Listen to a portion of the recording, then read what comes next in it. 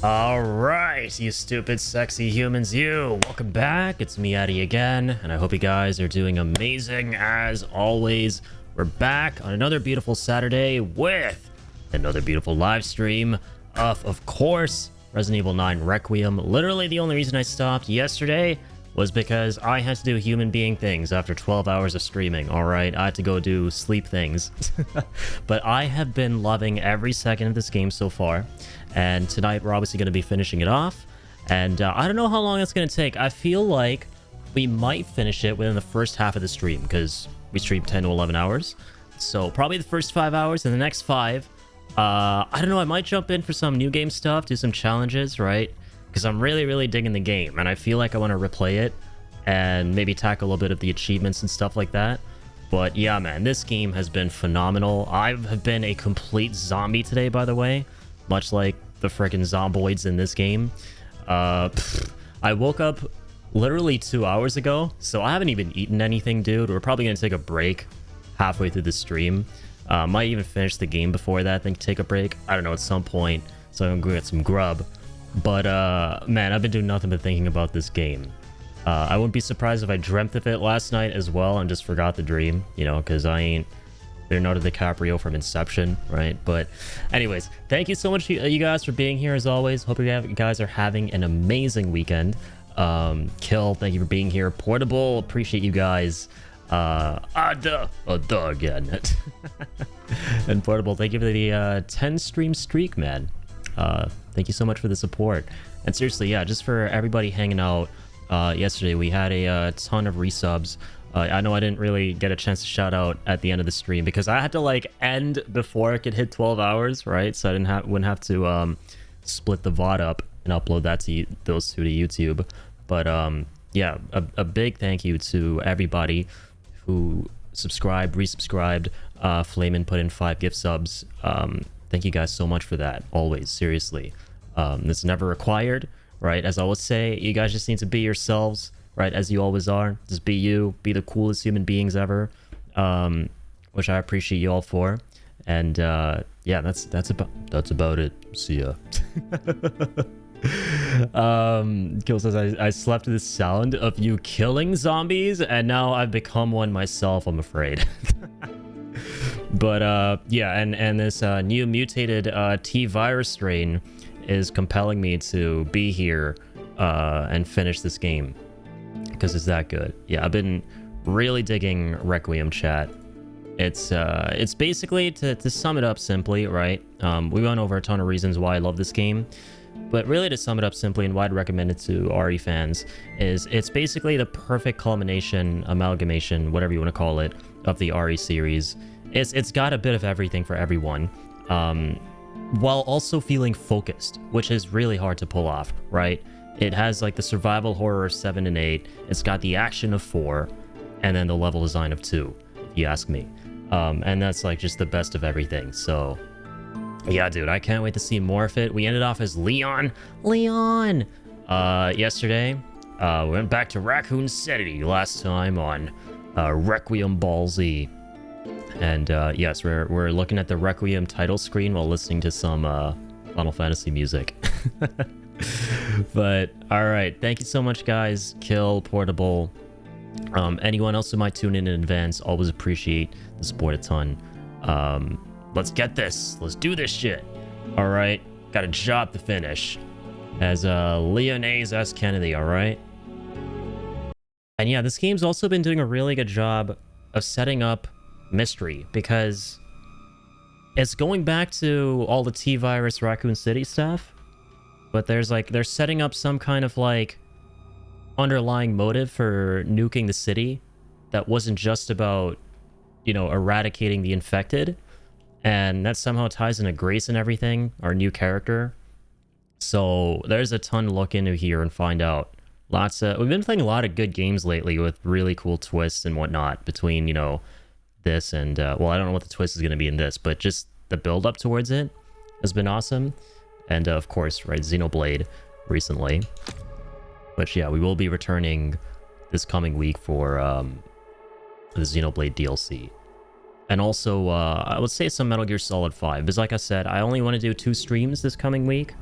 Gonna pump the brakes on streaming a bit to focus on some life stuff and also catch up with clips and content and stuff like that. So, all right, here we go.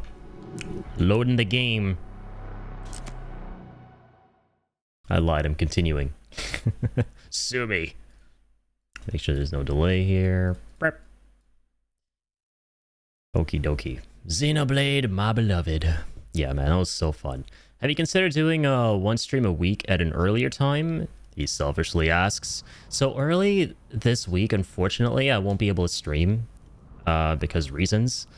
But yeah, like I can stream Xenoblade the week after the coming one. I could do that. I could stream it early the week after the following one if you want to catch it live. Because yeah, unfortunately, I can't stream early this coming week.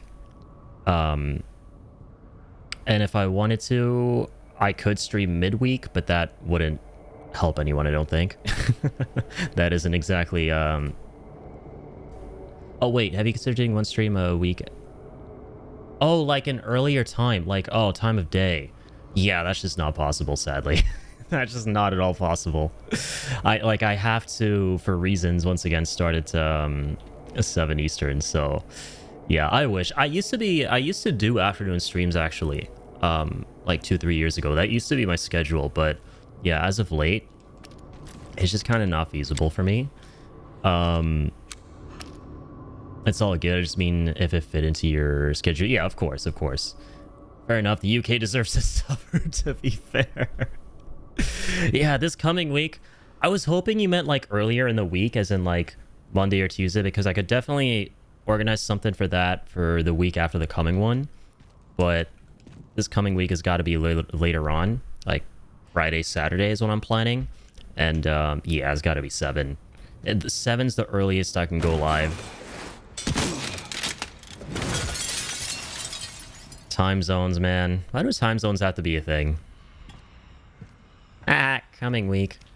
The streamer said coming, guys. Hee hee ha ha. Alright. God, I'm so stoked to do this part now that I'm coming back this fresh. Or as fresh as I can be at the moment. Again, only woke up only like 2 hours ago. But yeah, I was really digging this glass part. I was just totally preoccupied though with the fact that we were hitting 12 hours.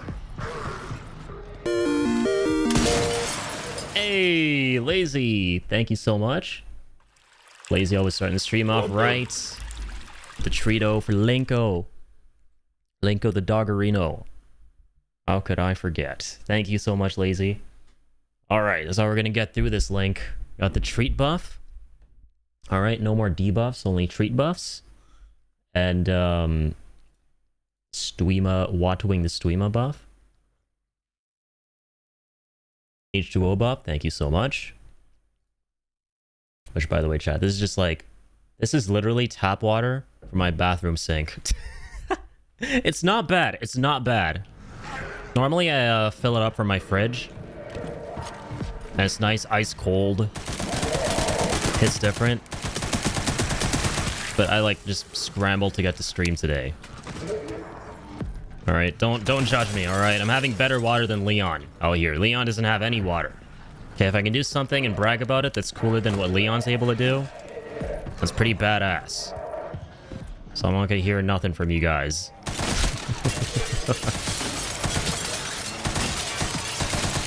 Get out of here. Oh shit, but then how do I go around? Am I like... There's no way I'm, yeah.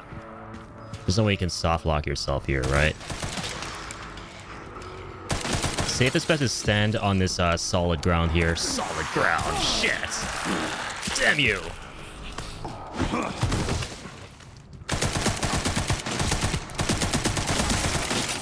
Well, and once again, man, I love the responsiveness of the enemies and their models. It's just so visceral, dude. It's the best the gameplay has ever been in Ari, like, if you ask me.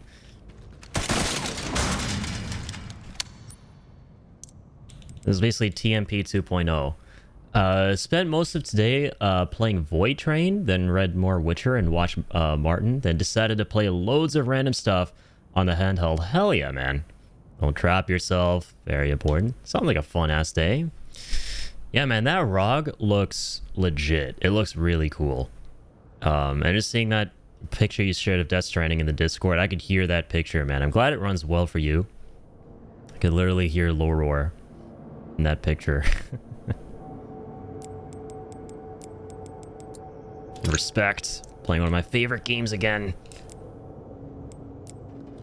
Runs everything well? Hell yeah.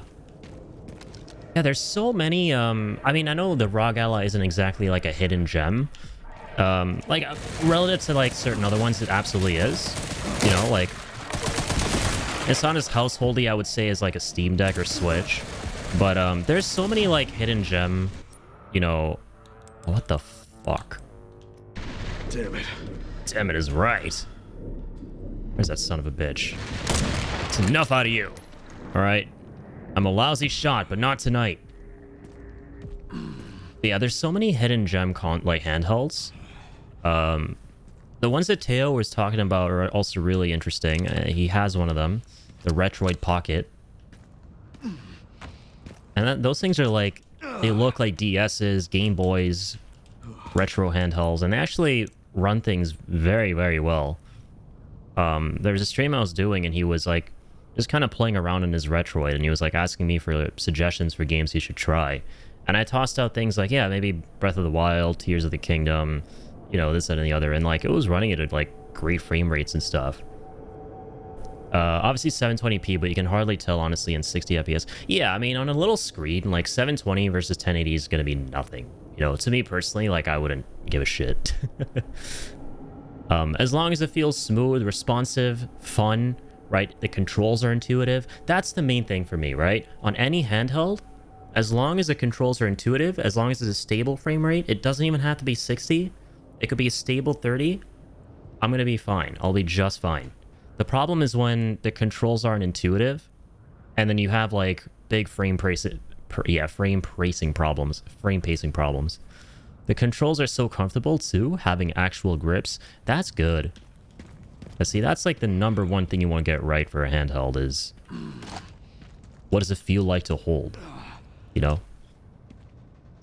Leonese, you need to heal up, Sonny. I kind of want to acquire Xenoblade, which for legal purposes, I do own on Switch, and run it on this thing. Yeah, I'd be interested in seeing how that goes. You gotta keep me posted. That could be cool.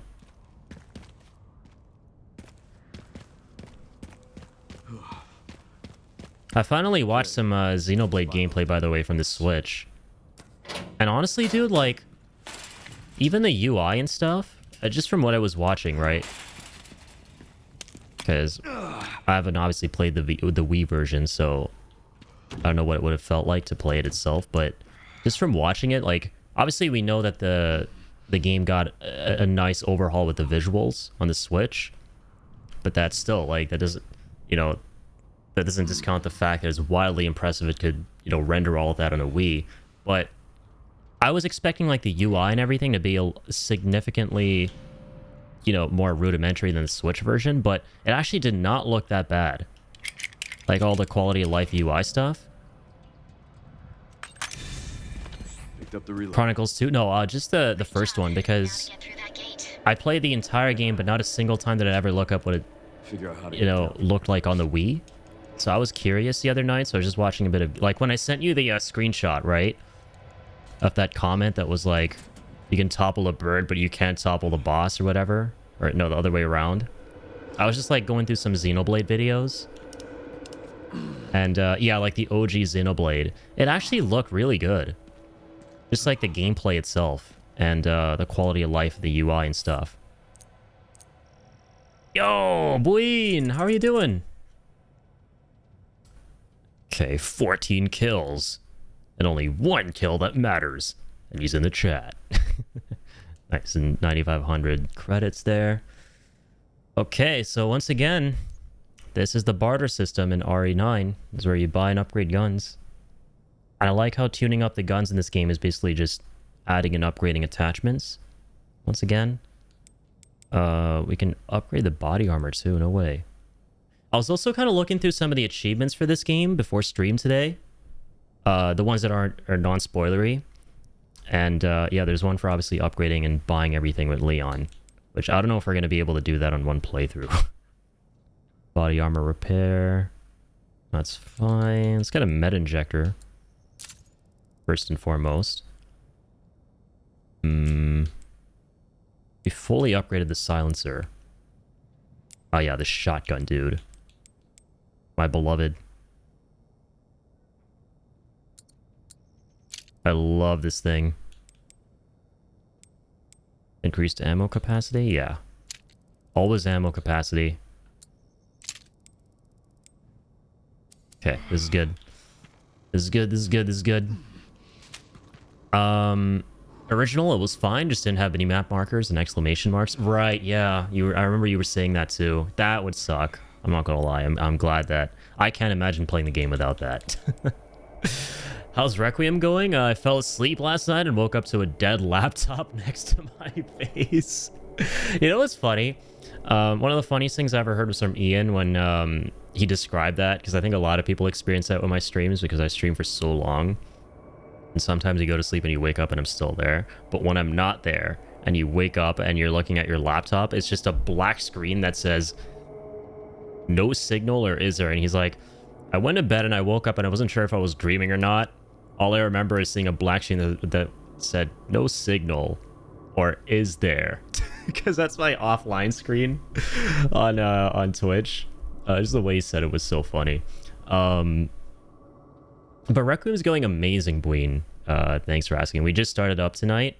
I'm planning on finishing the game, because Resident Evil games are short, so I imagine it's going to probably take half the stream tonight to finish it, like the first 5 to 6 hours, I'd say. And then the latter half of the stream, I'm planning on maybe doing some hard mode stuff, because I'm sure there's like a new difficulty we'll unlock once we beat it, and maybe completing some achievements, that kind of thing, because I kind of want to replay it, as you should with any RE you enjoy. Death Stranding keeps showing button prompts to press X, so I keep pressing A. God, I hate that. I hate that so much. When I'm going between the Switch and my regular Xbox controller for PC gaming, or PS5 controller for PS5, and I mix up X with A, you know, stuff like that, or like X with square. It's so annoying. I'm never gonna be able to get used to that. Just rewiring my brain on the fly. So PS coded, right?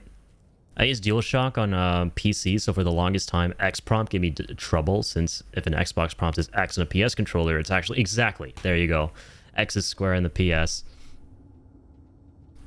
Or I mean, square is X on the PS. Or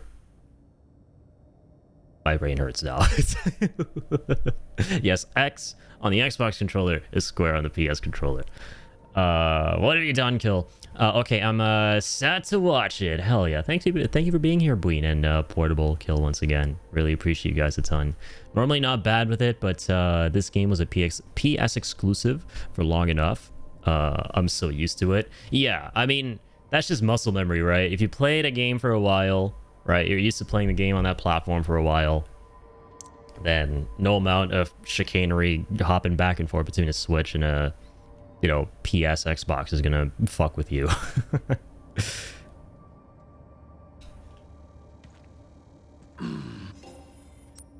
Okay, so we save. Oh, we did. Yeah. Come on, Leon, walk it off. That did it. And yes, the most important part of the last time on Requiem Ball Z. Leon is still stupid sexy. And a human magnet. He tracks everything. The straights, the gays, the guns, the SCPs, the humans, everything. There's nothing this man doesn't attract. Man is completely off the charts in this game. That's the most important part of the recap. Yeah, Leon is so fucking awesome. Hokad! Is there no settings to reduce motion in this game? There probably are. I turned off motion blur. Queen? Yeah, why the question marks?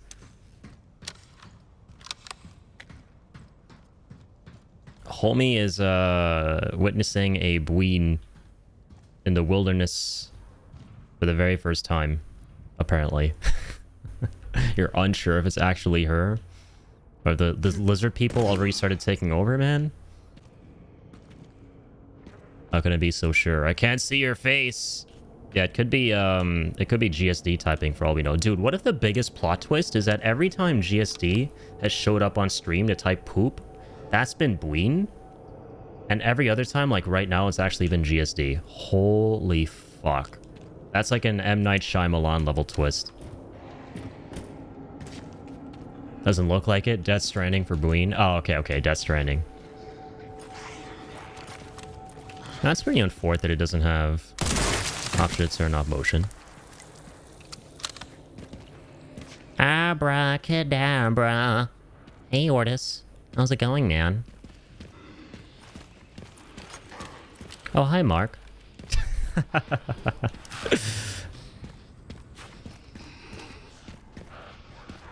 Ciao, Ortus. As Shibi would say.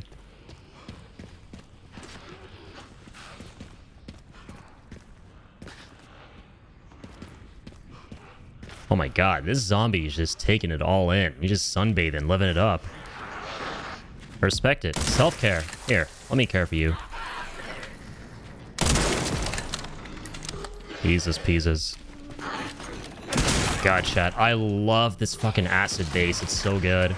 Like this John Wick ass base here. It's amazing. I can't get enough of it. The thing that sucks is like, it's more ambiance than music, so it's like, not stuff I would set up for like a starting soon, you know what I mean? That's like most of Resident Evil though, to be fair, until like you hit the credits.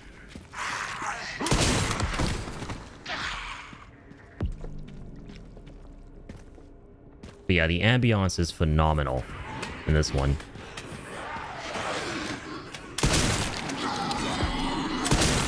Hold this for me. Oh, shit.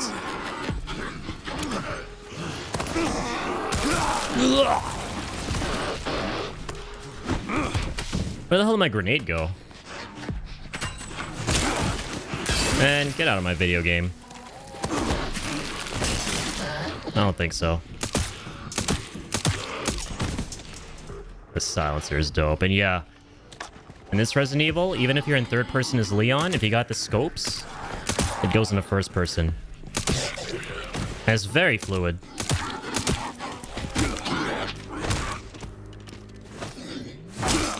Die! Die, zombie! Also want some. I want you to feel left out, buddy.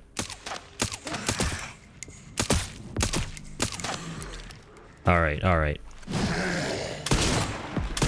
Enough fun and games. Oh, for real. No more fun and games for me, man. I'm gonna start whiffing my shots. Apparently. Oh my god. That was so funny when I showed you guys last night on stream. No, I think that was just McCursive and Compulsive, but oh my god. If you guys want to have a good laugh, go look up the Nintendo Direct trailer for Resident Evil 9 Requiem. And the narrator marketing that game going, play as Leon with an impressive arsenal of weapons and take down the zombie horde. And the dude doing the gameplay misses every single one of the shots because he couldn't make the game look too gory and bloody. For the PG-ness. That shit was unbelievably funny. So anytime I miss shots now in this game, I'm just like, oh, well, I'm just doing marketing for Nintendo.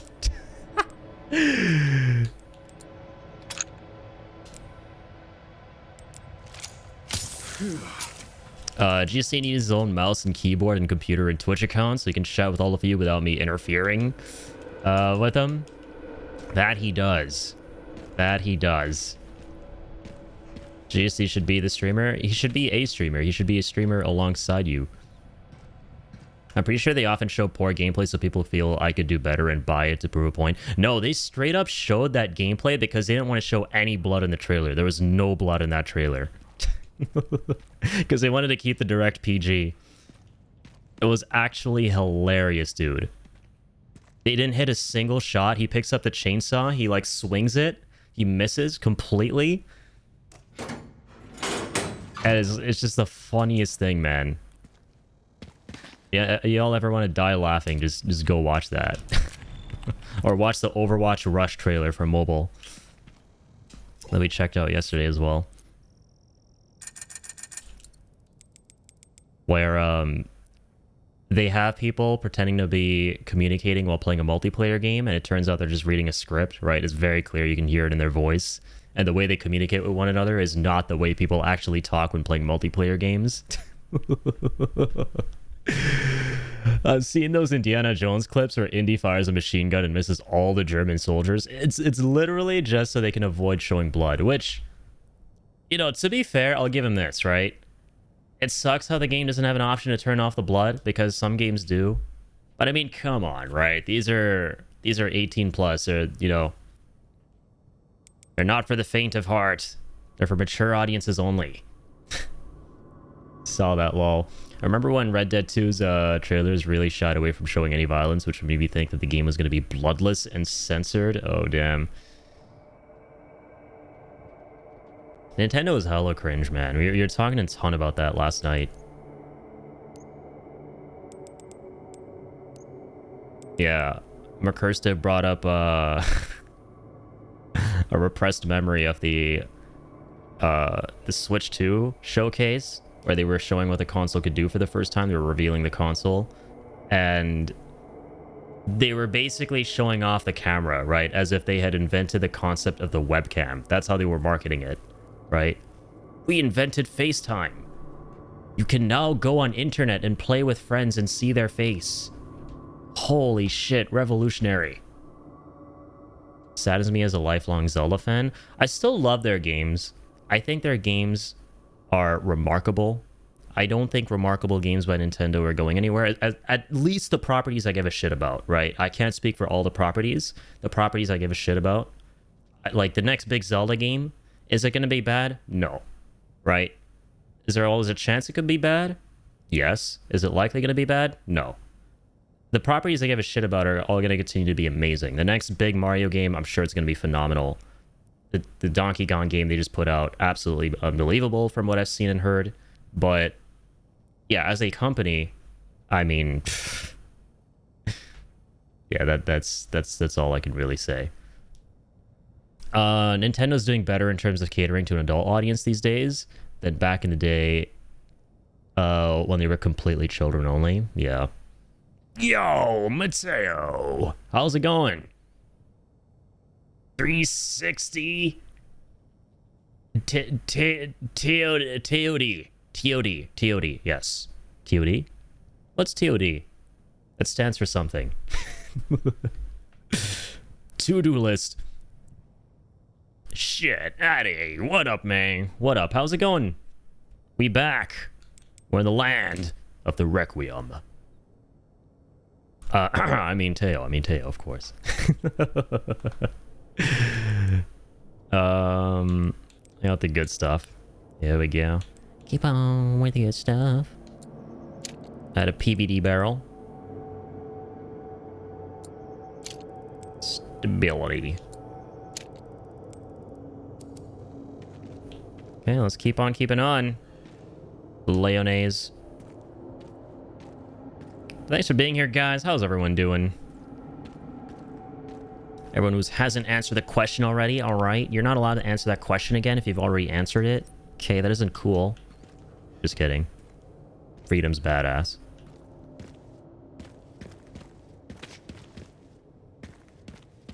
I'm doing amazing, man. Thank you for asking. I feel like a freaking zombie. I was saying at the start of the stream, I feel like one of the zombies from the game because I woke up 2 hours ago, literally. But I'm excited to be back and potentially finishing RE9 tonight.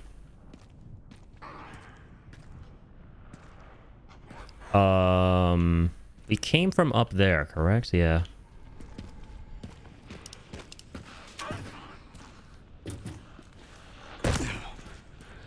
I hear enemies who need enemas. So I take it we haven't been this way. Take it I haven't taken a stroll down this part before. Light him up.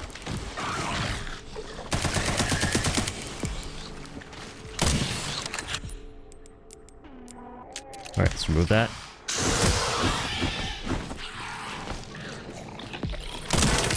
I don't think so, buddy. This is the end for you. God, this hatchet never gets old, man.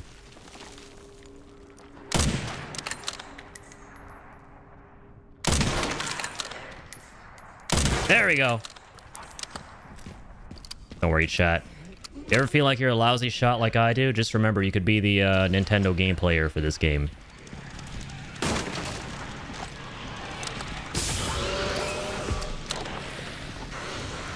Shit. Is there a man with a chainsaw out here? I hear that bitch. Man, we got quite the party here. Alright. Holy fucking... Oh my god! He knocked me off the roof! Based. Hold up, I have a lot to catch up with. I got you. What should I order for dinner? I'm too tired to cook? I have the same question. Honestly, I haven't eaten anything. Jim, stream watching, had a nice schnitzel and mash, a walk outside a sauna, and sipping some drinkies. That sounds lovely, dude. Holy shit. Sounds like a hell of a nice Saturday. London Doner Pizza. Doner Pizza. Sounds quite fancy. Addy, what time did you sleep? I slept at 9 in the morning. Because I was awake for another 2 hours after I ended stream. And I slept until 3. And I woke up and I slept another 2 hours. And so I woke up essentially like 2 hours ago. So yeah, we're definitely going to take a break halfway through the stream. Maybe like 4 or 5 hours in. Gonna go grab something to eat. Be back. Likely after we beat the game. We'll see. I was thinking of doing some late evening gaming. But I think I'll just chill and watch stuff and game tomorrow. That sounds like a nice evening. Yeah, I could never go wrong with either, right? Doing some gaming, some watching. Two sides of the same fun coin. Pizza's always a good idea. Always. Teo can attest to that. I know Teo's been having a ton of pizza lately. Good old Buffalo pizza. Remember that Emily girl died and turned into a monster, and that is all I really remember now from the last time I was on your stream last night. Yeah, that's one of the highlights for sure. Everything can definitely become a blur, right? But yeah, now we're Leon again. We're back in Raccoon City. We're requieming it out in Raccoon City, requieming all over the place. I wish that were the truth. I don't use the Requiem that much. Sad face. Yeah, for those of you who don't know, the Requiem is literally a gun. It's a hand cannon that Leon uses in this game. I walked the boys for 12 miles. Oh my god. That's like, yeah, 20 kilometers today? Jeez. Jesus Louise, as respect. Bit of drawings, doodling in the early afternoon. Nice, man. That is a very long walk. I'm not surprised, though. I think I've heard about Buin and her long walks before with the big boys. I love that, though. I'm sure they're like... Because knowing kind of where you live, right? Like the environment, I feel like there are a lot of open areas, a lot of long swaths. So you can go on some really enjoyable walks, right? But that's cool, man. You're doing some drawing too. My ankles didn't pop during the entire walk. I'm so excited. Nice. Yeah, I'm glad your ankles are doing a lot better. I did, are you, you're climbing again too, right, Buin? I think you mentioned you're climbing again. Or you're starting to get back into it. I'm glad. I did get dragged into a ditch, though, by you know who. You know who. His name starts with an S. and rhymes with the last part of Video Game Donkey. I think. I've been playing a little bit of Red Dead Redemption 1 today and also visiting my mom since she got out of the hospital. Nice, man. Glad your mom's finally out of the hospital. It's awesome, dude. You're nothing but good news all around town. This is amazing. And congrats once again, Teo. And congrats to your mom. I climbed once. It was hard to turn my foot in the holes, so I'm going to rest a little longer. That's a good idea. You get all the rest you need. You can never rest enough. You can never, ever rest enough when you need it, chat. You can never get enough Minute Maid apple juice either. Not sponsored. Big Brother Teo. Yeah, that just makes me so happy to hear. It's just so wholesome, man.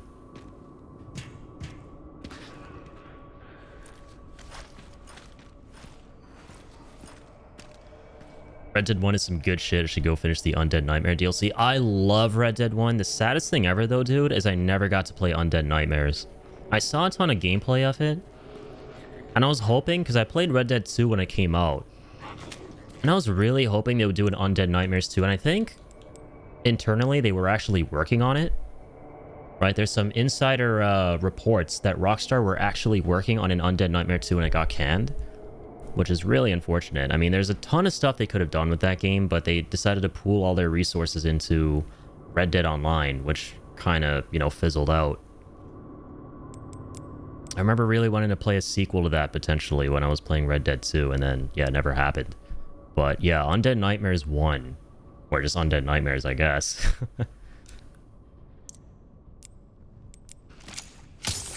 is very goated. I think Teo's gonna have a lot of fun.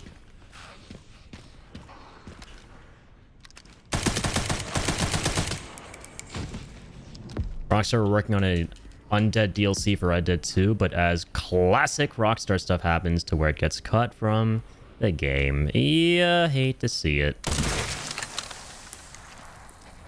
Yeah, and as I was saying, like, the other day, I remember during the post-game stuff of Red Dead 2, you're right, I was, like, riding around on horseback with John near the US-Mexico border, right? So basically, I was, like, around New Mexico. And there were so many areas that were just so empty that were from Red Dead 1 that I thought they were gonna, like, add DLC to, you know? It seemed like you could just feel, even if you had not heard that they were working on anything, you could just feel that they were planning on adding things there. There are a lot of really empty areas in Red Dead 2. It low-key has a bit of Metal Gear Solid 5 syndrome, where at a certain point in the game, you're like, oh, this stuff is gonna happen, right? And you, like, go around, you explore, you anticipate something, but then it never ends up coming, man. It has its own form of phantom pain, like MGS5. Like, recently in MGS5, dude, I got to the part where Eli flies off with Sahelanthropus and the African children. And I forgot just how abruptly his story ends, and, like, I could really feel now why people were so disappointed with how the game was incomplete, because not only does he leave, the characters literally talk about how they're not able to track him down, but they're working on it. There's, like, a line you get from Ocelot right after Eli leaves in that game where he's like, we haven't been able to track down Eli and the kids yet, but we're working on it. And so you're like, oh, okay, cool. I just got to do some more missions now, right? But then that time never comes where you're meant to actually go after them, so it's missing the whole of the ending. It's nice, though, that we get to see what it would have been. It's all there for you to see if you buy the special edition or something like that. I can't remember. In the bonus content, you can see the behind the scenes of Kingdom of the Flies, which is the 51st episode. Yeah, I forgot just how abrupt that shit was, man.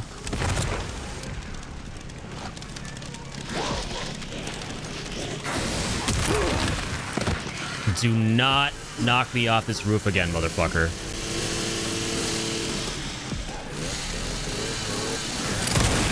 Die! Just take this. And this. Requiem for the Dead.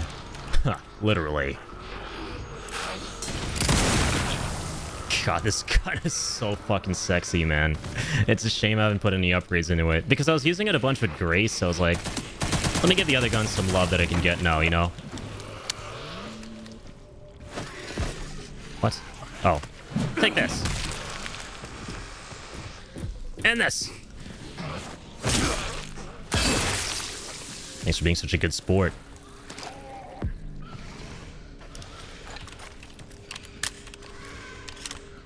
Yeah, it's missing the entire end. They had a lot of plans for DLC and side content for Red Dead 2, but the time did not work for it, sadly. Yeah.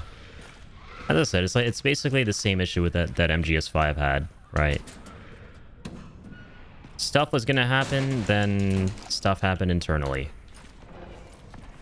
But I think with Red Dead, it was less messy, right? It was more so just a budgeting issue. They just didn't want to allocate money and time to stuff that players actually wanted to see. They wanted to, as always, they wanted to allocate money to stuff they thought players wanted to see, right? With this online stuff, because of how popular GTA Online is. Which, man, this... Alright. Sue me, man. I'm going to talk about Bloodborne for a second. Did you all see the news recently about Bloodborne, man? Holy crap. Just on the topic of, like, devs giving players what they think they want, not what they actually want, right? We talked about this a ton before, about the Bluepoint closure and Sony not greenlighting the right projects. But it's interesting, dude. More details came out recently about what happened with Bluepoint's closure. These mother flippers actually pitched Bloodborne in 2025 to Sony, and they were going to work on it. But here's what's interesting, right? Sony were fine to work on the game. For a long time, people have villainized Sony over the whole Bloodborne thing. Of like, okay, it's never going to happen because Sony doesn't want it to happen. As it actually turns out, From Software didn't want that remake to happen. Miyazaki didn't want that remake to happen. And that's why Sony didn't greenlight it for Bluepoint, right? They actually saw the projections and they were like, yeah, this is going to make us a good bit of money. Let's, like, yeah, go ahead and do it. But From Software were like, no, we're not cool with it. Miyazaki was not okay with it. Which is interesting, dude. And I've seen a lot of people melting down over it. Like, Miyazaki, why? You betrayed us. Fuck. And a lot of people going, well, yeah, it makes sense. Bluepoint, huh. It's just like validating people who didn't like the, you know, Demon Souls remake. Well, Demon Souls remake was ass, all right? And Miyazaki didn't want to see, you know, Sony and Bluepoint manhandling Bloodborne with the remake treatment, or should I say demake treatment. Like, no, it's all stupid. Like, Miyazaki's literally been on record saying that he appreciates and respects how they handled the Demon Souls remake. So you're just talking out of your ass. It's not because he didn't like the fact that they quote-unquote butchered the Demon Souls remake. It makes perfect sense to me. It's because you're an artist, you're magnum opus. I mean, Miyazaki has been on record multiple times saying Bloodborne is the best game he's ever made, right? Hands down. If you're an artist of something you're incredibly proud of, you'd want your imprint on it if anything's to be done with it, right? And it's interesting because the previous Sony boss, before Jim Ryan, right, everyone's favorite Jim Ryan, the previous Sony boss talked about how he speculated, this was a long time ago, by the way, how Miyazaki was not going to want a Bloodborne remake to happen because he'd want to work on it himself at some point. And he was right. This is apparently what happened, according to the insider reports. So it's fascinating, dude. I can't blame Miyazaki. I'm just sad that ultimately it's a nuanced situation, right? Like, no one should be... The only thing that should be villainized here is the shutting down of Bluepoint, right? And the staff getting laid off and the mismanagement there, right? Incredibly talented people who know how to make great games, right? That being shut down. I see people going, oh, it wasn't actually Sony who were the piece of shit. It was Miyazaki. No, it was like, no, dude, it's not black and white like that. But it is interesting, dude. You know, I just wish that even though Bluepoint couldn't figure out something with Bloodborne, that they were still given the chance, you know, to come up with something. Instead, Sony were like, no, God of War live service. Oh, it's not working. Gonna be a Concord 2. If you can't do nothing, you're shut down. So, yeah, it's been a really interesting week, honestly. But anywho's, that rant over. I just had to talk about that for a second. I can't believe Sony closed down shortly after Xbox. Insane. Next, Nintendo will raise Switch prices and close down as well. Oh yeah, no, the Blue Point shutdown. Yeah. Oh, the pizza delivery fees are more than the pizza. I don't want to drive to pick it up. Fair enough. Yeah. Delivery fees are insane. Delivery fees are crazy these days. If you have the opportunity to go get the food yourself, always worth it. I heard about that stuff. It's crazy they did not want that. And again, I can't blame Miyazaki, dog. You know, I feel really sad that it never happened and we got close. Because I love Bloodborne. But you ask me, dog, like, Bloodborne never needed a remake. It does not need a remake. It just needs a 60 FPS patch. That's literally it. Or a PC port. And at this point, whatever, it doesn't matter. Because emulation has gotten so good with Shad PS4 for Bloodborne that that's the future of it. It's going to be like MGS3 for... or MGS4 for eons. Like, the only way to play is to emulate. But Shad PS4 emulation's gotten good. So, those talented people who got shut down by Sony is really sad because... those people did not do anything wrong at all. Yeah, it's not even their fault, man. It's just mismanagement. It's complete mismanagement. That's just the worst part of it. That's objectively the worst part of it, right? Like, not this whole, oh, Miyazaki was a traitor all along and demonize his... Like, no, that's all dumb bullshit, right? This is the actual objective issue. Bween lives on a mountain. Can you stop getting cooler, please? Yeah, she does. It's dope. Bween is living the life. Yo, man, mountains are the coolest shit. One of my dreams is to get to the top of a mountain. Mountains are awesome. Mountains are awesome, but damn, they sound so adventurous, right? Just a 60 FPS patch or a PC port, or just don't do it and we just enjoy PS4 emulation. Bro, yeah, man. And honestly, all this makes me want to say is, like, shout out to Lance McDonald. If you haven't followed Lance McDonald, go follow Lance McDonald, support his stuff. He is single-handedly keeping the dreams of a Bloodborne, like, definitive edition, beautiful 100 gazillion frames per second, you know, PC version alive and well and making strides. This dude is working his ass off For the other side. to essentially allow for not just a PC port of the game to exist, but a version of it you can play on a fucking PS4 that runs at 60 FPS, which is borderline unheard of, right? This is how much people care about Bloodborne, dog. Like, no other game, to my knowledge, has the community having gone to such lengths on a PS4 to make that shit run at 60 with an unlocked frame rate, right? Because you gotta, like, go through insane hoops for that shit to make that all playable on, like, jailbroken PS4 and stuff. Like, PC port is impressive and stuff too. Emulation, the work that goes into that shit is impressive and stuff too. But man, like, to modify the game for the PS4 itself, Works. you seldom hear of that.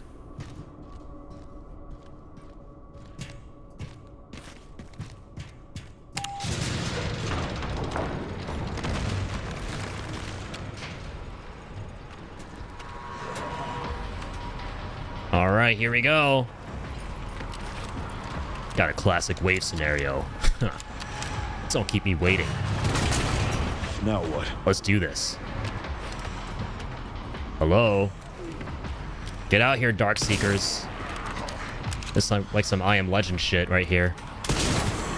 You'll have to take the next one. You tell him, Leon. Get off my ride.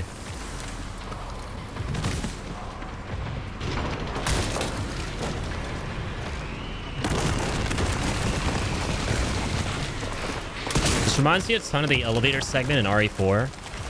Where you're going up the Clockwork Tower in the remake.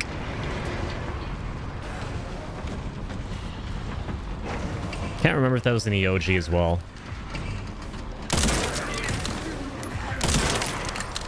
What's up, peekaboos? Hands off.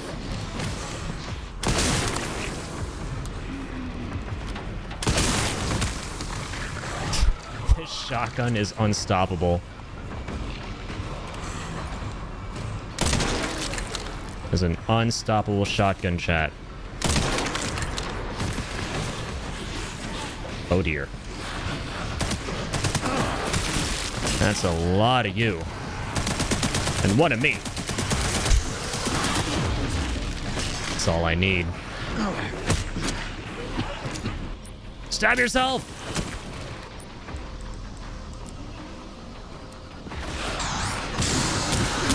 Oh my god. Oh my dear sweet Mary, Mother of Jesus. Save me by the cutscene.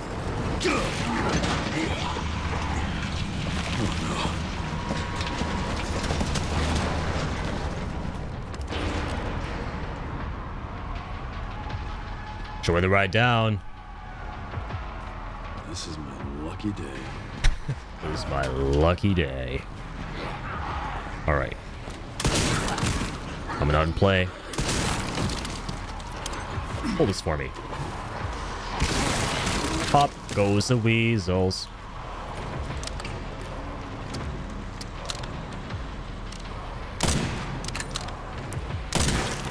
You just didn't see me whip that shot, chat. Saw nothing. Alright. That wasn't a whiff shot. That was an intended miss for the purposes of recording gameplay for Nintendo.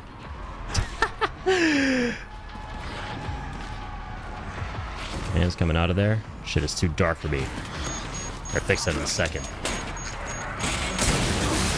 Alright. Now, where was I? Oh, that's right. Getting the double A's off. We're getting real here.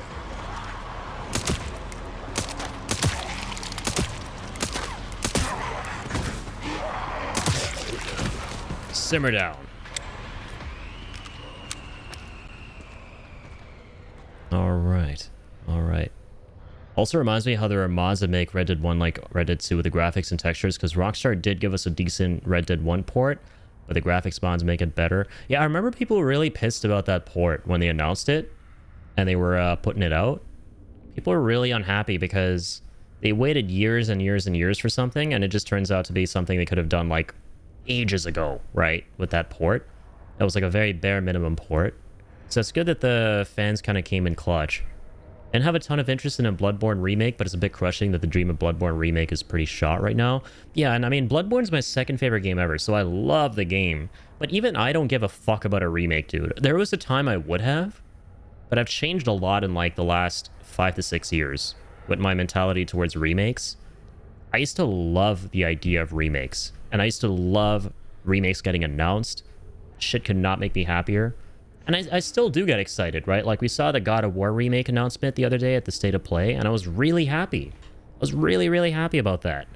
But the thing is that, like, I don't actively hope for remakes anymore. Like, there was a time when I would have hoped for, you know, like, let's go Final Fantasy IX remake. You know, freaking Final Fantasy Tactics remake. And we did get the remaster, but... and more on that in a second, but... now I'm at the point where instead of remakes... the best I could hope for games is for them to be touched up a little bit at most, you know, given decent frame rate, given decent controls, so that, you know, the gameplay translates a little bit better to a modern setting and with like modern game design standards and stuff like that. So like a high quality remaster or remaster, I like to call these remaster makes, right? I'm cool with that, where it's more about preservation of the original experience. Right? It doesn't matter if you're going to use like the same code, if you're going to do stuff from scratch, preserve that original experience. You don't need to radically reconstruct everything from the ground up to like reimagine it. I don't give a fuck about reimaginations anymore. Just give me that same core experience, right? But just like the definitive version of it.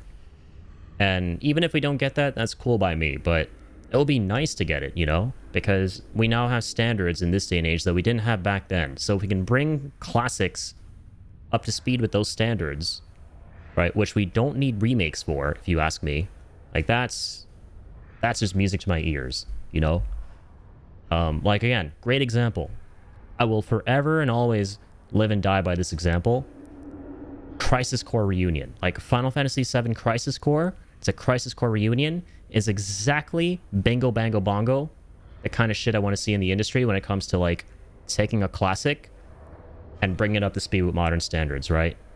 Because that game is not a remake, it's not a reimagination, it's a ridiculously high quality remaster, right? It's like Square Enix themselves call it, quote unquote, more than a remaster in their marketing for the game, because it's all about the same core shit you played back in 2007. There's literally nothing different about it, except for additions that make the game more enjoyable, and fixes that once again make the game more enjoyable, right? It just feels like you're playing a nice, minty, fresh version of the game. That's all we really need when it comes to this kind of stuff, you know? I'm happy Rockstar kept Red Dead 1's graphical style how it was in RD1, but I'm glad that there's mods. Hell yeah. I'm also somewhat gutted on behalf of my buddies who too were looking forward to a Bluepoint Bloodborne remake, remaster. Yeah, I feel bad for everyone who's like really excited, you know, for this thing. Like I said, I was really excited too for something being done to Bloodborne someday. You know, the latest hopium we were on was the brand of, oh, nothing's being done for it, nothing's being announced about it because Bluepoint are going to be working on a PS6 launch version of Bloodborne, like they did for Demon's Souls on PS5, right? But now those hopes and dreams have been shattered. But you know what sucks is that I'm not surprised in the slightest that it didn't even get close and that they weren't ultimately even working on it, right? I'm not surprised that it was talked about, that it was pitched by Bluepoint, but I'm also not surprised that that's, you know, as far as we got and that nothing ever came of it. It is really interesting though to me that, yeah, as it turns out, it was Miyazaki all along. And I don't mean that in a bad way, right? He understandably just didn't want his shit to be worked on without him because Bloodborne's his favorite thing he's made ever, right? And he's mentioned in the past, and this does not contradict what he said in the past, by the way. I've seen people saying he's contradicting himself. He's not. Because in the past he said that I would love for there to be Bloodborne on PC. I would love for there to be some kind of Bloodborne remaster. And that is wholly different from like what Bluepoint would do, right? Which is like completely remake it, like and reimagine it. That is very fucking different from just putting it on PC at 60 FPS, my dude. Which, that I don't understand, man. I don't get why Sony, and it has to be a source code thing. There's no other explanation. What I don't understand is why they can't just put it on PC at 60 FPS. That's it, right? We don't need it remade. We don't need any of that. I mean, you put God of War on there. You put Horizon Zero Dawn on there. So, like, why not Bloodborne, right? It's easy cash printing. Like, and that is not something Miyazaki is opposed to. That is not something, you know, he doesn't want done. He just doesn't want the game to be, you know, remade from scratch. So, I don't know. I'm just kind of ranting at this point. I'm happy they kept the OG graphical style for everything with the game and it runs great on Linux. Hell yeah. I'm just replaying it with the ultra settings, but OG graphics. A remake for certain games don't need a remake, like Bloodborne does not need a remake, but maybe a PC port, not a remake really. Yeah, we don't need the game to be like, you know, Final Fantasy VII to Final Fantasy VII remake. Or, you know, again, more pertinent to this, Demon's Souls to Demon's Souls remake. Bloodborne does not need that, my dude. It doesn't. All right, the art direction, the visual direction, it all holds up extremely well. If you were to change that in any way, and it didn't involve Miyazaki, it would be crappy, man. Like, I'm just gonna keep it real. It would be crappy because it's already peak. Everything is designed with so much artistic merit and intent and in mind for Bloodborne that why would you want to change that in any way, right? Just for the sake of remaking something that's going to dilute the product if it's just for the sake of remaking it, right? So why would I be excited for that? I'd be excited if we got something new, right? A part of me would be looking forward to it, but I'd be cautiously optimistic because that is not what Bloodborne needs, you know? I'm more interested in a new game with new concept, but with some games like Witcher 1 remake, I'm interested in what a remake could do for that game. Since I love the world of The Witcher, I think the remake could really expand the world and increase ways I can interact with that world. Yeah, for sure. Because remakes, I think the best case scenario with them is that they add in content you always hoped for with the original that wasn't there. And for them to be able to do that effectively, right? And to tell you the truth, man, I don't think we've actually ever gotten a remake that's done that before, right? Like, not even Final Fantasy VII Remake or Rebirth. Like, I would argue those games just take what's already there and reimagine them, but they don't add in anything that makes you go, holy shit, I can only experience this if I play the remake, you know, and I can't get this in the original. And in my mind, no, like, combat doesn't count, right? Because it's just a totally different game. Like, when you play the original Final Fantasy VII, your thought is not going to be like, oh, imagine playing this game, but like, I can play it with like the remake's combat system, which we have now. Like, no, right? But if you're able to think of things like, you know, there are things that this game could have done, there are areas we could explore, there are places we can go, right? But we don't get those in this. And it's because of hardware limitations, and it's because of issues the developers run into. Okay, I would love to see that in a remake. And all this is me saying is that Final Fantasy VIII needs a remake, right? That's like, a remake should be... We need remakes, ultimately, that fix issues with the original game, you know? Because Final Fantasy VIII, I played a bit of it, I never finished it. And I enjoyed it personally, but I get why it's the black sheep of the late 90s Final Fantasy games. Because Square Enix themselves consider it the black sheep. They didn't finish the game. It's an incomplete game, right? They had ideas they wanted to execute that they just were not able to execute for it, right? There are holes in the story because Square Enix were not able to fill in those holes with the time they needed, right? And the resources they needed. So imagine a remake that can see the full potential of the original product through, right? Like Final Fantasy VIII Remake, Chrono Cross Remake. Like, these are all games that had issues, right? That the developers have talked about having issues. And we don't have those kind of remakes yet, right? The closest we have are like, yeah, things like Witcher 1 coming out where, see, I haven't played it, but if you can think of things the game needed and you can hope for a remake to add those in, like, that's amazing, right? For Red Dead 1, the game was running like shit on my PS3, so getting a PS4 remaster and also to get a PC port is so nice. Hell yeah. Yeah, and again, the modding community supporting as much as they are. It's always lovely to see. Supply on blood, the hopium supply ran out in one of the worst ways possible. Ain't that the truth? Surprised Bloodborne doesn't have PC. It's so weird. That's the only thing I do not understand. That's the only thing I will never understand. The only logical explanation is that they lost the source code when Japan Studio shut down. Right, because that was another studio owned by Sony, and it's a studio that worked on Bloodborne in collaboration with From Software, and they shut down Japan Studio a couple years ago, who, by the way, Japan Studio also made Legend of Dragoon back in 2000. So that was kind of gutting to hear that they're gone for me. It wasn't a big deal to a lot of people, but to me, Japan Studio's closure was almost as big as Bluepoint being shut down. It's very possible they just don't have the source code anymore to be able to get that game on PC. Like, I literally can't think of any other reason they haven't done that yet. At the very least, at minimum. And to me, the bare minimum, like I said, is enough. Just get it on PC at 60. That's it. If they want to remaster Bloodborne in 2040, fine. I think it will happen. Oh, fuck. I don't want to say those words. All right, let me rephrase that. One of the worst ways to start a conversation as a Bloodborne fan. I think it will happen. Oh my god. I hope it happens someday. I still do.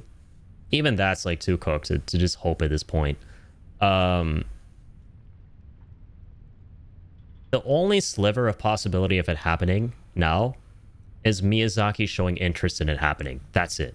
Otherwise, the future of Bloodborne is emulation. It's the future of Bloodborne is how you all have been playing MGS4 for like the last gazillion years before they finally announced that Master Collection the other day, or the other week. A couple weeks now, time flies.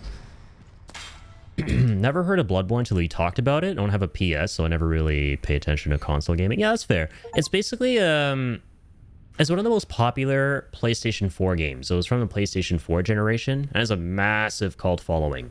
It's one of the greatest games ever made to a lot of people, myself included.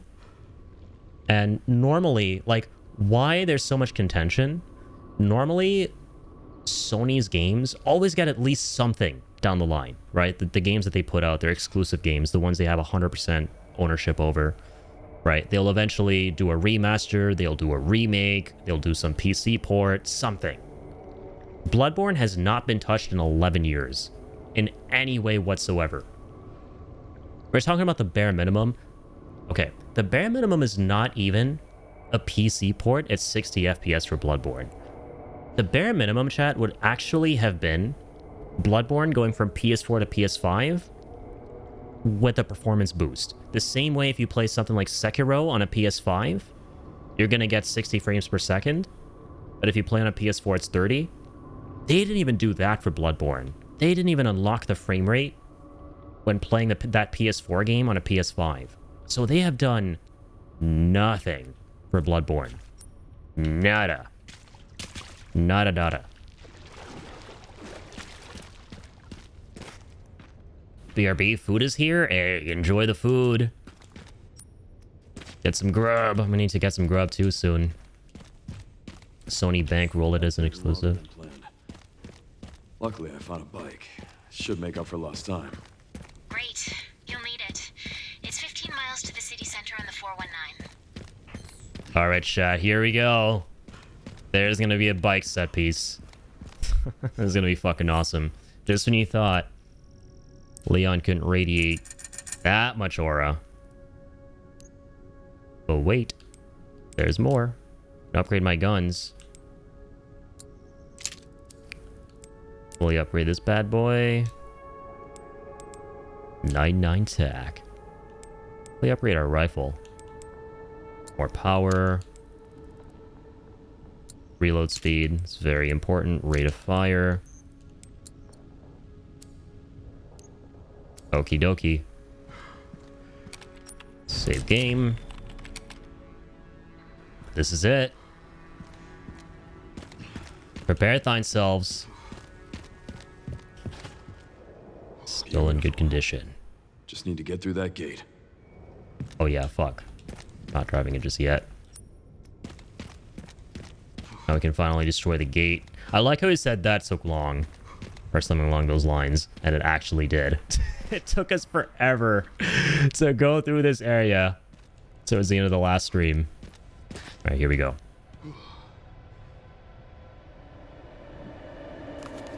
Let's blow this bitch up. Alright, chat. It's time to bike on through. Let's rumble. I'm back. The boys were losing it because a car was outside? Of course. The mortal enemy of doggos. The caros. And the mortal enemy of aura losers. Aura farmers. AKA stupid sexy Leon. Riding a bike. This is sick, chat. It's not on my bingo card. I thought he was going to be driving his dope-ass Porsche. Or whatever his car is. But nope. All right. I'm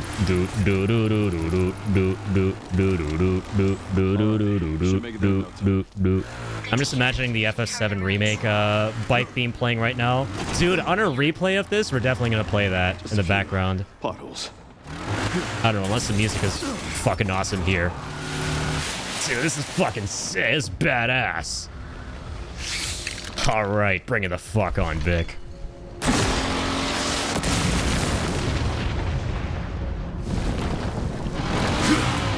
Ride, ride, ride, ride, ride, ride. Demon doggos! They're back. They're in this game. This stage just keeps getting better and better. This is fucking awesome, chat. Here we go. Keep away from me, Poochies. Don't worry, I got you with lead. Give him some lead treats. Lead treats.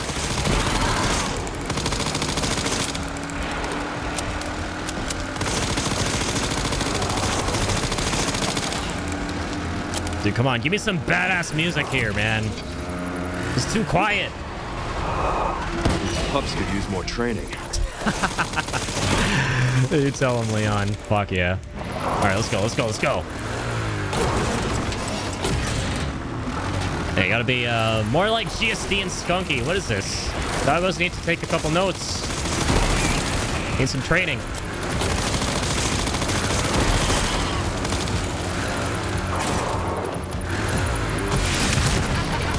Holy shit. Like we're using a machine pistol for this. Okay, okay, okay. This is fucking awesome. Holy shit! Jesus! Stop biting me! These doggos bite!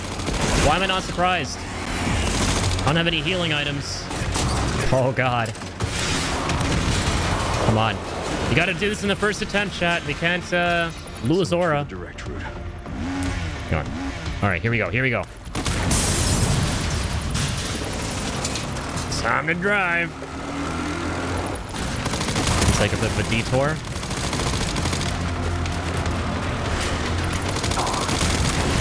This is like some Uncharted shit, man.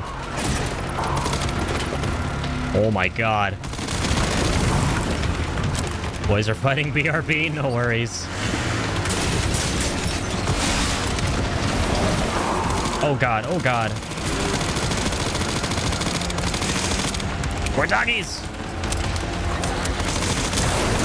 Jesus. They kill me!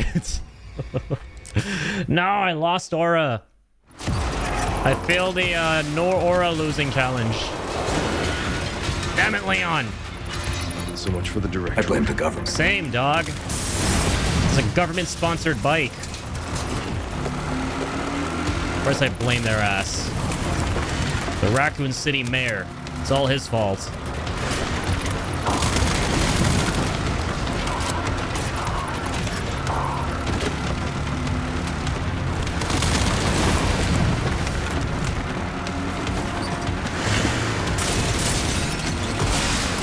Okay, okay. Fuck you, bitch. Alright, here are the literal bitches. You're good, Leon. Keep on biking on. Are you for real? What the fuck was that? A random ass Michael Bay explosion happened.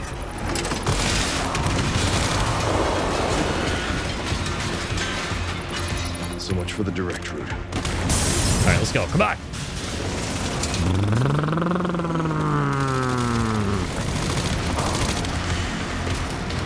Reload.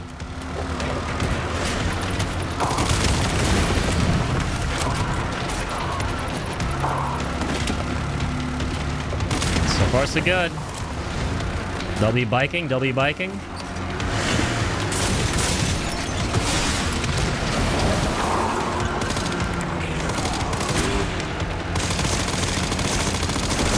Enough out of you.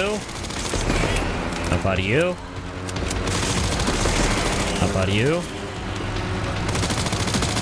Fuck you, Gideon! Holy shit. It can. Seriously.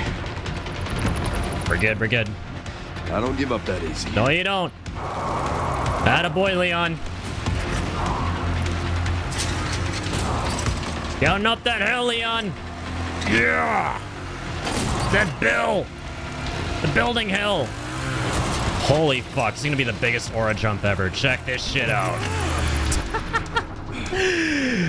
Oh, man. Oh, at least he could have done some backflips and shit up there, like good old Norman Reedus and the fetus. On that jump ramp. That's why Sam from Death Stranding will forever and always be Logan Leon. As much as I love you, stupid, sexy Leon, my heart belongs with Norman Reedus and the fetus.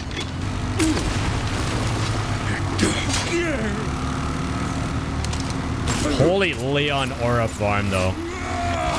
That shit was badass. That's not badass. Enough of you. I know the I was gonna say the same thing. Enough of you too. Yeah, Leon's more than familiar with that feeling. Enough of this bullshit. It's getting old. Come on, let's ride that shit.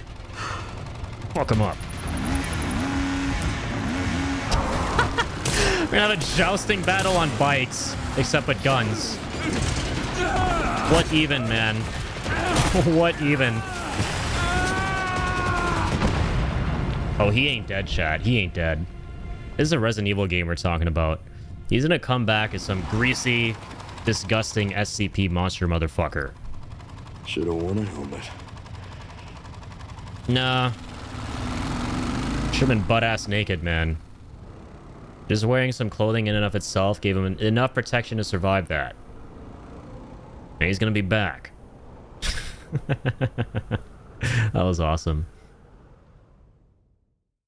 Always wear your helmets, chat.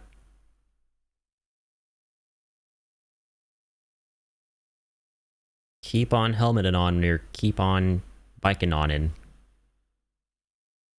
You'll return. Victor Gideon will return in Avengers Doomsday. Raccoon City!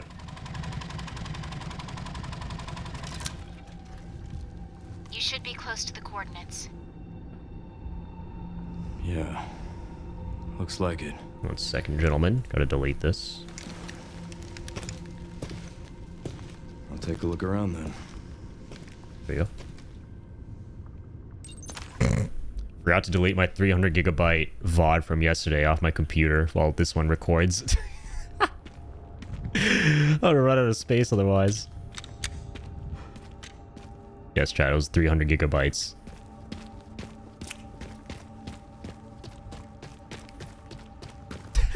$300 gigabyte VOD? Impossible. Yeah, because I recorded lossless quality for YouTube. So it's an insanely high bitrate so that whenever there's motion and stuff, like I recorded 1440 with lossless so that it looks really, really crisp. And doesn't look all pixelated and stuff when there's a lot of like fast motion going on in the game. So that results in absurdly large file sizes. But thankfully I have gigabit speed, so I can upload really fast. Can't believe it's still standing. Alright, here we are, chat. Oh my god, the chills. So I got chills. I don't know about you all.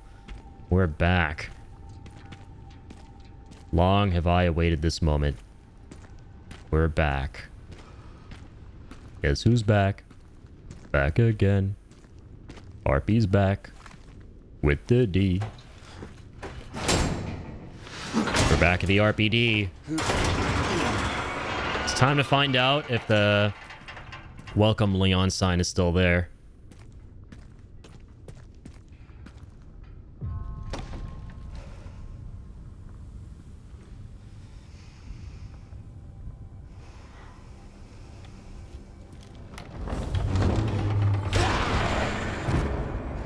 So many flashbacks. These brings back memories. Good old Marvin.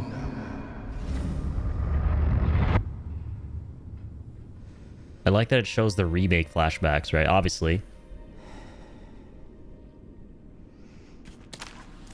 07 for Marvin. Here we are, everybody. Must bear witness. Must pay respects. You must bear witness. Welcome Leon to the bullshit again. Yup. Just when Leon thought he was far from its grasps. Where did destiny lead him? Right back to him. Right back to him grasps. There's no way this thing still works. Oh my god, the nostalgia, dude. The typewriter here. The storage box. Old ass computer. Holy crap. Oh my lord, and the music it plays? It's almost like returning to Shadow Moses in MGS4. It's giving MGS4 Shadow Moses. The music, chat. Holy moly. Imagine show the OG RE2 instead of RE2 remake. That would be funny. That would actually be one-to-one Shadow Moses if they did that. Like an MGS4 where it shows the MGS1 style flashbacks Sherryman RPD. when he's dreaming. It's been a while since you've been back there. Yeah, they're not going to kill him off anytime soon. That much I can tell you for sure. He's their most popular character. Like, by far. Looks like the BSAA set up HQ here. Abandoned? Not sure.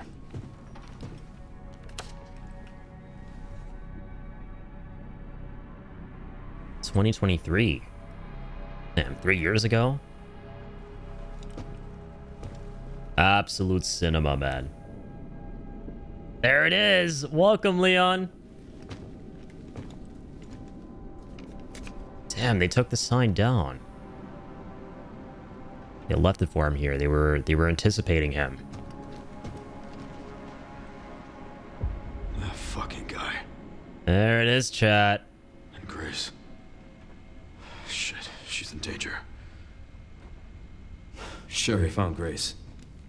At RPD? Yeah, exactly. Someone's been expecting us. Son of a bitch. Got a lock on her location. Headed there now. Copy that. Man, the wrinkles around his eyes never get old here. Just seeing how jaded he is, how much trauma he's been through, how fucking tired he is. Just see the... Just radiates fatigue, but aura nonetheless. Wake up! This laptop was in 1998. Yeah, they set up camp here. This is all some new shit. This is all new stuff. We ain't alone. Leon's 49. Yeah. He's a middle-aged man.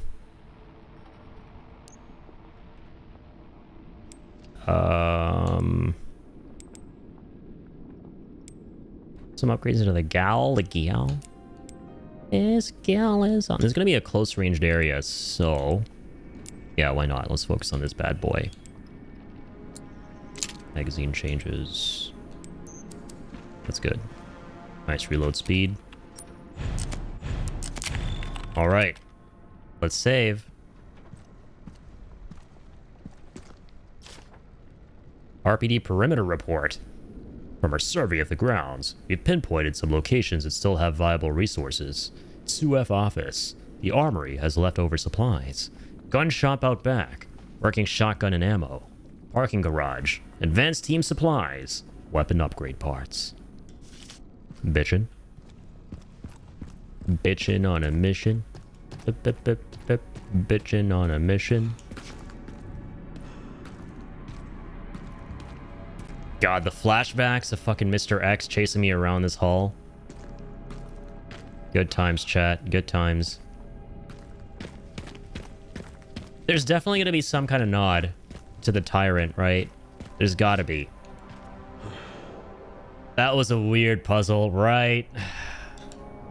Let's say that again, Leon. Good times. God, they're doing the nostalgia so well here. I was the broken typewriter. Where we used to save, chat. This is where we used to save. And now it's all been replaced by the technology of the new. Ooh. Now we have to save here and to do all this stuff over here. All this new age crap. Raccoon City perimeter surveys are posted here. Get to here. So, Shit. Need to pry this open. I don't think you can step out.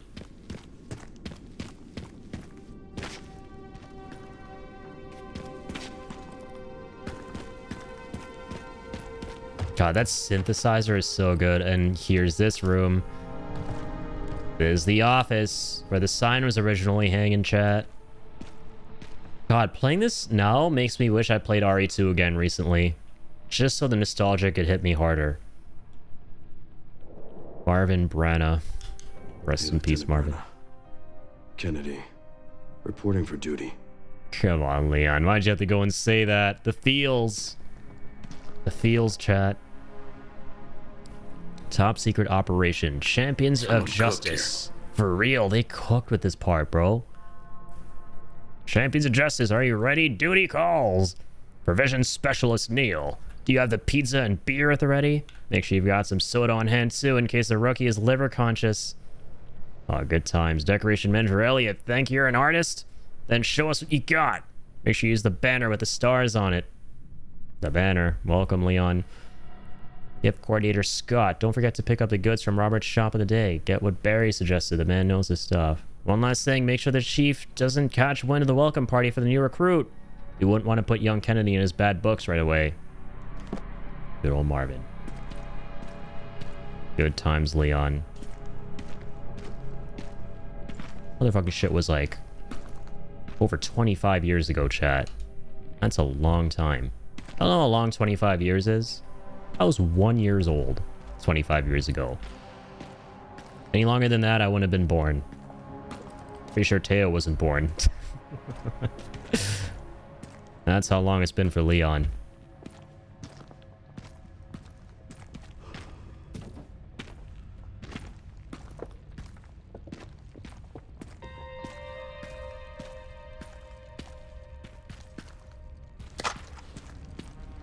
Grab some of that ammo.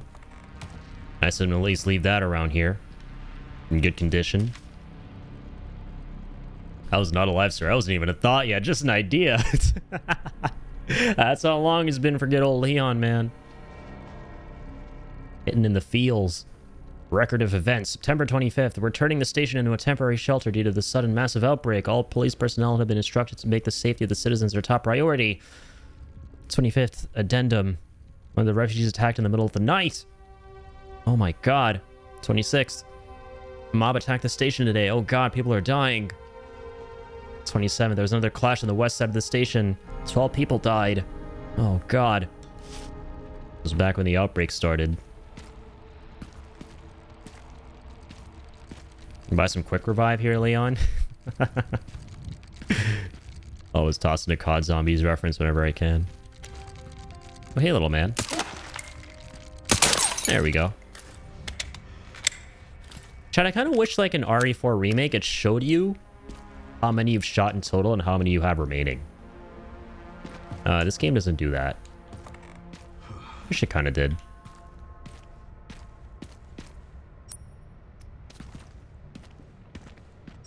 Because you all bet your ass there's going to be an achievement for getting every single raccoon, man. Jesus. Oh my god. Police zombie.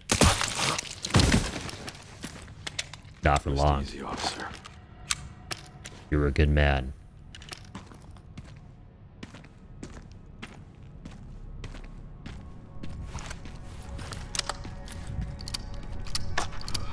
Gotta grab some Hundagoon ammo.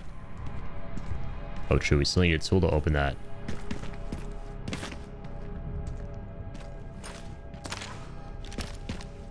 Let's shoot you down, Sonny. Don't mind if we do. Alright, Leon. Getting up there. What do we have around here? That's a nice unicorn ass. Oh, true. The unicorn area. Rusted and won't budge. All the old puzzles. Da, da, da, da, da, da, da.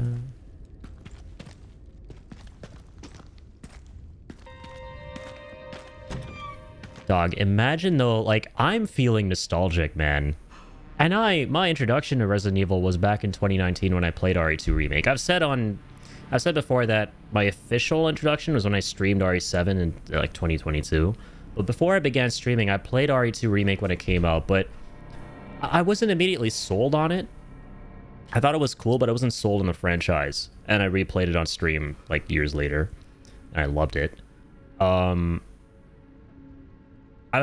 still thought it was sick. And I'm already feeling nostalgic for that game, man. So I'm just imagining the people who have been around since OG RE2, dog, in like the 90s. going through all of this again. This is probably some good ass member berry soup. Like some delicious ass member berry soup. Right here. Like, I would not be surprised if people started tearing up and stuff. Yo, Wereduck! Welcome on in! Thank you for the raid! How y'all doing, Raiders? OnlyFang! Good to see you. Thank you for being here. Wereduck, how are you, dude? What are you streaming? We're playing some Resident Evil 9 ourselves here tonight. It's day 2 of the playthrough. We're probably going to be finishing the game. Welcome on in, Raiders. Hope you're all doing amazing. Boom! Shakalaka-doom! Welcome on in, Wereduck. How are you doing, man? And shout out to Wereduck. How is it going? We're enjoying some RE9. We're going to be finishing the game tonight. I'm a big Resident Evil fan. And I have been having a blast with this game so far. Hey, Addy, I'm cool. Just continuing your Dark Souls 2 shield only run. Amazing, man. Hope that's going well. Hope you're not pulling out any hair over it. Hope you're not letting it destroy you. And you're destroying it, I believe. But thank you for the raid, man. We got a raid and run. I completely understand. Especially if you all have any interest in RE9, because this is going to be very spoilery. I think we're approaching around the 70% mark of the game. Yeah, the base game is nearly finished. Nice. Good stuff, dude. Because, yeah, Dark Souls 2 is pretty long. I would say it's one of the longer Souls games. But I love Dark Souls, man. Managed to grab my shields today, and those are now insane damage. Oh, my lord. Using, like, the tower shields, like the giant... I'd imagine you are, right? Good stuff, dude. Okay. Oh, this picture that says, "Here, you kids have fun solving this one," says Barry. Okay, yes I will. I've already been having a lot of fun with this game. Yes, sir, I have. What's this painting? Not even a painting, it's a photograph. Look at this photograph. Good lives needlessly lost. Stars members. 1996, chat. Exactly 30 years ago. Crazy. Earlier I said more than 25. This is 30 years ago, my dude. I'm using Orna's and Reeve's shield. The only power stance tower shields. That's nuts. I had no idea you could even power stance the tower shields, man. That's sick. Thought you could just like two-hand them, but not actually do unique combos and stuff. With the power stancing. You're one-shotting some enemies in the Burned King DLC. Awesome. Yeah, I really enjoyed the DLCs in Dark Souls 2. The game was good, but the DLCs were amazing. I remember my favorite one was, because there were quite a few, actually.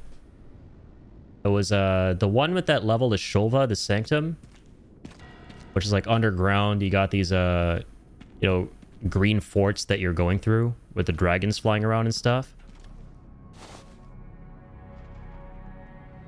Oh my god, is this, Jill's Beret?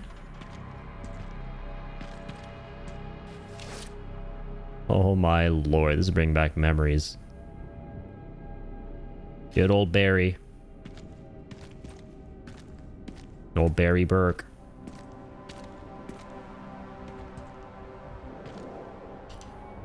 Oh, if there's anything in it. X to doubt.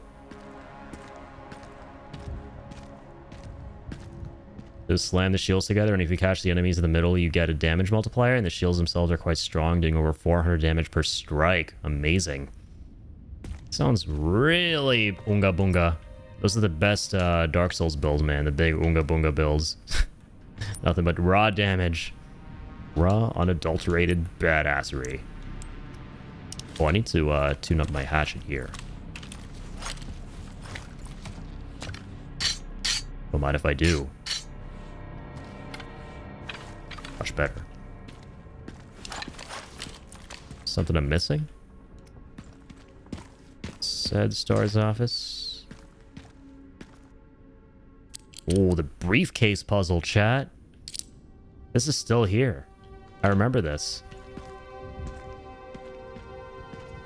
You read it with 3 AM eyes as Burger King DLC. That's awesome. I would play the shit out of that, not gonna lie. A DLC called the Burger King DLC? Fuck yeah, man. And Dark Souls? Oh yeah, okay, I gotta fly. Still need to have a quick walk with my dog. It's nearly 3 AM here. Hey, sounds good, man. Thank you so much for raiding in. I appreciate it. Keep on keeping on. And thank you to the raiders who tuned in via the raid too. Keep on keeping on. I'll catch you when I'm able. Sounds good. Take care, Chief.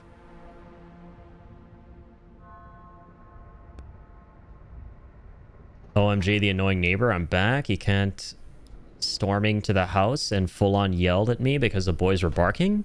He said he was taking a nap, got woken up. It's 5:30 p.m. Take your naps, but also it's not even close to respectful neighbor quiet times. Jeez.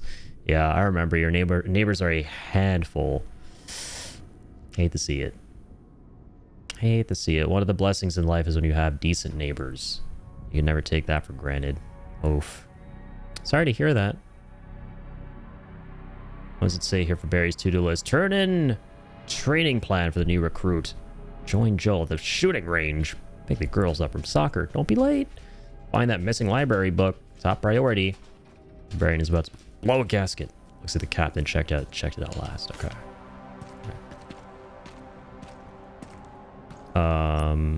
So yeah, we gotta get the code for that briefcase. Is it literally just gonna be stars? No, it's only 3 letters. But specific letters, right? C, B, A, B, C. No. Is it gonna be run?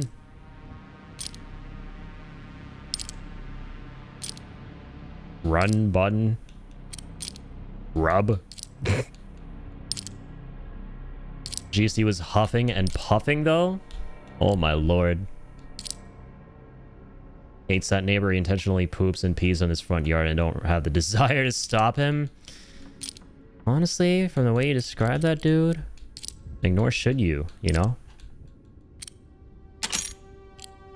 Does it not run? When pee and poo to his heart's content for a dude like that. I say.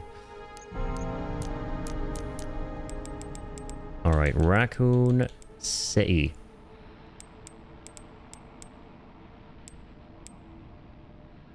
Shotgun and ammo, weapon upgrade parts. So what am I missing here? A bear witness.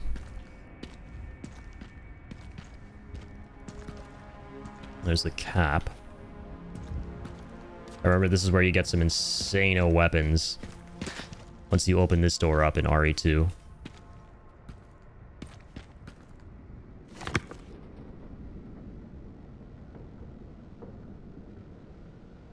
$524, 1996 with the Elite Stars members.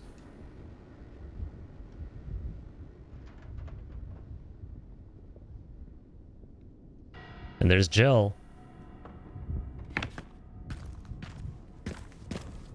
Jill and Barry. Good old Jerry.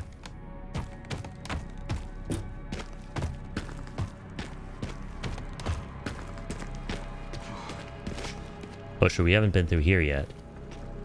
I don't think. Oh my lord, the library, man.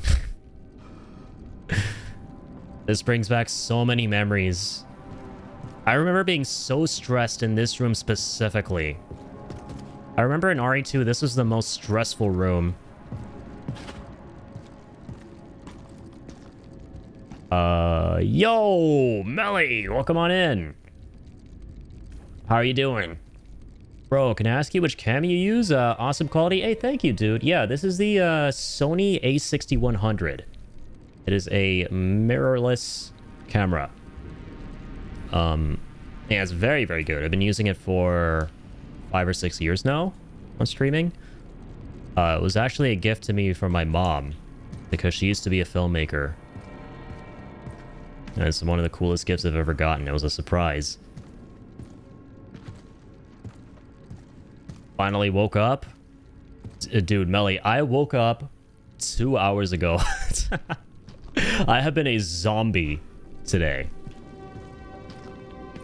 I've been an absolute zombie today, like the Zomboys and RE9. Not gonna lie. Sony 100? Sony A6 100. Here, I'll write it for you in the chat. There you go. That's the camera I use. I would also post this, but keep in mind a lot of this is outdated. A lot of that is outdated. Very clearly, because it still has my old streaming name on there.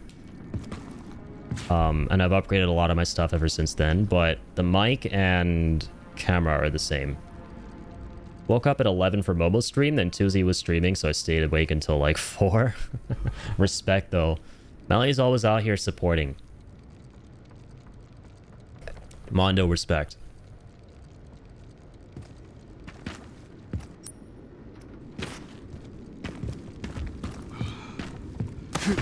Oh, I can climb over this? Sweet.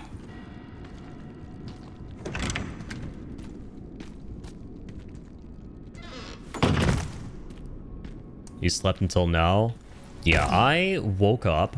I was streaming until like 7 in the morning, then I was up for another 2 hours. So I slept at 9 in the morning. And then I woke up at 3.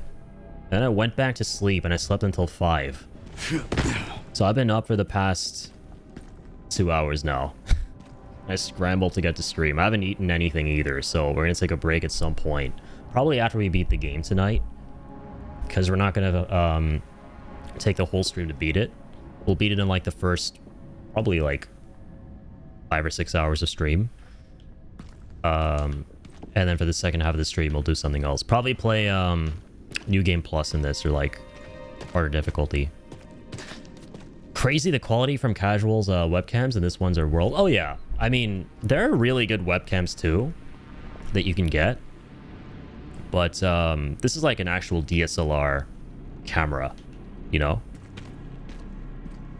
It's a straight up camera. I can actually show you what it looks like. So the quality is going to be night and day difference, 100%.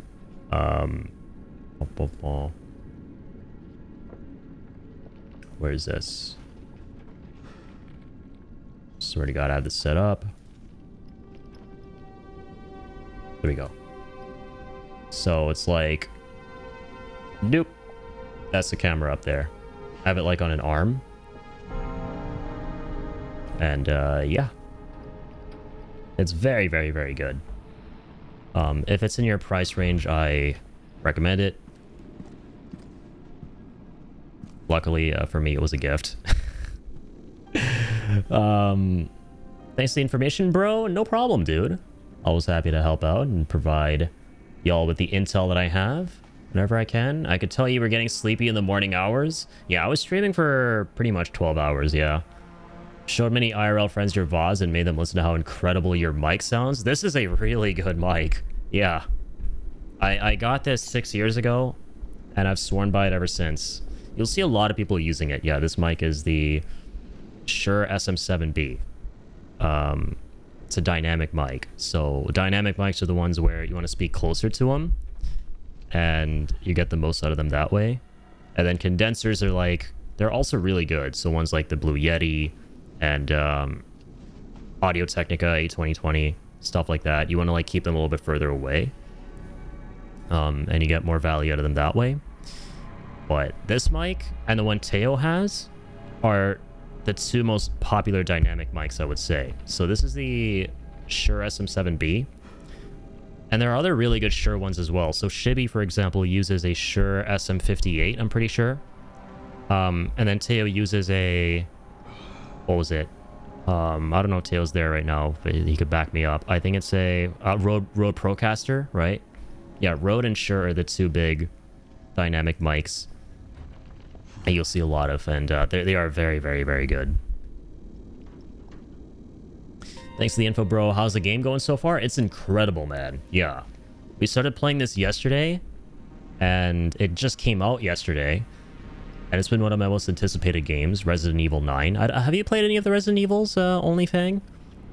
Yeah, this is Resident Evil 9. And this is my second day playing it, and we're probably going to finish it tonight.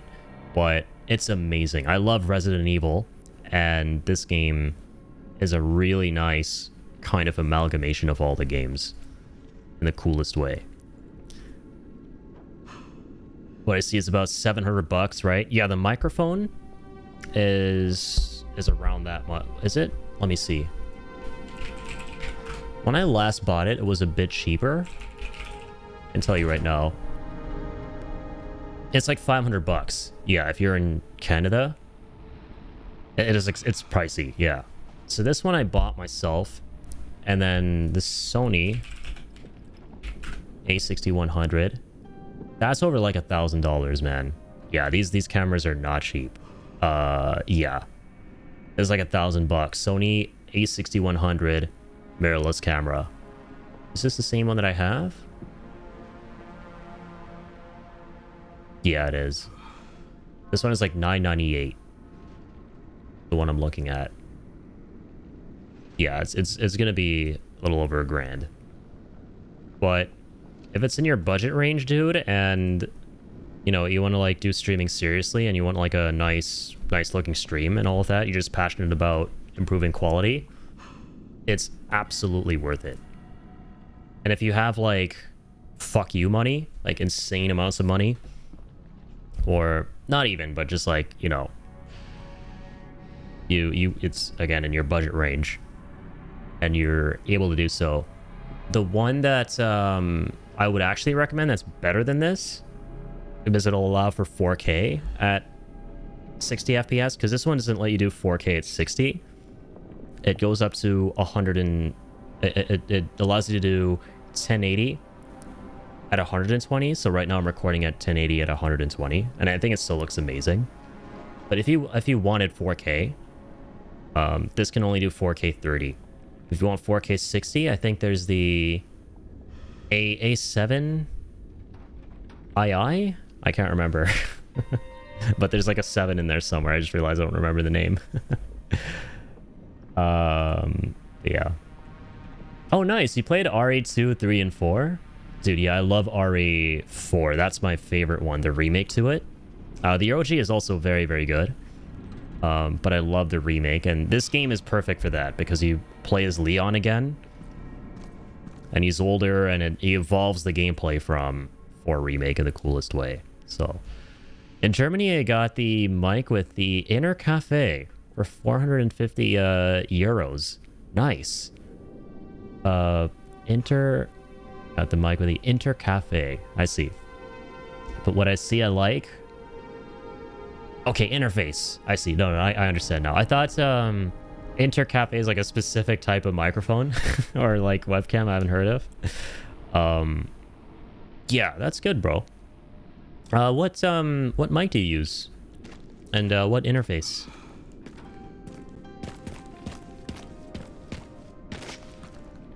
If you ask me though, when it comes to microphones, if anybody is like, you know, getting into streaming, or, you know, is looking to do this stuff and they want like professional quality and everything, don't throw money at the most expensive mics. Like, don't get something like this. Don't get, you know, a Rode if it's not in your, you know, budget, but you want to go out of your way to get that stuff.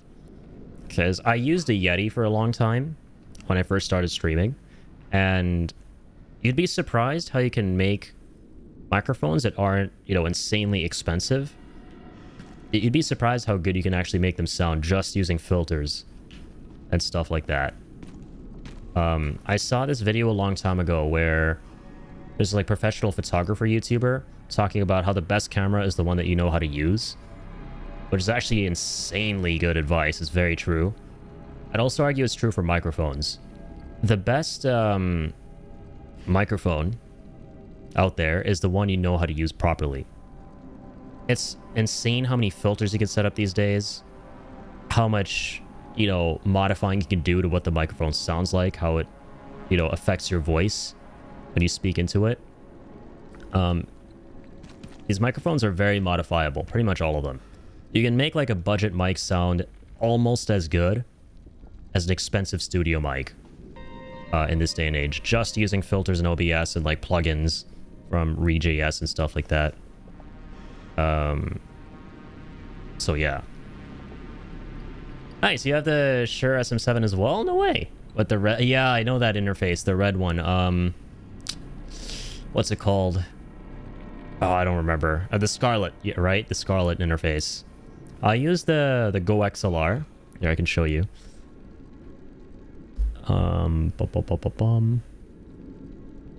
This is the interface I use. The Go XLR. It's got like the faders and it has like a sound. I haven't used this in a while because of the way I have it set up.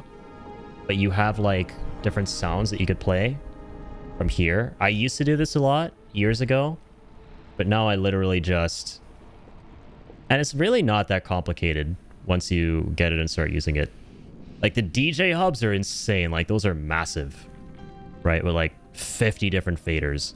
This thing only has like 4 faders for like different things. So this is like for game audio, and it's like very customizable.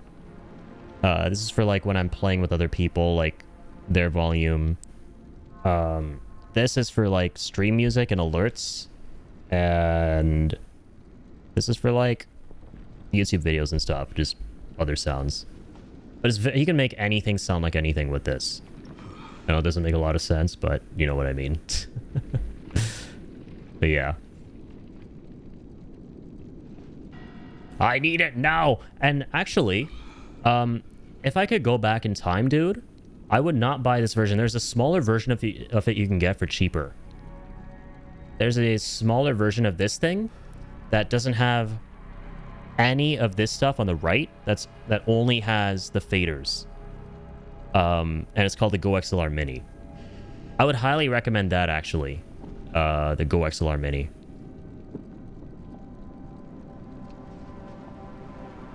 Unless you want, like, the, oh man, what's it called? Why is the name eluding me? The sound mixer? No, not the sound mixer, but, like, the buttons for the soundboard. That's it. Unless you want the soundboard where you press the buttons and you play sound effects. Yeah, the Focusrite Scarlett. Yeah. DJ hub. When you're just starting out, etc., something mid-range that doesn't cost a heck of a ton will do. Absolutely, dude. And ultimately, it's not even about having... If we're just talking about, like, trying to build an audience, trying to build a community, having goals, right? Professional equipment is not the key. It's not the way. Only go for that stuff if you're passionate about it. If you're interested in technology, if you like upgrading things, if you like making things sound good, if it's within your means, do that, right? Don't punch above your means. That's why I'm just passionate about always trying to make streams look better as much as I can, as much as within my means, right? Do that. You don't need to have a studio set up. You don't need to have some, crazy green screen or like an environment where you're streaming and, thousands of dollars worth of equipment and all of that. Which I think is obvious advice at this point to a lot of people. It's like way more obvious than it used to be. Because there used to be this big kind of misconception that, okay, I need things to be incredibly professional to be able to get anywhere with streaming content creation, which is not true. It's not. I mean, literally look at someone like Queso, right? One of the biggest streamers. Not just on Twitch at this point, but just on the internet. One of the biggest content creators. He literally just sits in his dark room with a hoodie with like, like $100 webcam. And that's it. And his like the lights are all off in his room. He doesn't have like a great studio mic or nothing. He's just a funny guy, right? So do what you can. As long as people are able to see and hear, that's more than okay. Addy setup just further blew my mind. Sound does matter because you're trying to be second monitor content or often only audio entertainment. Right, like, it shouldn't be... Like, the quality of... how do I put it this way? Like I said, yeah, you should be able to hear and see the content, right? Nothing should kind of be overlapping anything else. That's important, right? So if the streamer is trying to say stuff and you can't hear them as the music is too loud and stuff, like, see, that those kind of things are important, like balancing things properly and having things to where the audience can enjoy. But in terms of like anything beyond that, that's all ancillary. Like actually having really good 4K looking visuals and, you know, sound effects and visual effects, like all of this kind of stuff.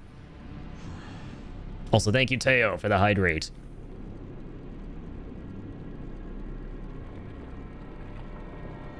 Green screen is cheaper than a sick background, I found out. Yeah, green screen is the cheapest way to go and probably the most effective, because you just blur out what's behind you if you don't like your setting, your setup, your environment, whatever, and you can just like overlay a really interesting animated background over that. So I blanked out of the name, but what was this?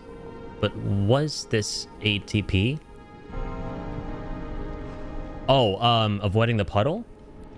No, but he's also a great example. I was talking about Queso. Avoiding the puddle I'm familiar with, but if we're talking about like a really big mainstream content creator who epitomizes the idea that you don't need some kind of professional setup to get anywhere with content creation, it would 100,000% be Queso, dude. It would 2,000,000% be. I don't watch his content at all, by the way. I don't know nothing about the dude besides the fact that he posts like really funny clips and stuff. But just from like having seen 20 seconds of that guy's content, he literally epitomizes the fact that you don't need nothing to pursue content creation.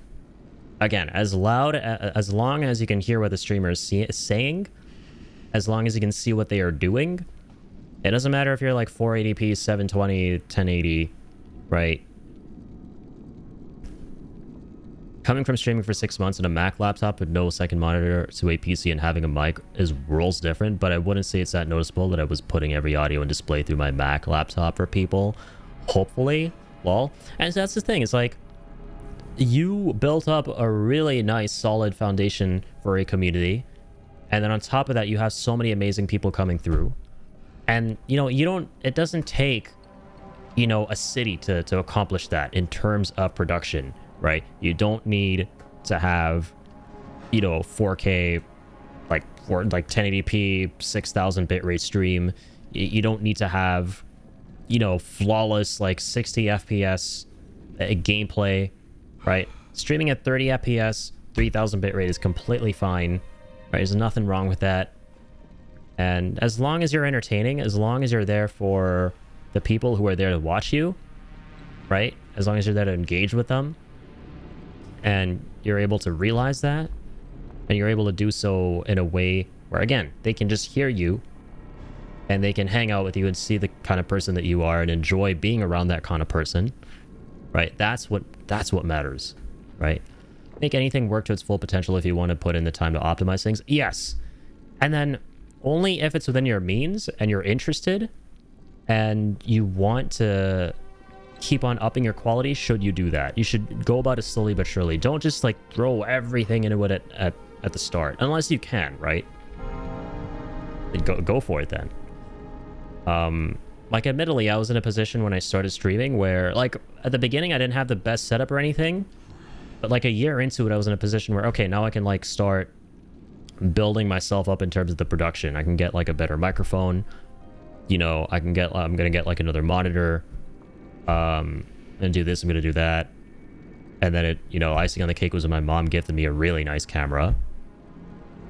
Better to work with what you have and make big upgrades when it's needed. Exactly. Work with what you've got, be resourceful, and don't think it's not enough.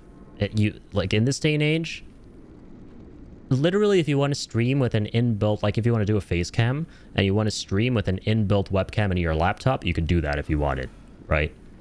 It's more than likely you have exactly what you need to get started.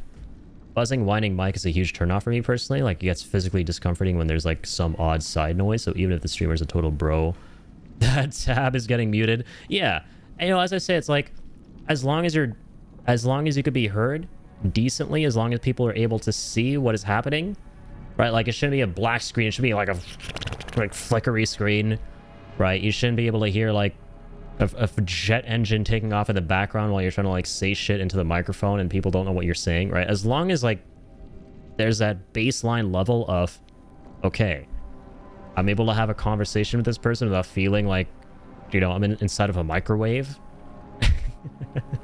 And I can actually see what they're broadcasting at like a decent level where my eyes aren't being absolutely like assaulted by just, you know, I don't know what I'm looking at isms.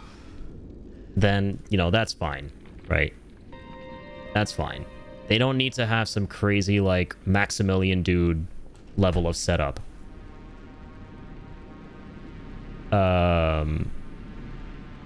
It's very nice to have people in your community who are not afraid to tell you when things are not working. Yes, mainly audio things. I love that feedback because I can't hear what other people are hearing. Most issues can be fixed. Completely agree. That one person's feedback can be indicative of issues of 5 to 10 people who just don't want to speak out. Yeah, man, when I first started streaming, oh man, like and I get it. I get why people don't want to speak out, right? Because I have that problem too.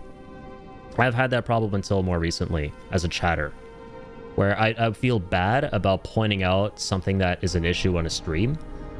But from the streamer's perspective, listen, you're not being disrespectful. You're actually being incredibly invaluable and helpful, because there's nothing worse than doing like a 6-hour stream than looking back and realizing that maybe you were muted the whole time.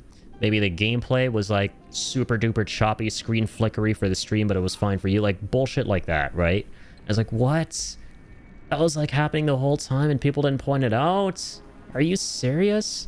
And it's not coming from a place of like, wow, they look at them, they didn't point it out. Wow, like get a load of them. Like, no. It's coming from like, oh man, I feel so bad that they felt the need to be so respectful, right? And not point that stuff out. Like, no, please, you're not going to be disrespectful. Please point it out. There's nothing more valuable than feedback or like the technical aspect of a stream. Because there's nothing worse than when you stream and shit's fucked and you watch back and you're like, oh no. Oh, that was the issue the whole time.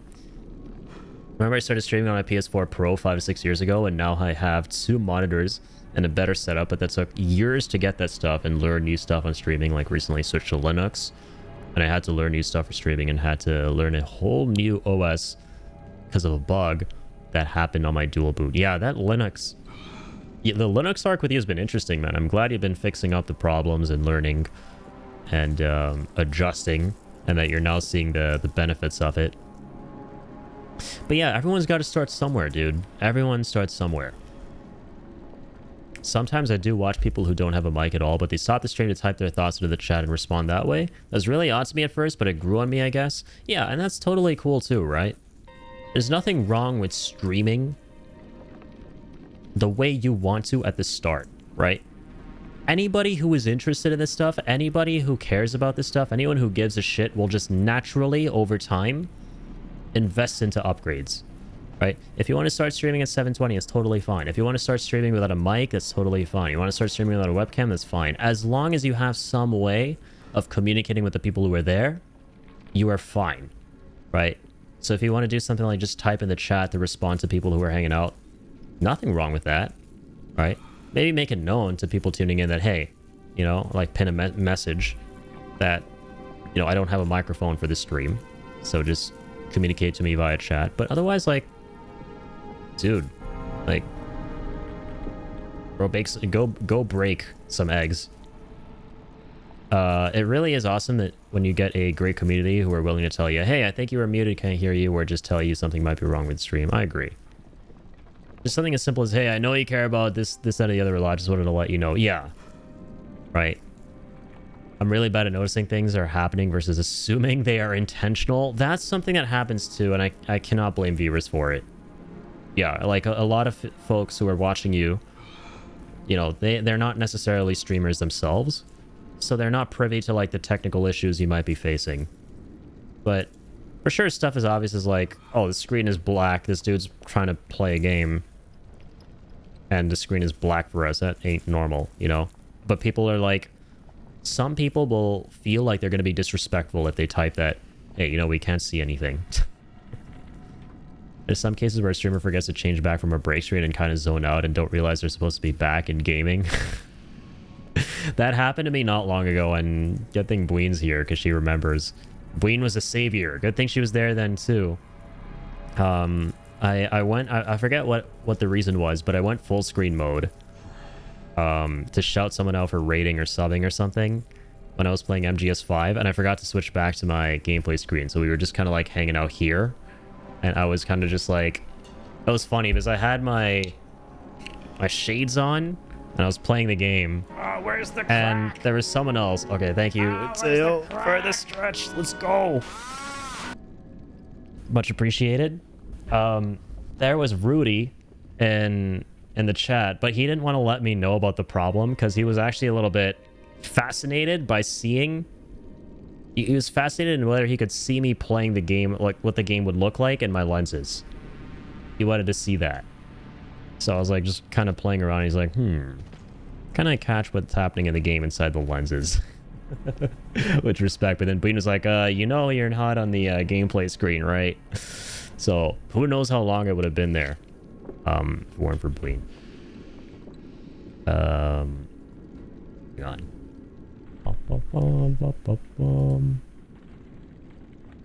Okay. Some cases where streamer forgets to change back. Oh, I sorry, I read that.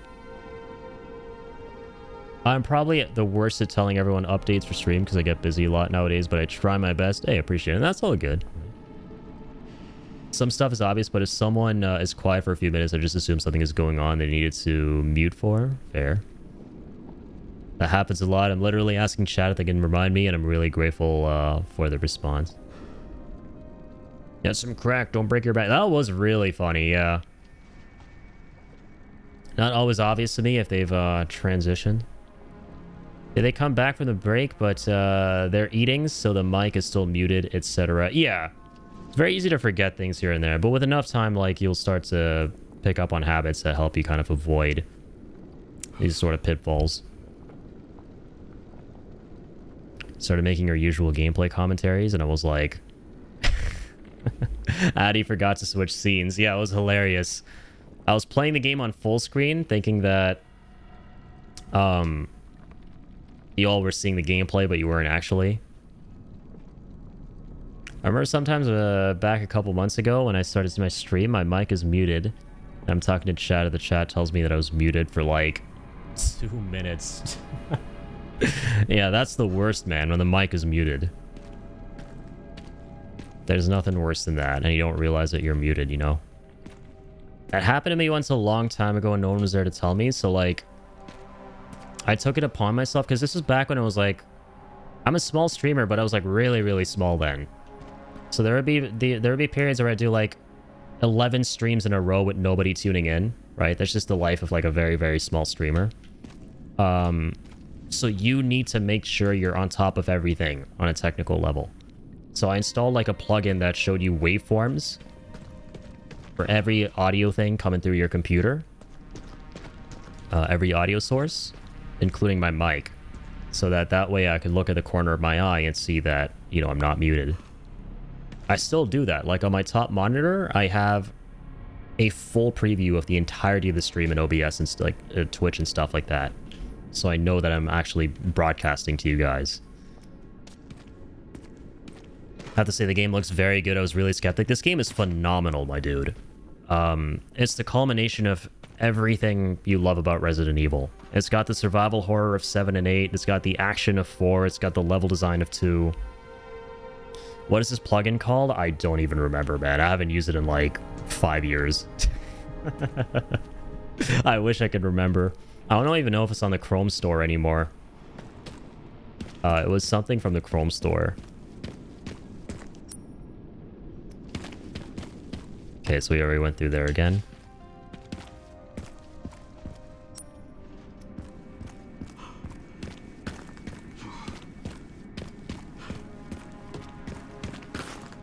Alright, Leonese. Can't open that yet, right?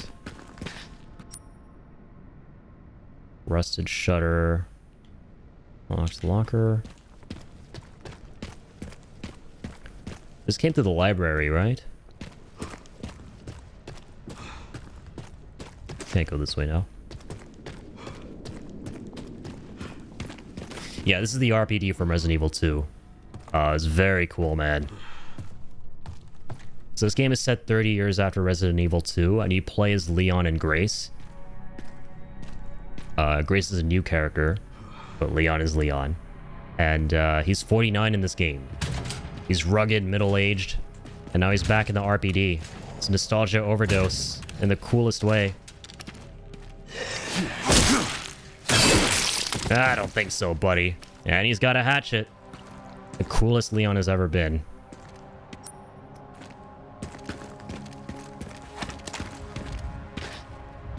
Yep. You go back to Raccoon City in this game. And now we're at the RPD. This is like 70% of the way in, by the way. So if you're interested in playing the game, I do. This is like heavy spoiler territory. But yes, we are, I think, closing in on the end. It's amazing, man. I love it when games take you back to iconic locations that you know and love from the first couple entries. Like, I don't know if you play Metal Gear Solid, Only Fang, but the 4th game does that in the coolest way I've ever seen. What the heck is that? Some kind of Easter egg?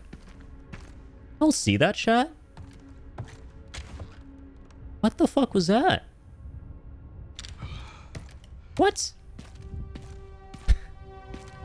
We'll love to see a comparison to the RE2 main hall versus RE9 main hall. I'm sure that's up there on YouTube. Like, 5,000,000%. Someone's uploaded it. Ah, here's the locker key. Okay. Beautiful.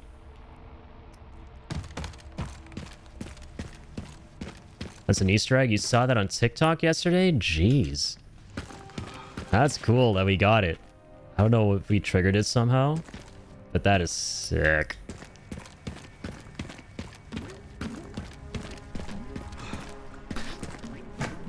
Yeah, it's like still bouncing around and stuff. I can hear it. OnlyFang, thank you for the follow, by the way. That's super kind of you. A few months ago, Mr. GSC was very gassy, like unbearable for me. All kinds of gas, both silent and kaboomies. I was streaming and Mr. GSC farted so loudly. It smells so bad. Muted to yell at him to go away so I don't suffocate. Many people asked, was that a suit from GSD? And Jonathan gifted me subs and said, I too blame my farts on my huskies. I was laughing and responding for straight up 5 whole minutes and nobody told me. Oh my god. I don't even know dogs are able to fart that loudly. I don't even know that was possible. What on earth? W OnlyFang, yes. Thank you for the follow, dude. I don't know what that is, but it is something, right?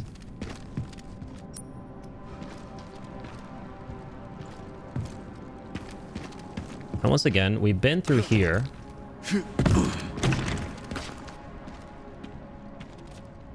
Be careful we don't drop down. Alright. Don't be mad at me, but I have to go to lurk. I need to play this game blind. Yes, you do. Completely understand, OnlyFang. The moment you said you're a fan of Resident Evil, I was like, okay. This dude should probably... I love you for being here, and thank you so much for the follow, but you probably should be watching. Especially for this part, man. So, once again, guys, like I've been saying throughout the playthrough, I completely understand if you all would like to tune out and not watch this because of spoilers, as it's just come out.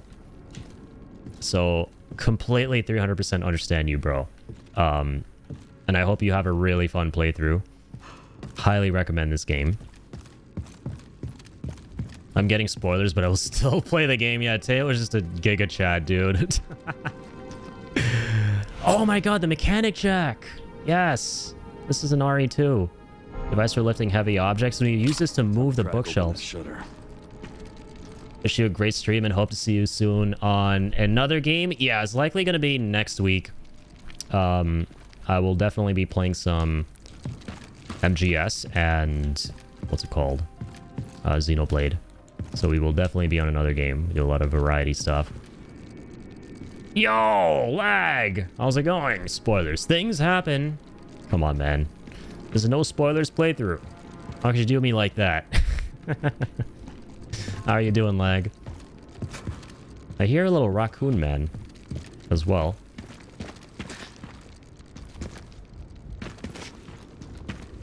I don't know where he's at.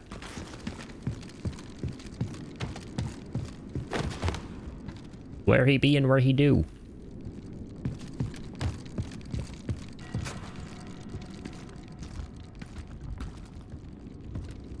You're mostly watching in random parts so you won't get too spoiled. Yeah, I completely get that. I think Kill did that for my Death Stranding 2 playthrough as well. It's a good strat.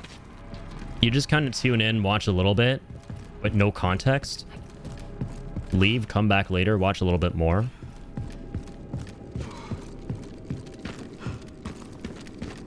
Dude, there's a...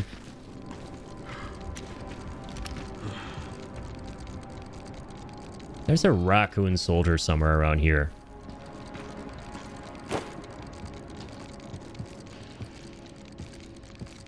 Where? I hear you.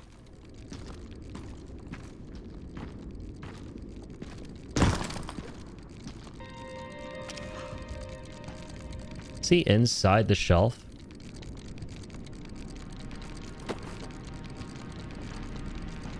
Potentially?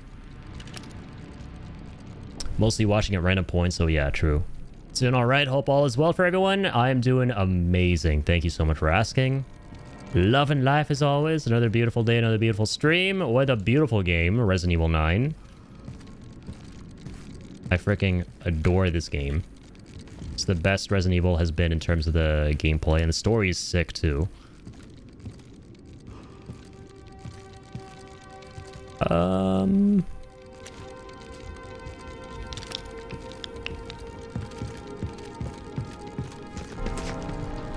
God.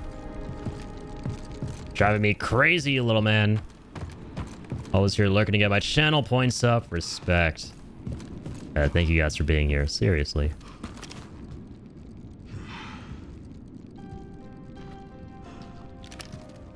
Where is this little asshole? Okay, we also got the... Finish using the crank.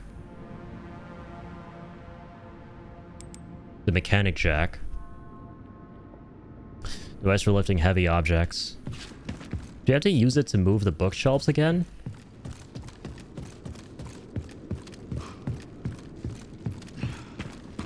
That's still a thing in this game. It's probably for something else, right? There's no way we got to use it again for the same purpose. Oh, there you are. How did I not see you there? Little rascal. I got the locker key as well. So, with that said... Alright, sure we can drop down there. This is in the STARS office?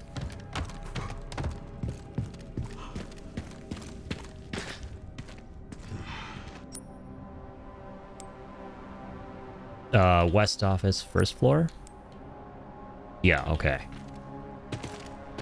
What was the thing you shot? There's a little collectible statue.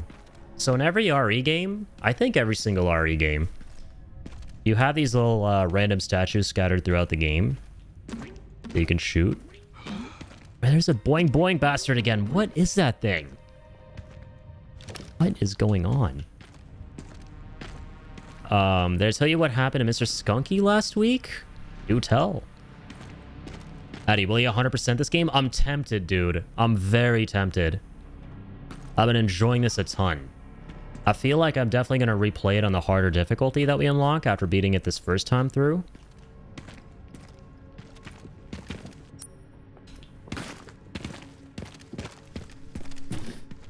That Zero Brain Cell Skunky ate poison hemlock. Jesus Christ. Nothing terrible happened, but it was so nasty from both ends for days. He's not allowed to go out of my sight ever again.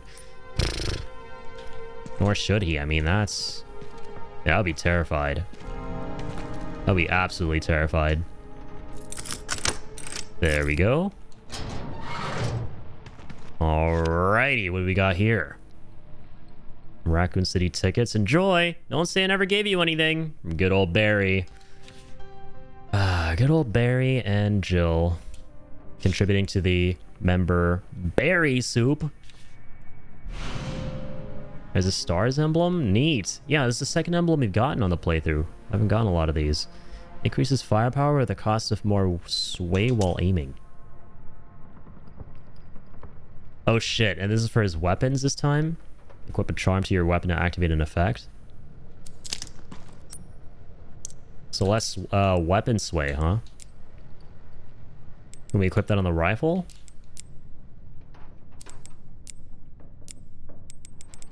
Oh, it's for the gal.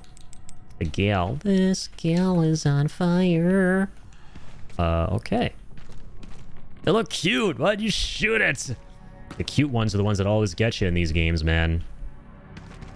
That's #1 lesson from Resident Evil. The cuter it is, the deadlier it is. Especially when it comes to the little girls. Don't let their looks deceive you. They're not as adorable as they look. They're SCPs in disguise.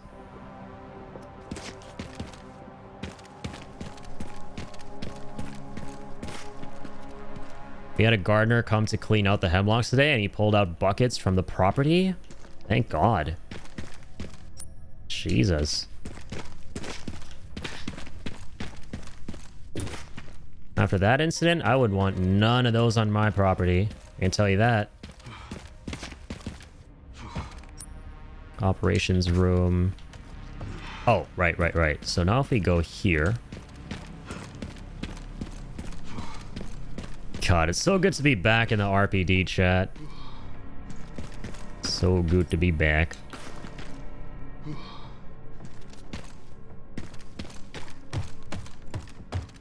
I think if we go this way... Yep, we can open this with what we used to use for the bookshelves. Now it can be open the rest of the way.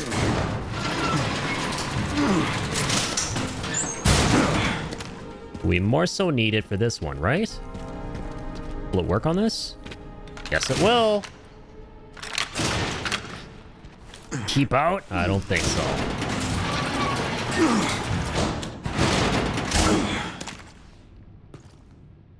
Press room, East office.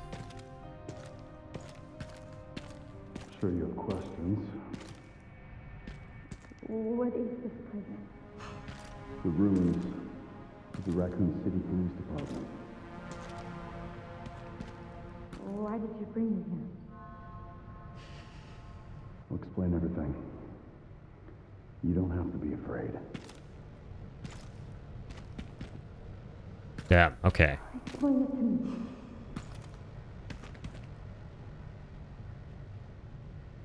Not yet. Not until we get the cutscene. Young Grace. So Grace and Vic are already here. Damn, Leon, you're late to the party. Once again. 30 years and nothing's changed. You need to understand. Oh yeah, Zeno. Right, obviously we just quote-unquote killed Vic with the motorcycle segment. Covert military units from every country on Earth come to Raccoon City for one purpose. It was like Diet Wesker.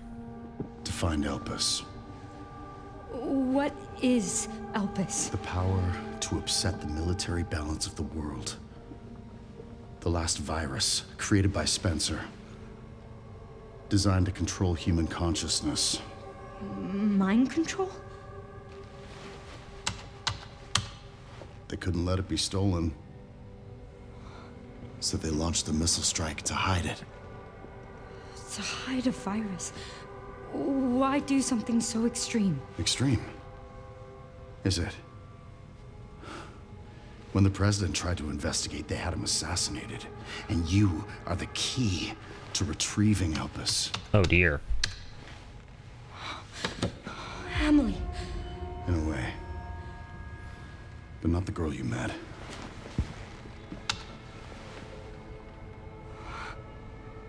So many attempts. I knew it! So many I failures. called it, chat. It's Grace, right? Such a waste. Grace and Emily are clones. Saw it coming from a mile away. Copies. Yep. Crafted to duplicate you. Called it. All useless. Nothing to it. All scrapped. They each have their own sad story.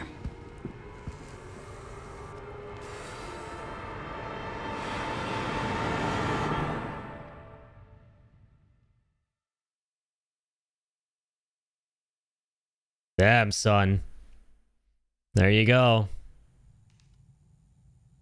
Raccoon City Orphanage, 1990. Oh my God, we need to do something. I called security, but nobody answered. They are out of control.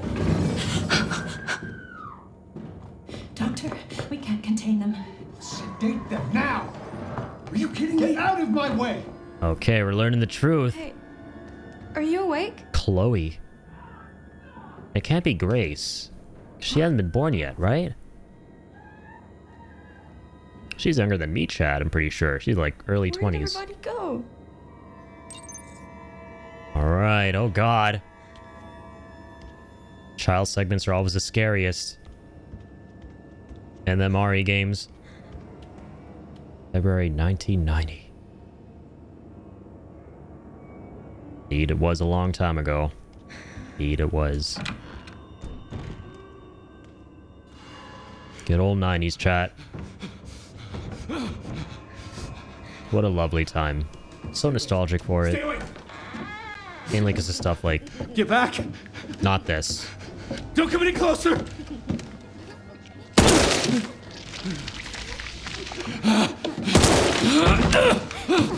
Not the orphanage. No, get back! Get back! I just want to play. You idiot. Hey!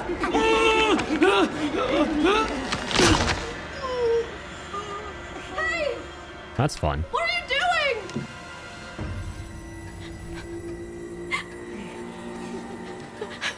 Then Addie a little while ago just said the little girls are the worst, but Addie's not playing as a little girl. Do you not just see what happened? What was that?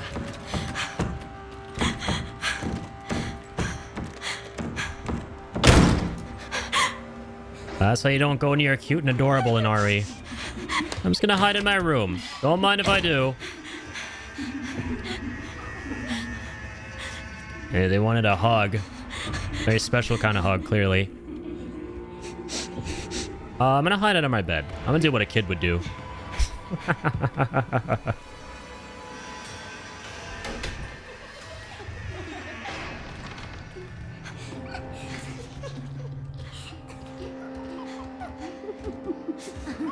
Oh god, chat. These are the Evelyns. Not the Emilys.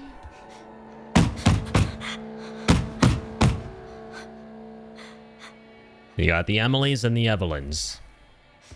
Got the nice biohazards and the super fucking evil biohazards. It was Evelyn. She's a piece of shit, messed up little girl from Resident Evil 7 and 8. Who's responsible for innocent people going batshit insane and becoming the villains. Because she's basically a bioweapon. And she takes pleasure in twisting people's minds.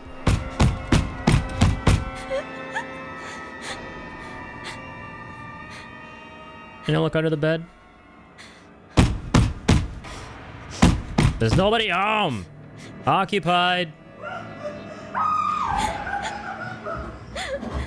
There's my own private domicile, and I'll not be harassed. Bitch.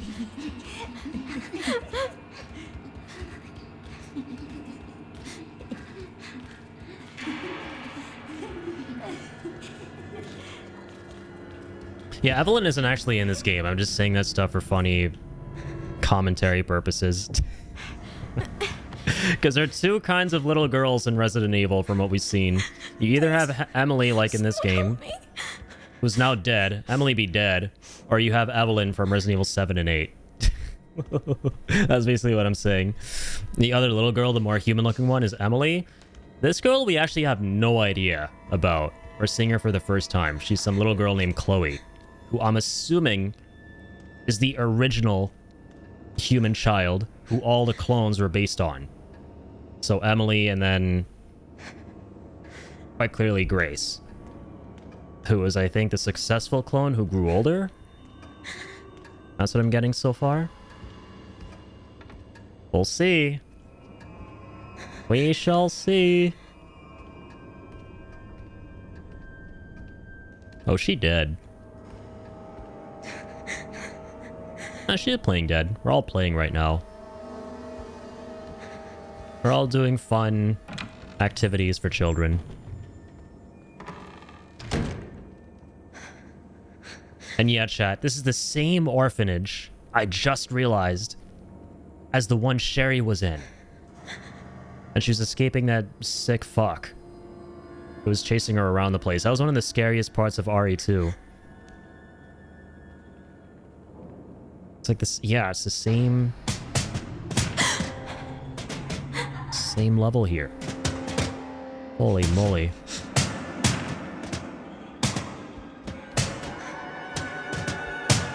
Yeah, this is a, like I said, there's so many RE2 throwbacks in this game as well. What the fuck is going on in there? The good old 90s, not a cell phone in sight. Please Check this open. out. Everyone's just living in the moment in there. Not making physical contact. We've lost human touch these days, chat. Need to go back.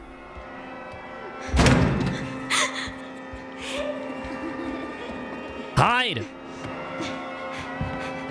Don't mind if I do. I'm gonna stay down here for a little bit.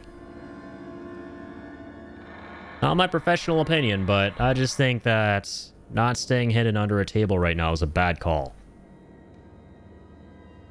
Hate the low to the ground perspective. It's terrifying. I hate that too. To keep it real.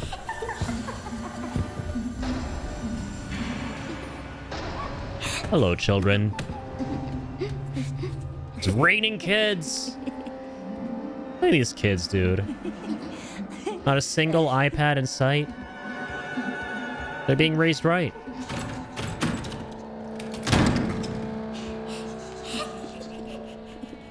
Okay. Sneak past. Double laser off. Shit's getting real. This is so cool, though, how there's a Sherry orphanage moment from Resident Evil 2 in this game. This truly is a celebratory Resident Evil that just pays homage to all the classics. Right, like, this is such a cool game.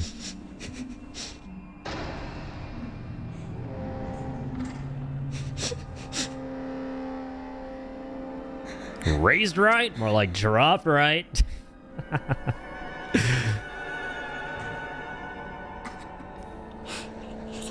Well, if we're being literal.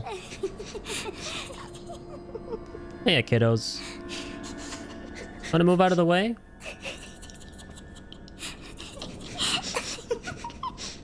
Don't mind. I'm gonna go to a limb here and say they're gonna mind if I try and scoot by. They don't look like they want to play with me. Fuck, but then where do I go? Do I just ask them politely? Do we do this the Canadian way? Be polite and then apologize? When they get pissed? Pan the camera to the crocodile and I screamed and scared GSD. The cool thing is, once again about this game, I can change to third person. At any time. Imagine we can like stealth kill them. I mean, stealth hit them, yes. Like playground fighting. Come on, there we go, sorry. Oh, Jesus Christ, bro. Oh my God. For a second, I thought it was okay.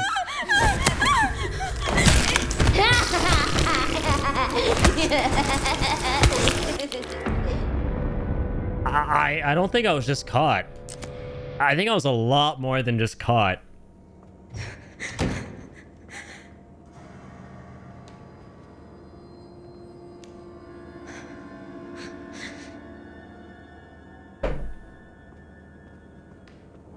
Flung a piece of tofu across the room. What the fuck? She seems so chill for like 3 seconds. They're just jealous because they don't have hair. Alright. This is what balding does to a motherfucker, alright? This is the kind of shit I've been dealing with for the past 5 years a little bit. As someone who's been losing his hair slowly but surely. This makes me so mad seeing people with thick, luscious hair, alright? This whole thing is just a metaphor for the woes of losing hair. I'm sorry, I shouldn't laugh. Just the way she falls every time just gets me.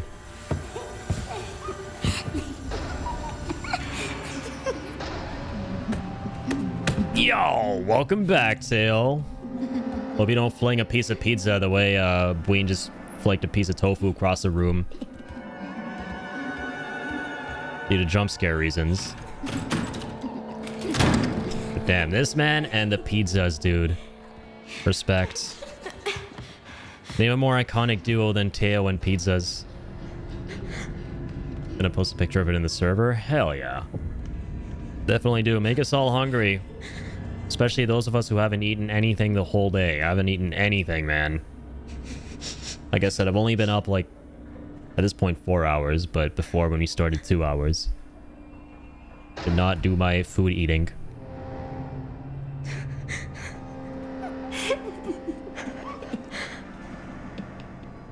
What the hell do we do? No. Keep away from me.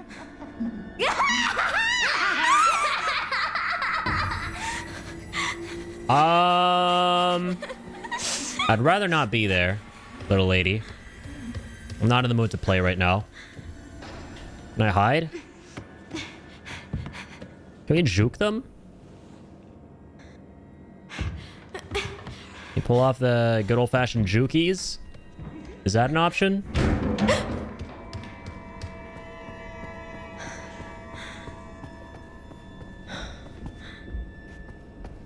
Any shit I can throw? Oh, they're gone. They're gone, chat. Shh. It's gonna be okay. Man, I gotta bump up this volume. Holy fuck. The sounds are so good.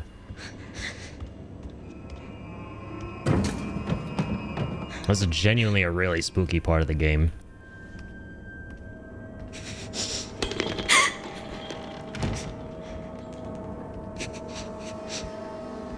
Where are the little baby boys and girls? Hello? Is this one I want to play? I love soccer. Beach soccer. Beach ball. Beach. Fuck, of course it's locked. It's just like the orphanage segment. It's the same level too. It's the same building as RE2. When Sherry's running from the crazy cannibal... I'm not gonna say the other word, it's too disgusting. But that fucking freak.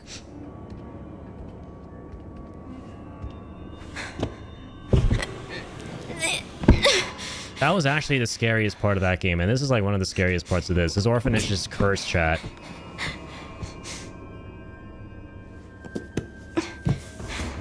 Let me grab the key. Don't mind if we do. Got some cute GSC tax? Amazing. I'm eating pizza. Oh, god damn. He wants me to eat some wood. Right now. Falling on this wood.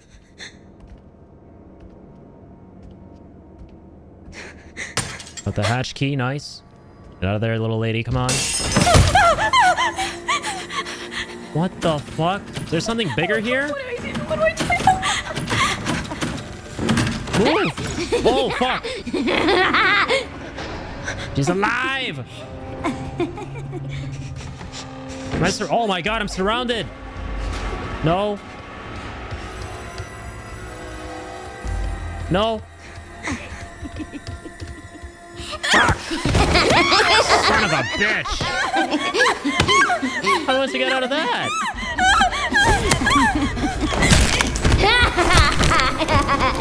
Oh my god. All right, let's see this GSD tag. Just bullshit is too cursed. All right, I need some eye bleach. Okay, let's check this out.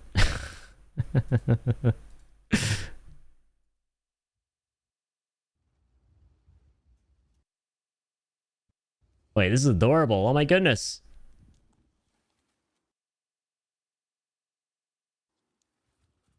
Classic pet me dog. That's amazing. Thank you for sharing, Bween, as always. Good old GSD tax. One of the best boys of all boys.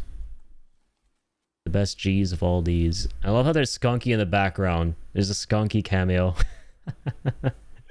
That's amazing. WGSD.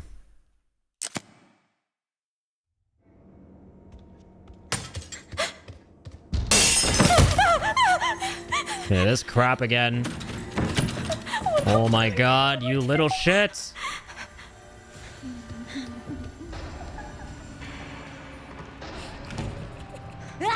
Like this finger? Alright. I can't let you know what this means, because it's too inappropriate for you, little person. You'll know what it means one day. How do I lure him away?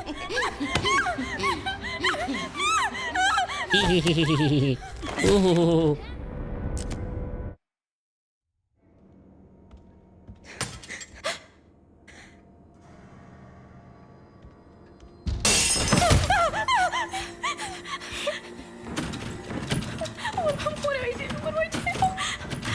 Well, we're gonna hide here. Come on. Nice. We can see him through there. You can see him through this little peep. Oh, perfect. This is even better. All right, we're gonna wait for her to pass, chat. This is crazy. What a segment. We don't even know what's happening with these little girls. They're being transformed into these... who knows what. They're connected to this mutated strain somehow, and maybe the clones later down the line that they tried to create Grace through?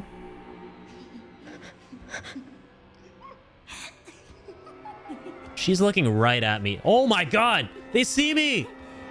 She saw me! Oh? No, she didn't. Well, I think we're good. We're good, right? We're good, we're good, we're good. Oh! Holy fucking moly. That's right!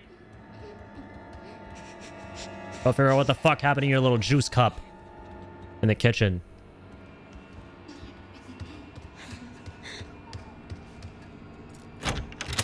Jesus Christ, that was crazy. Nice.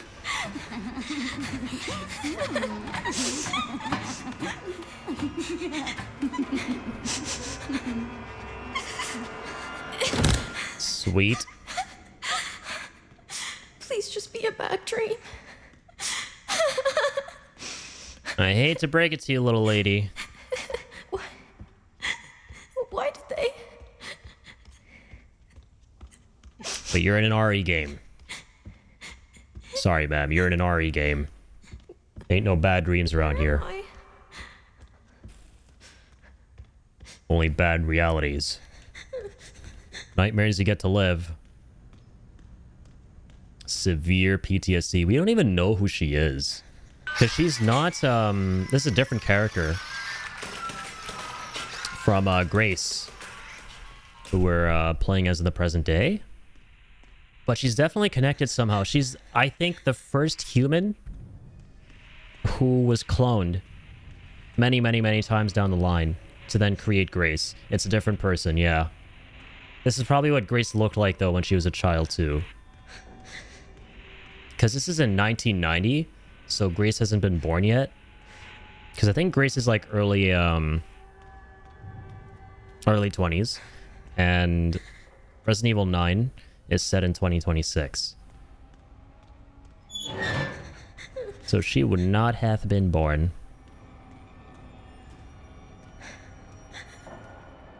Damn, some kind of diabolical fucking church down here? There's this place underneath the orphanage this whole time? What a crazy revelation, man, because we have been through this orphanage before in Resident Evil 2. Umbrella! You sons of bitches! It's always Umbrella. These fuckers. Come on, come on. Alright. Need something to stand on. Nice. Nicely done. Oh god, what the fuck is that? Shit. Or no, we opened that. Got some Chewy birthday pics and vids finally. Just now, you forgotten to post. Let's go. Let's take a look in a sec. Once we are in need of some eye bleach, which we will be inevitably. Come on, come on, come on. Oh my god.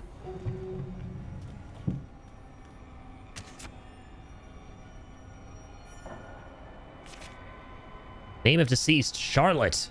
Toe tag. Age 7 years, 2 months. Sex, female. Date of death, January 14, 1990. Discarded due to volatile symptoms. Jesus. Yes, these are all the clones. Right? Holy fucking guacamole.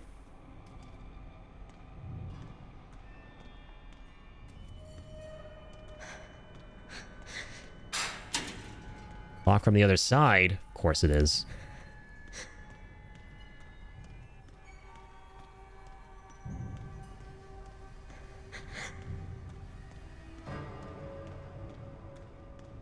What do we do now? Ladder. How do I get to that ladder? Can I somehow squeeze through one of these openings here? Get around somehow? Oh wait, we pull this one out?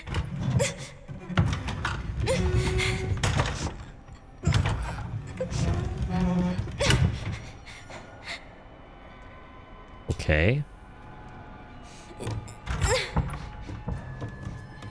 Easy does it. One of them's gonna open up and a body's gonna fall out and it'll look like her, right?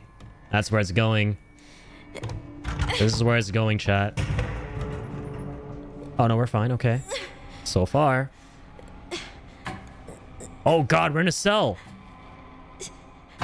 Gonna land on a bloody mattress. We're not alone. This is bad.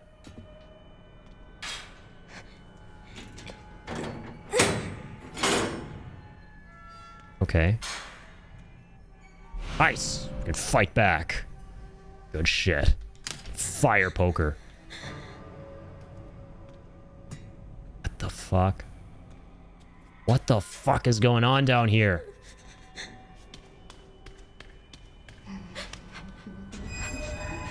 Of course. Huh.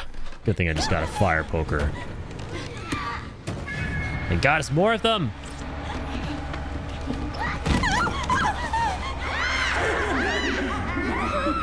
Jesus Christ! Holy shit!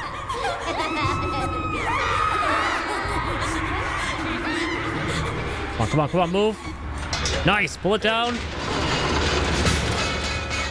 Get out of there! Send survival instincts. Let's go. Come on. What the fuck? Why does it look like a briefcase? That did not look like a hatch. For a second, it looked like she was coming out of her briefcase, dude. All right. What's wrong with them? Holy shit, we're in Umbrella HQ. This is wild. Oh my goodness.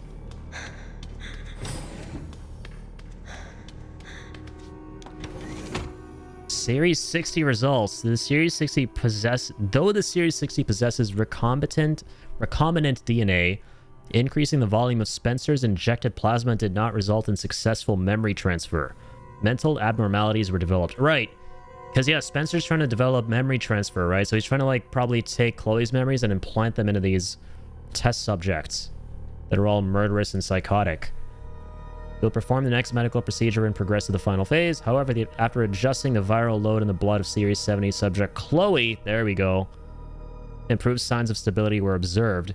We will continue to monitor her progress. Okay, so Chloe was the first successful subject of memory transfer.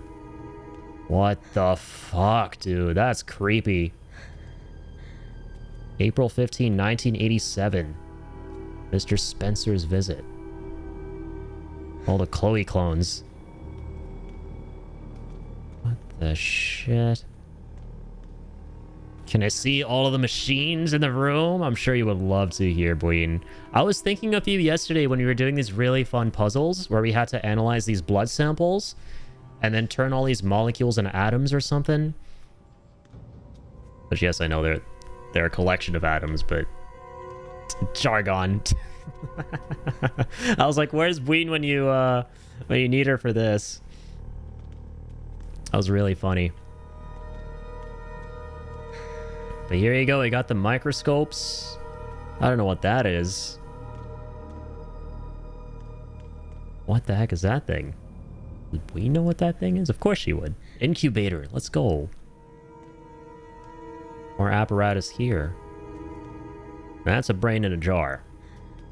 Back again was eating pizza. Hey, hope you're enjoying, man.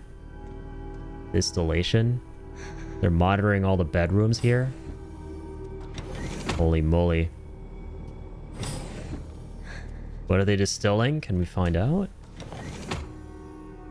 Dear Researcher's Notebook. Today was unbelievable. I somehow got invited to the renowned Oswell E. Spencer's lab.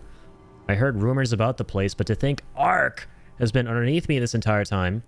I was given a quick tour of the attached orphanage too. The children there really creep me out. They all have nasty surgical scars across their heads.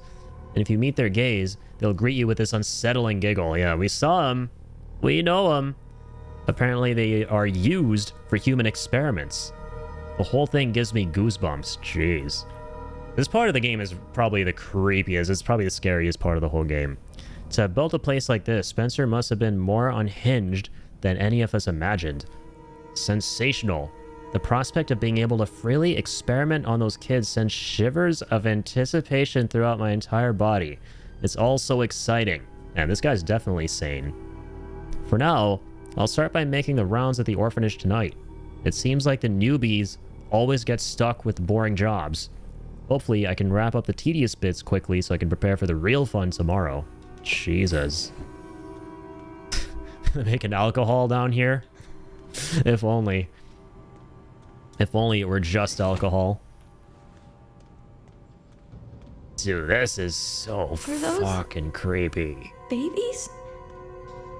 I think so. It's got Death Stranding real fast.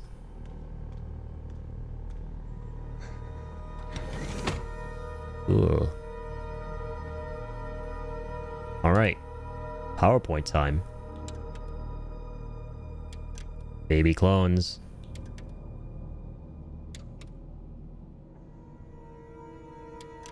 This is a pretty harrowing lesson in finding out where babies come from. Be sure this isn't what we learn in schools. This isn't what our parents teach us. There's something far worse. Is that how I...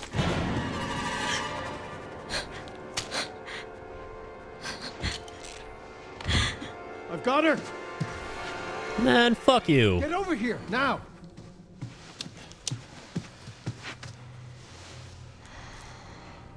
She's showing symptoms too. Blindness? We need to get rid of her. Because of course they do. Pieces of shit. They even have a NGS machine. Wild. Next generation sequencing DNA. I love how Bween is able to like just relish all of this stuff here, all the lab equipment. That's amazing. All right, so we're back to Grace now in the present day. They weren't able to recreate Spencer's key. But now we have the original. We have you. You can unlock Elpis at Ark. That's where we'll go. So, what? I was made? Correct. I love how he called it. I called it, chat. She's a clone. So it really was all my fault. What was?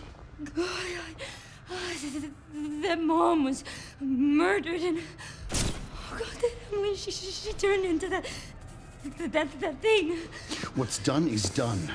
You need to focus on the future. What the fuck does this guy even want? My mother. It's time to embrace your destiny.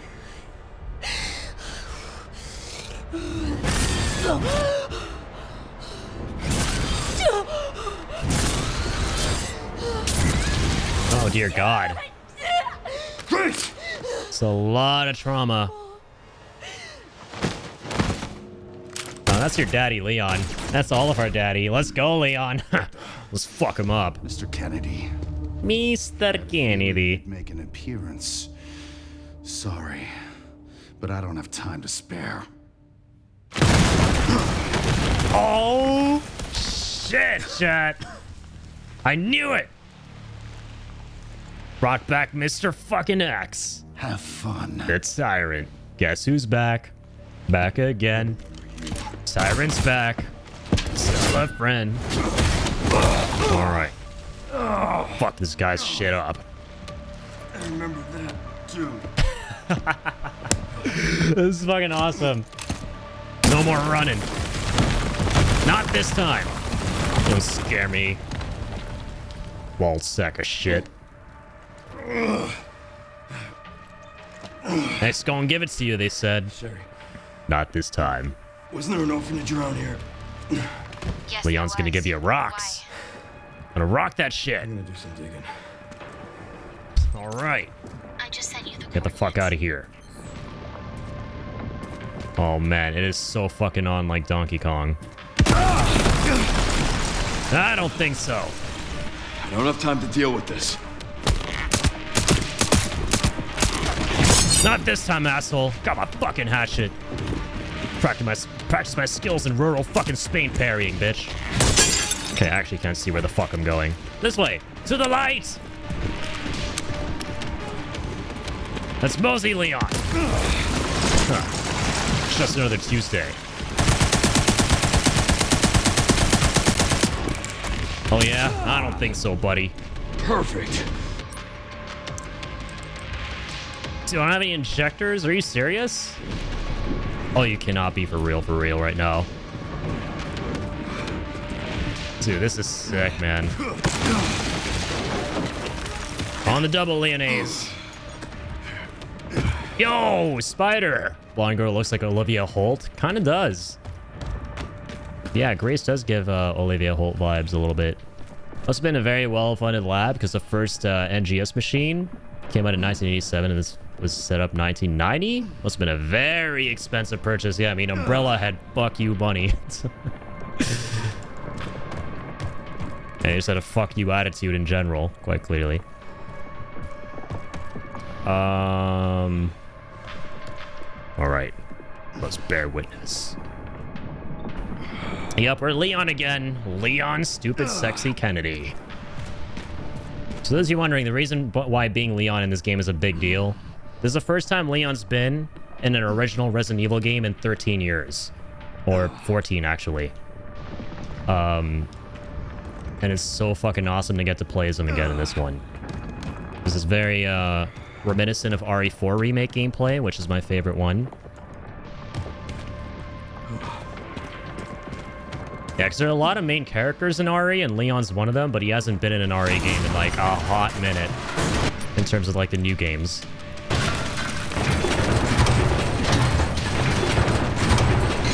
Alright, what the fuck? What the hell is that? Is that his dick? Alright, Mr. X. I see you're all about that sex. Still. Let's go again. I just sent you the coordinates.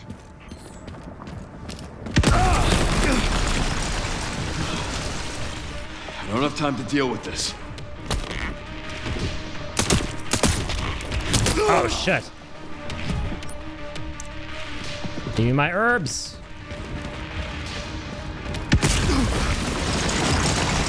Alright. They keep juking his ass. Just like old times. Ow. Ow. Little too reminiscent of old times, man. Walking around, limping around. This big asshole chases me around.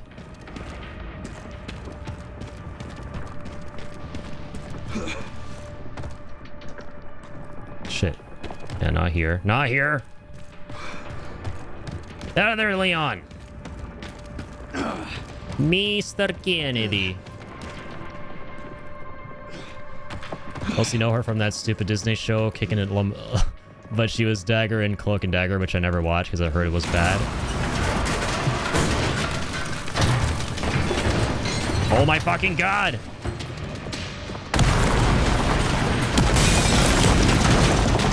Not this time.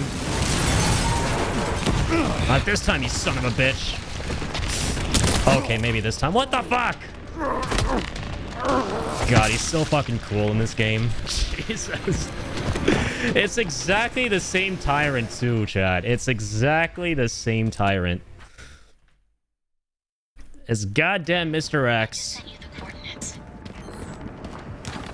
Shit. Ow! Barney's is so fucking bad though, Lamau. I don't think Cloak and Dagger could be as bad as that one was. I saw a little bit of Cloak and Dagger. Long ass time ago. That's a name I haven't heard in a long time. What's up? Trying to aura farm? Trying to out aura farm me? The big bastard? Huh. Not now.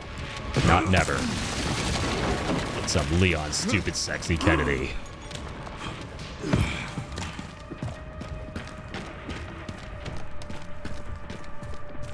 This is really sick, man. I love the way they've done the member berry soup for the RPD in the game.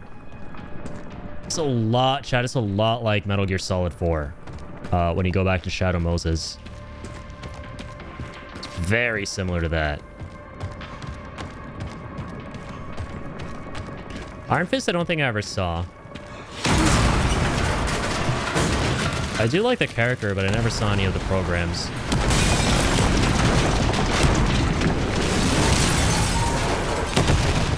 Give me a goddamn break. Just say that again. Leon's in desperate need of one of those. 30 years and nothing's changed, huh? Well, one thing's changed. I'm not afraid of you. Not even a little bit. Yes, that's changed for me too, chat. I remember my very first time playing RE2 Remake back in 2019. I used to still be scared of horror games. This motherfucker used to terrify my ass. Alright, but not this time. Everything all right, Leon? Yeah.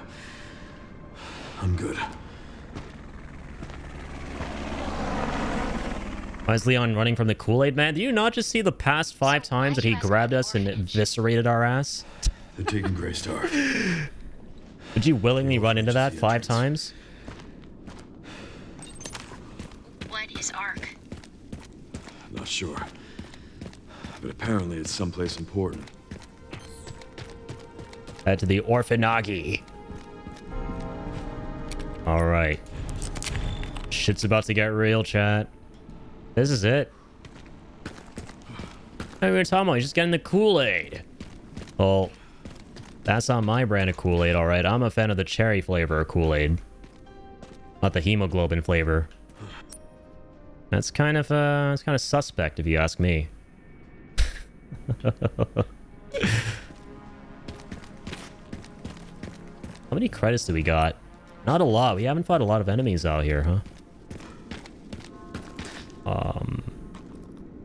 Which way to the orphanage? Operations room, press room. Entrance.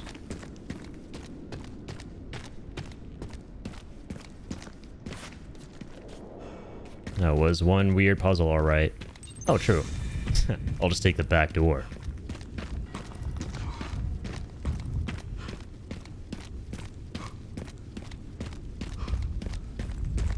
Okie dokie.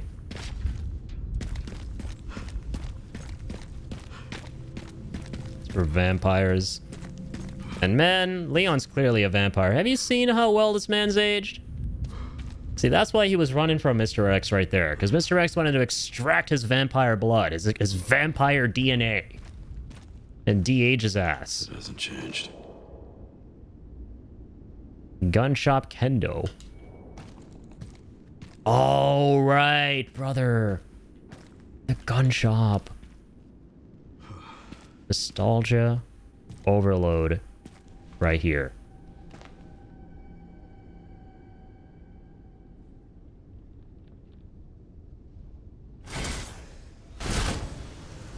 This is where that happened.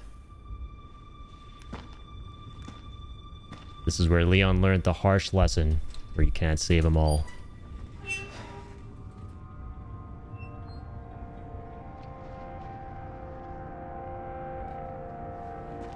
What's their skull?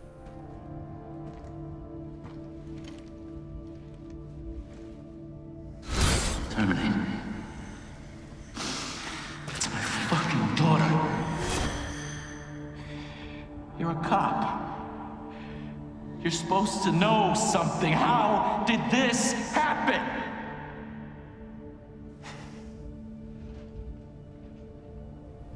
Those fucking things outside.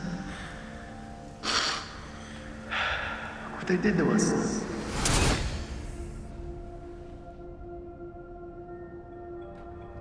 I'm so sorry.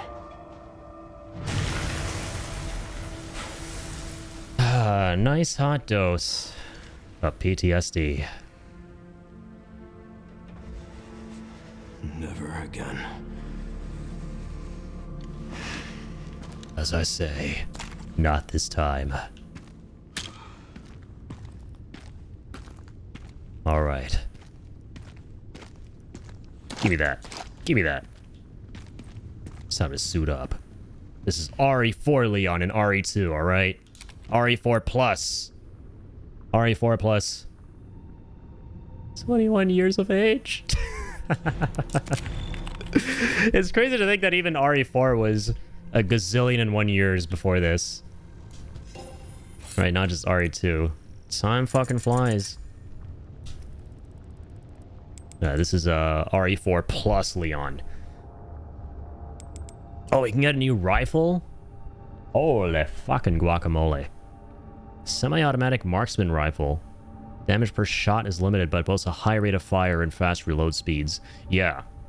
Semi-automatic is way better than the bolt action thing we got. I'll tell you that. I'm gonna buy a med injector real quick. Repair the booty armor. Wait. Oh, alligator snapper is what we had at the beginning. Right, these are our previous guns that we sold. Okay. Don't mind if I do. Grab some ammunition. How do we not have... Oh, it's just we're not carrying a lot of guns. Fair enough. Chat, the animations in this game. The animations in this game, though. Absolutely off the charts. Sweet. Okay. Let's keep on keeping on. Back to what I was, Leon's fucking old, dude. It's incredible how well they aged him up in this game. You just see the pain, the tiredness, the wrinkles in his eyes. Trying to grow out a bit of stubble. It's kind of cute. Respect. Leon's gonna die in this game 100%. I don't think so. He's basically Capcom's cash cow. They won't kill him off anytime soon. Highly doubt that. Back to what I was talking about earlier. I used to watch Kicking It when I was a kid, but I'm sure I would hate that show now.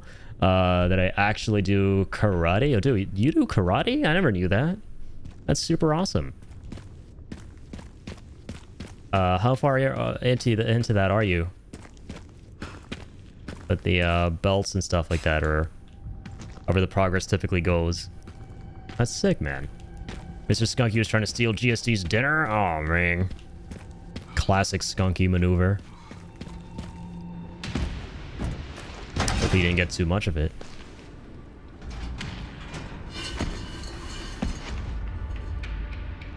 Fuck me. I mean, a lot of people would, Leon. I would if I weren't straight.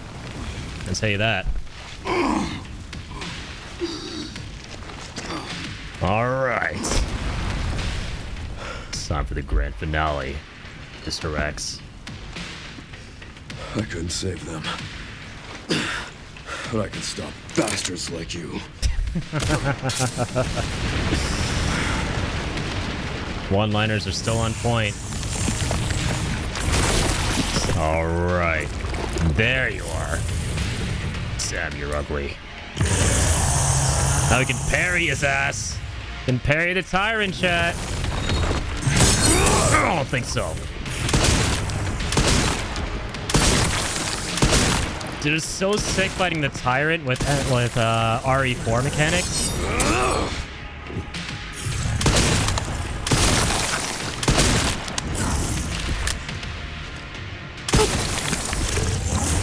Come on. Eat this. Yeah, just stand there. Or afar. See if that does you any good. Huh. I'm Leon Stupid Sexy Kennedy. I don't form aura just by standing. Oh, fuck. I lose it when I take damage, though.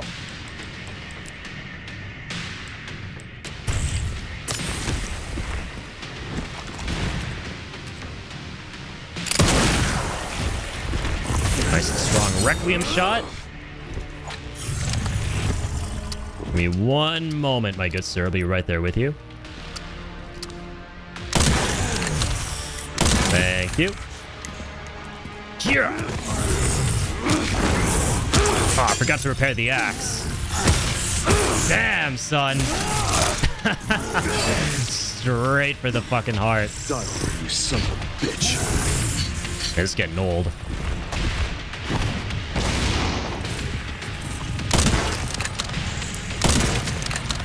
No more whipping.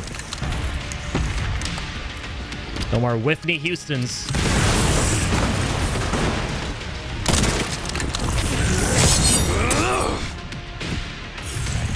What's up? Say cheese.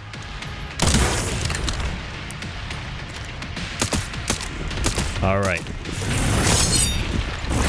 Back to basics. Give me 1 sec. Be right there with you.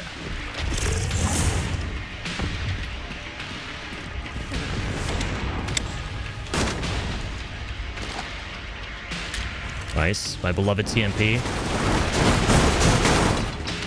No chat. You didn't just see me try to parry a fucking car.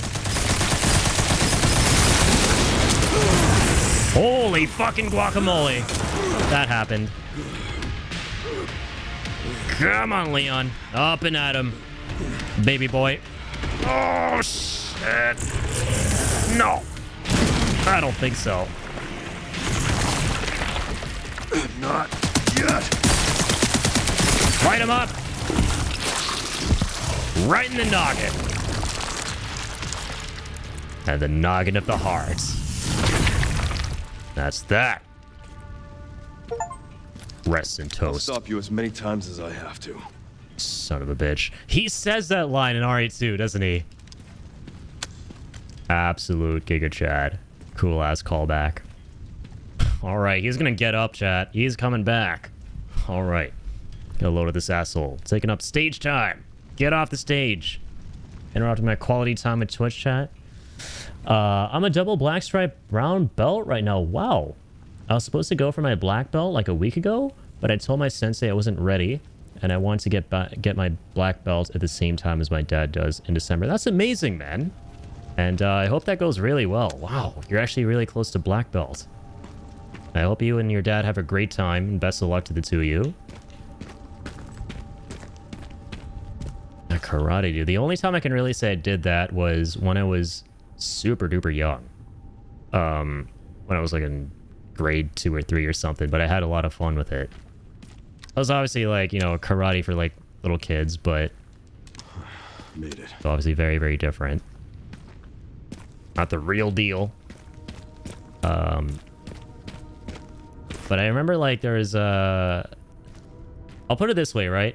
There's nothing that comes close to that feeling of progression you get in video games when you level up than doing something like karate and progressing through the belts. IRL, you know? Nice! Thank you, Ween. First try, baby. I'm at the orphanage, Sherry. There's not much left of it. Heading underground to look for Grace. Understood. Yes, we are.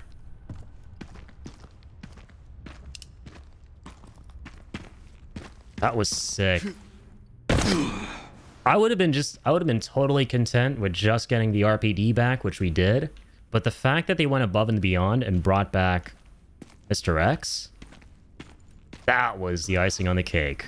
Just this whole Raccoon City chapter has been really, really fun, gotta say.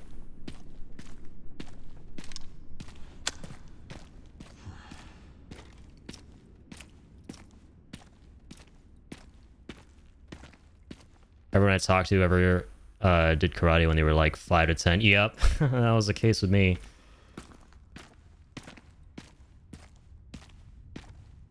All right, here we go, Leonese.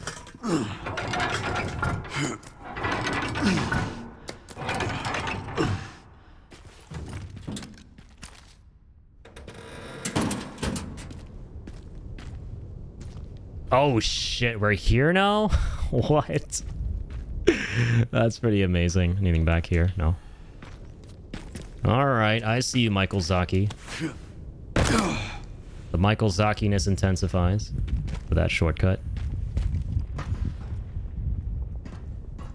Man, those ambient wind noises. Look at this game chat. Unfucking real.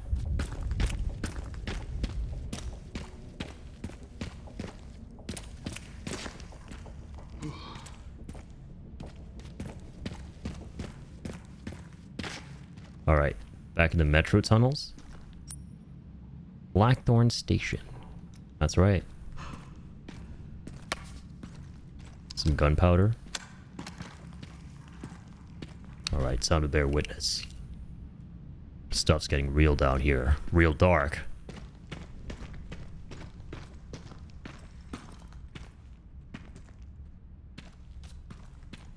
They're always like, I don't remember what style it was, but like which style is so important to if it was good or bad karate. There's so many McDojos out there.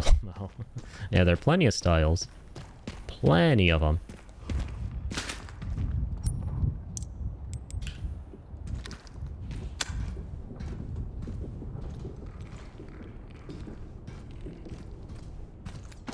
I remember Taekwondo.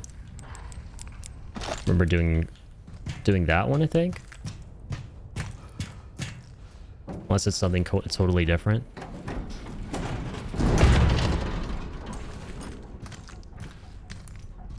Alright, this thing isn't going to collapse anytime soon. Definitely not. Definitely not. As Raiden would say. I think Raiden and Leon were getting along real well. They're two sides of the same coin. I bet you they're like a gajillion and one fanfics about Raiden and Leon. Now that I think about it. Oh, man.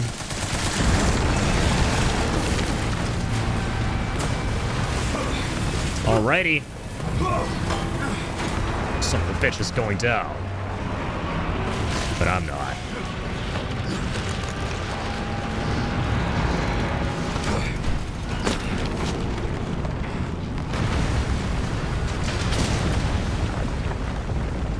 You call Taekwondo safe space karate? Nice. My stop. Better be the last stop. Sick of this shit. Get me down to the lab. Be down to the dirt. You think this is dirt? This is nothing. Yeah, I like how all RE games in the final act culminate with the lab, right? Alright, give me the good stuff.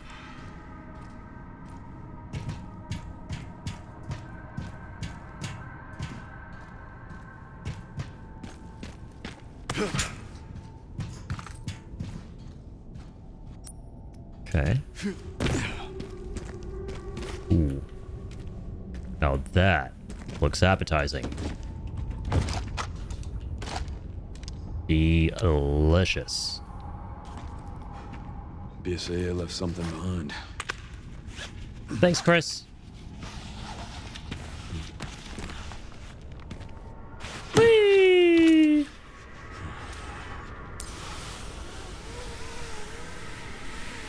God damn, man. It just keeps going. Like in the Forbidden Woods of Sekiro right now. Going on Amiibo Village here.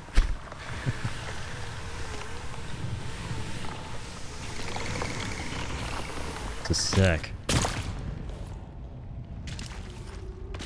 Finally reached the bottom. This is one very deep hole. That's what she said. Perfect place to hide something.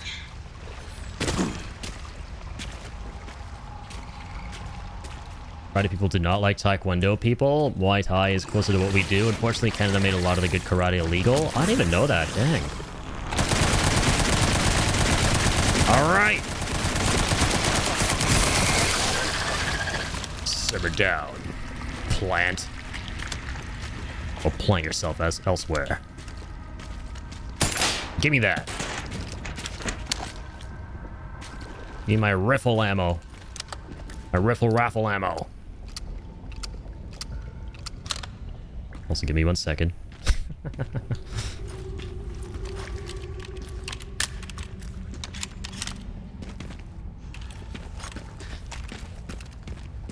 Yeah. I'll take that.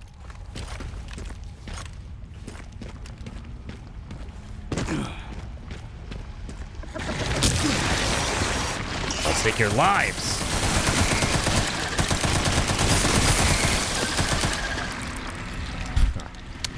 Someone's got to call a gardener down here. That will be me. For now. Don't worry, chat. I'm filling in the blanks as always. Whenever Leon can think of something witty to say. Do we have... I want to make some Requiem bullets if I can, dude. It's gonna take the large gunpowder, I believe. No, okay. Some machine gun rounds. Some shotgun shells. That's good for now. Okay.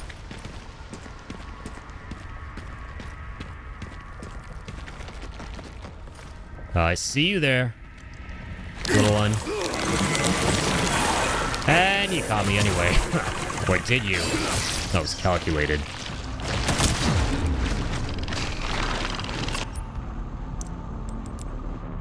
Eat the herb, Leon.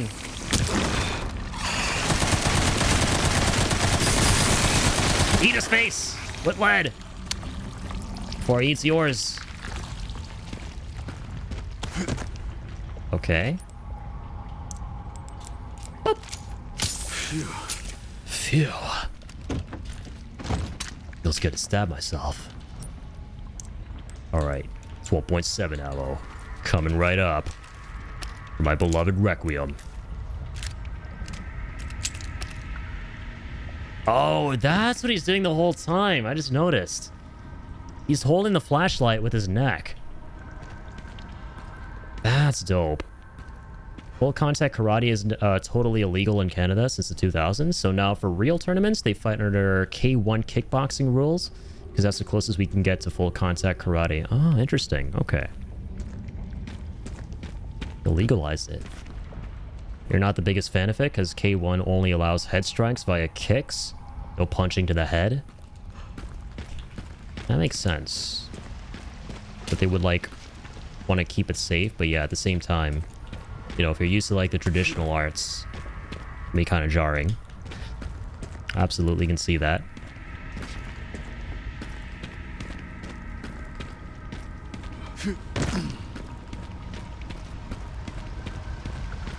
The hell is that thing? I see you back there. My eyes playing games on me. Very possible. I reckon he's gonna play some games with you. Bitch. Not this time, buddy. Not this time. Not now, not never. Not never, not ever, not never. Never ever.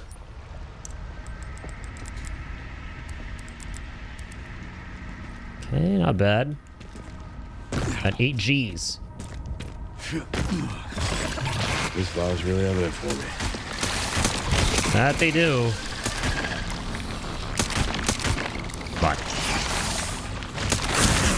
Come on.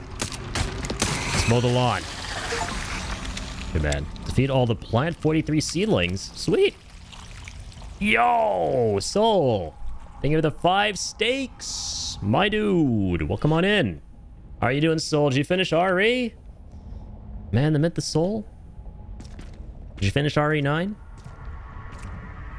We're working our way through. We're getting there. I'm gonna probably finish the game tonight. The man, the myth, the soul. Oop.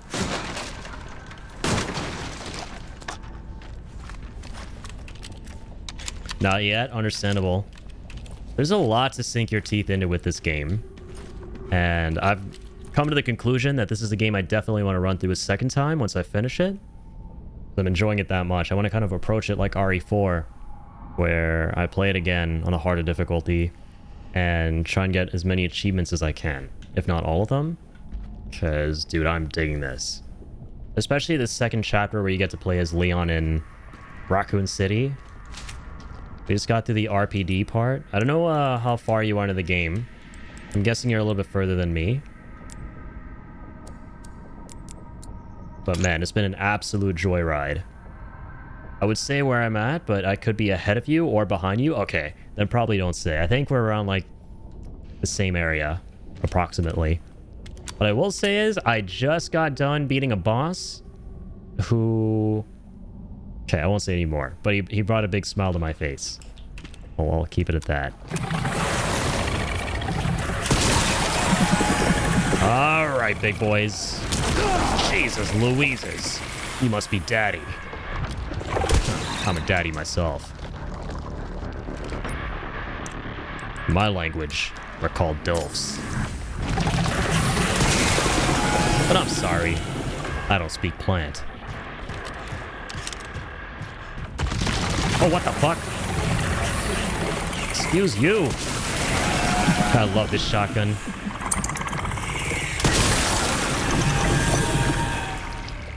Yeah, so what are your thoughts so far? This game is peak, right? How peak is this game, though?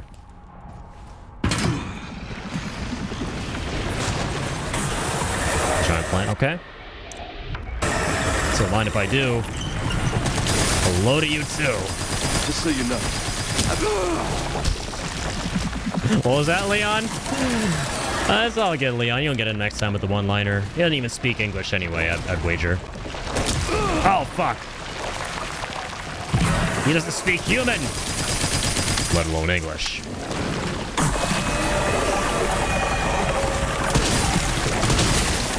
Right in the face.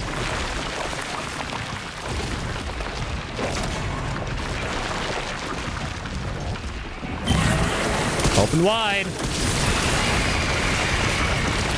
Time for your daily dose of lead. Time to burn you up from the roots. Let's do it.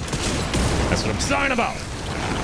Legalizing weed in Raccoon City.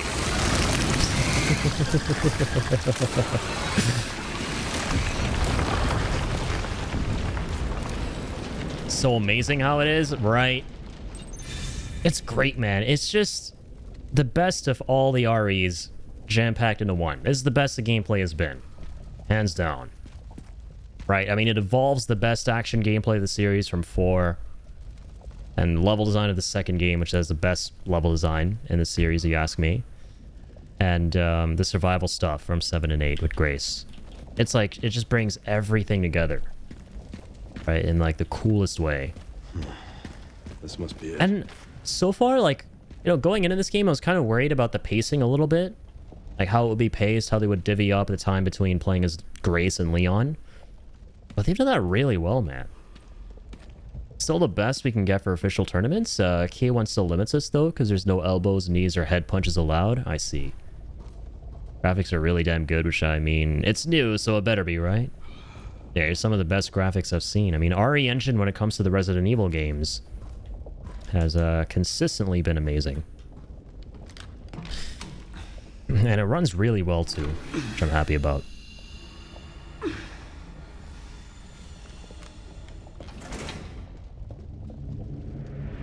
All right, Umbrella.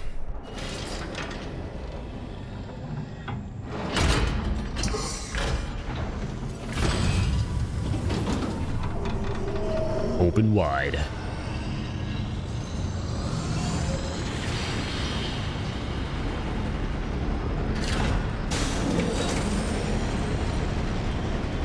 Dang, son, that is an extra ass door. Everything is so extra in RE, man.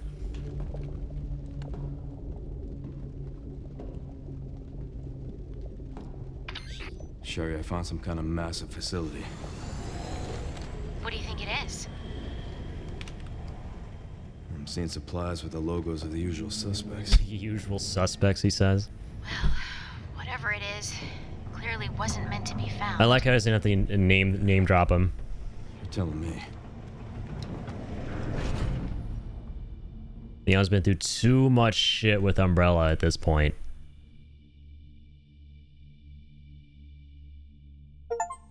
I passed the care center already? I think so. We went through the RPD. And now we are headed into, as you can see, Umbrella HQ.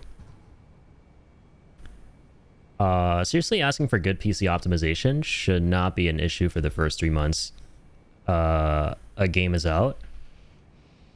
Yeah, right? Completely agree. I mean, that should be the standard in the industry, but unfortunately it's not, right? Like, just, you know, paying for something you want to experience the best we can experience it if you got all the minimum or recommended specs. And for it to actually run decently given those specs that, you know, the developers themselves have said, if you have these, the game will run well. It shouldn't be too much to ask for at all for, you know, the game to run decently on that.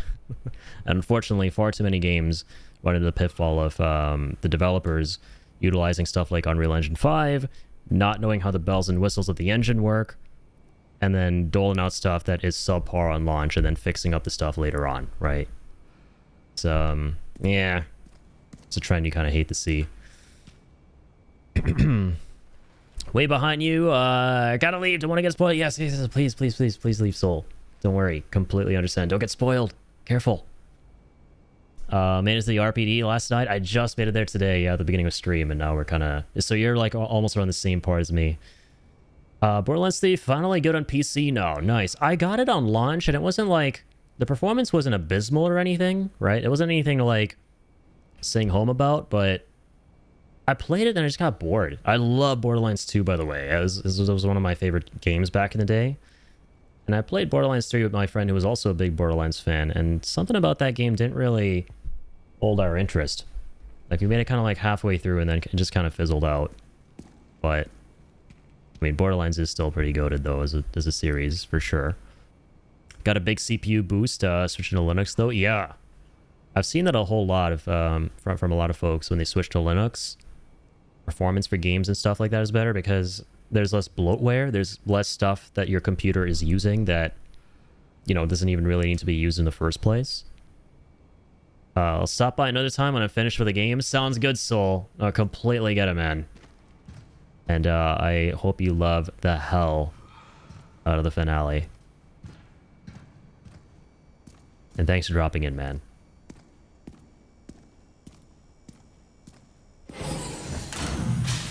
Yeah, man.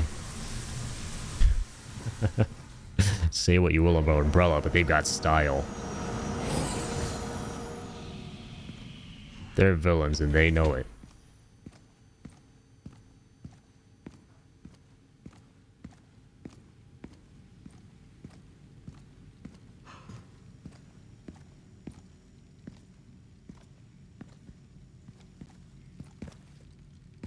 That's a clean-ass facility.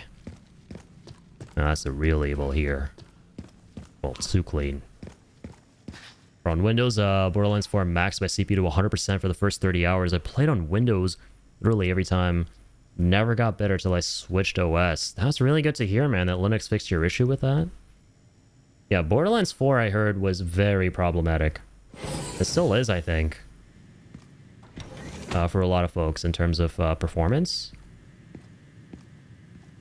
But I think some patches have gone out, and yeah, obviously, like, playing on Linux helps. For sure.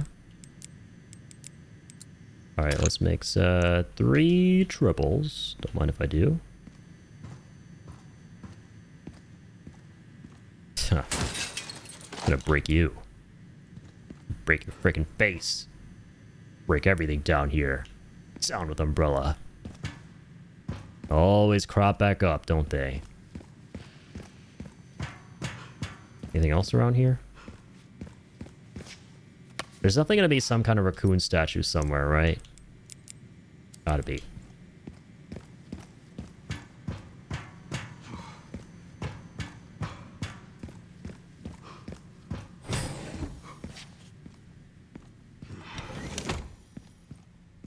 I'll be taking that.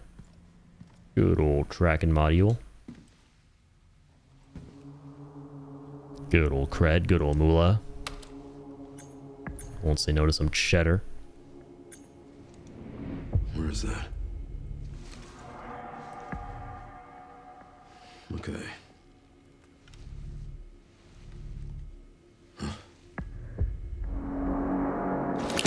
7 reinforcements. Are we fighting regular human enemies here?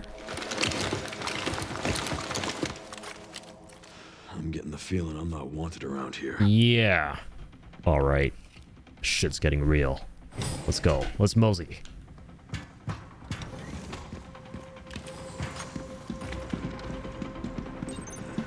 Eliminate the elite guards. Yeah, this is the real deal right here. Human being commandos. Holy shitballs. Oh my fucking god. Humans are built different, Leon. You're way out of your depth in this matter. Not dealing with brain-rotted zombies.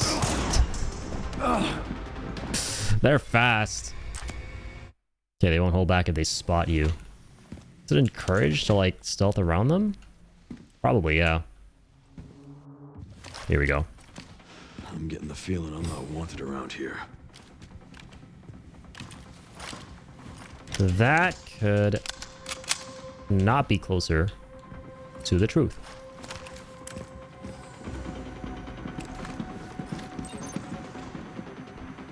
Okay, use my silencer for this. Perfect. God, there's no way to fight back. They're so strong. Which makes sense. I mean, we're dealing with humongo beings. Not zomboids. This is not Leon's forte. I'm getting the feeling I'm not wanted around here. Okay, stay low. Oh, we can blow up the canisters. That's it, that's it. There they come. Leon, you can't win. You're actually fighting something your own size for once, not something 5 times your size, right?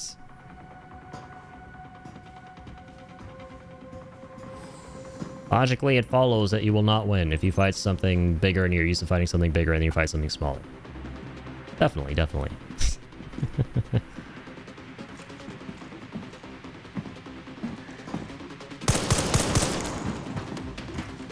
Sit down. Peekaboo. Oh, I actually have to clear him out? Alright, alright, alright, alright. Enough fun in games. Fuck, I'm out of ammo.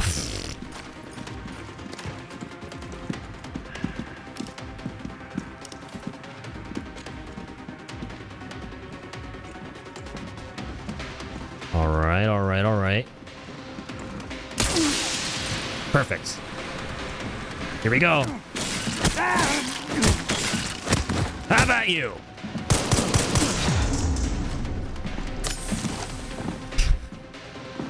I just hacked that guy to death through all 17 layers of solid steel body armor right there.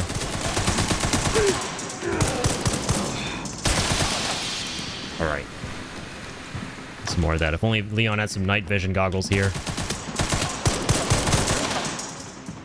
Oh, not this time. It's kind of hitting me. I think this is the first time we fought human enemies, man. And like forever in Resident Evil. I don't know if you've ever done that before at all. Like the closest you ever get to this is when you're fighting Ganados in RE4, who are like special ones with the miniguns and everything.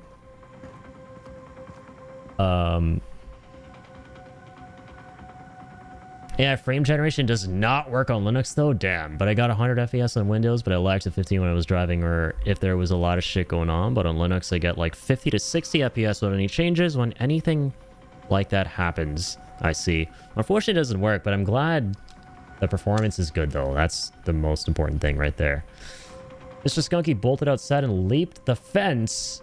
Asked JC to chase and get him. JC dragged him back by holding him on the collar while he was kicking and throwing a tantrum. Jesus. JC just being the responsible big brother. Gotta head to bed though. Have a good night, bro. You as well, Spider. Hey, thank you for being here, man. Much appreciated. And all the interesting stuff about the karate. Very fun to learn about. Now the boyos are fighting. Oh, of course they are. Oh my god, I almost got Zach fared. Don't too ahead of yourself, buddy. Nothing ever lasts forever. You're good. It's gonna make the whole area misty? Nope. Just that portion right there. That makes sense. Shoot the glass with a glowing red pot to release the bioweapon within. Use it to disrupt the elite guards and giving you a chance to attack? What? Wait a minute. Shoot some red pods around here?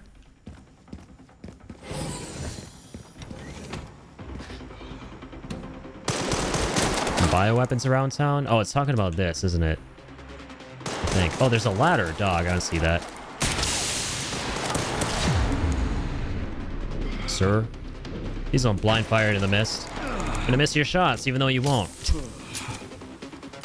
And even though you didn't. Man, this music slaps.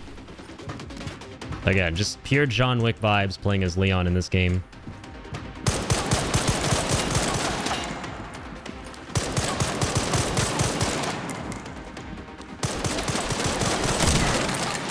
That's enough out of you.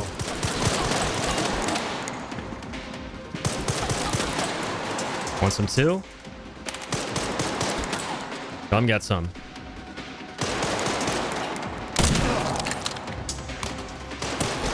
Come get some. Plenty of ammo to go around. Plenty of ammo.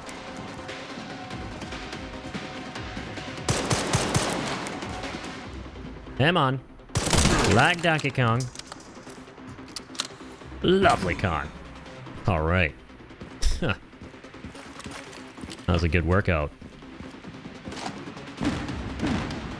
Machine gun rounds. Oh my god, riot police. For how long? Okay. Shit. Got the bioweapon, Leon. Oh! Who the hell are you? Dead! That's what. As am I. As am I. Finally found that bioweapon the game was talking about, though.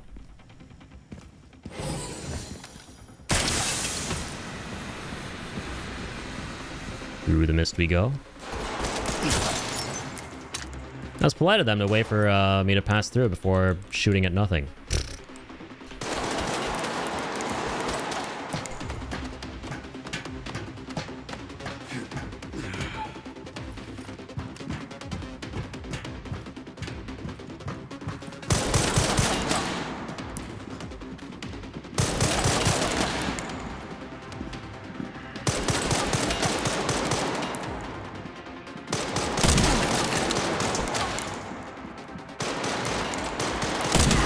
Okay. Okay. You be dead?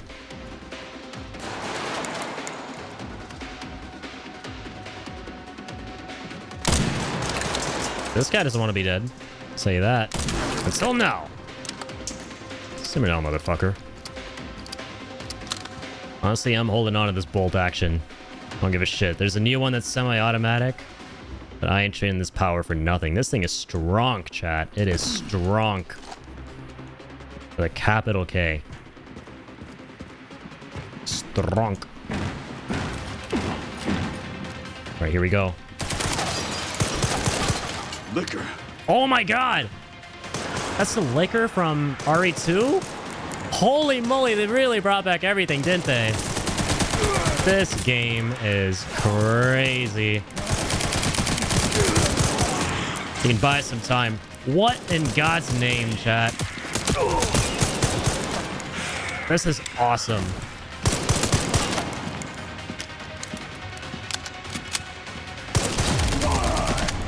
You're not awesome. Not good. Nah. Not for long. That was a blast to the past and a half. That was a blast to the past and a half. Bra-da-da. Yeah. Peakeronium pepperonium. That's all I can really say. Careful me. Okay, we can go up there.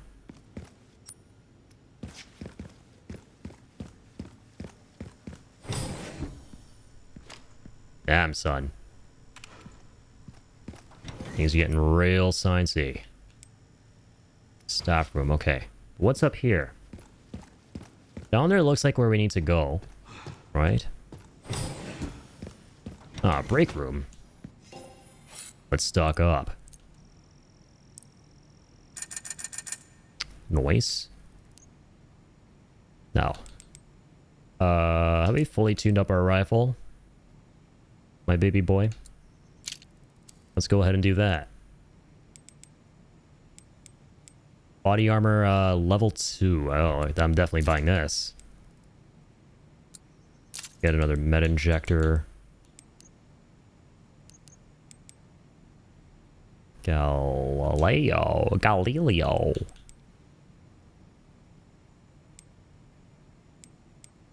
This thing is real weak. It makes sense though. It's a high rate of fire. Just a scope or something we could put on it though.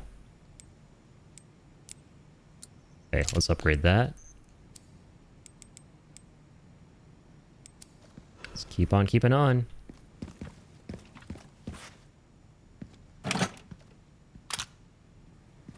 Another med injector. I will not say no to more of those. I'll tell you that. NOAH status report. Current facility operation status. Auto processing green. Network systems all online. Everything's green. Guards are on patrol. Labs are being checked and everything. Operating at 82%.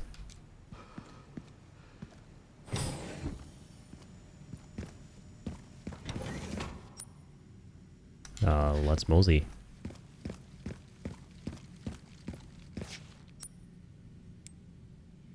Service corridor. This is where we started.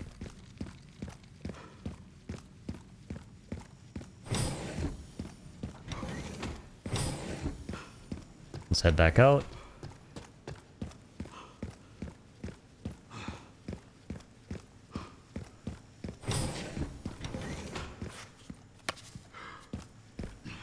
Grab some goon powder. Here at ARC, your movements will be constantly monitored. Do not leave the designated areas without authorization. The recording and transmitting of information is strictly prohibited. Shut it. I go where I damn please, robot.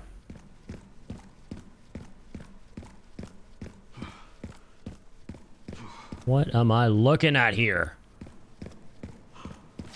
Some kind of new exercise I've seen nowhere before. I don't know about none of that. Oh, guess you learn something new every day. Especially when Umbrella's at play. What you got for me, Cube? Some ammo? It's always ammo. As I say. Guns and ammunition are attracted to me. I attract him like a magnet. Because I am a magnet. I'm Leon Stupid Sexy Kennedy. Product Catalog 2, 2026 edition. Hey, that's this year. Code CMT501. Oh, the new Tyrant. Price, $120 gazillion. Specifications, a humanoid bioweapon with exceptional combat capabilities. I love how he's exactly the same as Mr. X, but the 2026 version. That's kind of wholesome. It can execute simple commands, such as tracking and eliminating targets, and comes with the code as standard for effective human disguise. It's like comparing a PS1 controller to, like, a PS5 controller. Ooh. And then there's a Nemesis. Are we going to fight the Nemesis 2? From RE3? Price negotiable. Product specifications based on the Umbrella Corporation's parasitic NEA. This mass-produced model focuses on cost reduction and performance enhancement. Repeated improvements have resulted in a significant boost to physical ability and recovery, regardless of the host's durability. Dang. Dang, son. We're totally fighting a Nemesis, aren't we? And this guy. Backup is on the way. Not necessary. I'll neutralize the target. Who the fuck is this guy? Holy fucking moly! Got Ultra Instinct. Yes. Was awesome. Ow. And cut by glass isn't awesome.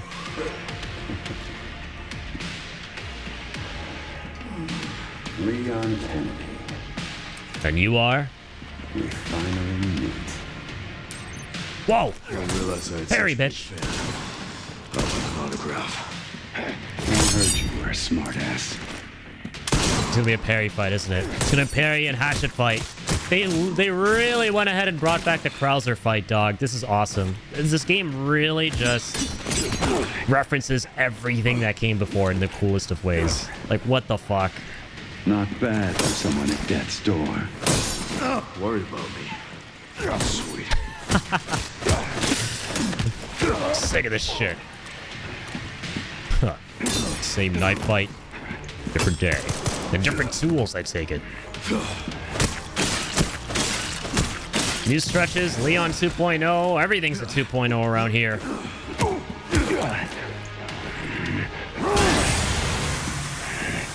Sneaky bastard. Can still see you, you know.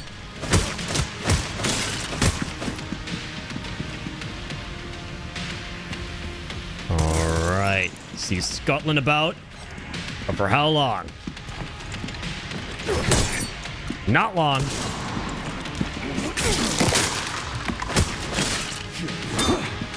Not long at all. Come on. Don't face me like a man. Take that. Did we actually kill him? I think we actually killed him. Seems kind of dead. We Leon Stupid Sexied all over the place. With Mortal Edge. Huh. New axe. I'll be taking that. Ran into trouble. This guy was one tough bastard. Coming from you, that's quite the compliment. Was he, though? Don't gotta humble brag, Leon.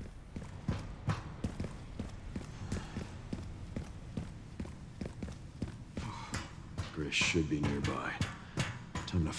some answers. I wonder what the final Grace segment's going to be like. There's definitely going to be one more, right? I think the game is going to end with a Grace segment. The final thing you do in this game will be playing as Grace. Because it is ultimately her game. Though there's a ton of Leon stuff. RE9 is basically Grace game. Be just up ahead.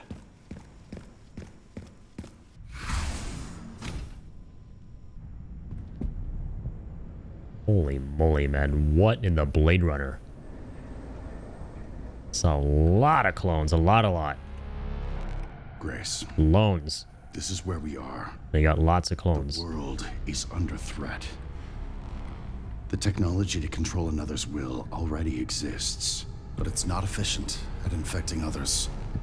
I believe Spencer solved that with Elpis. The Connection sealed Raccoon City to save it for themselves, and it's been waiting here ever since.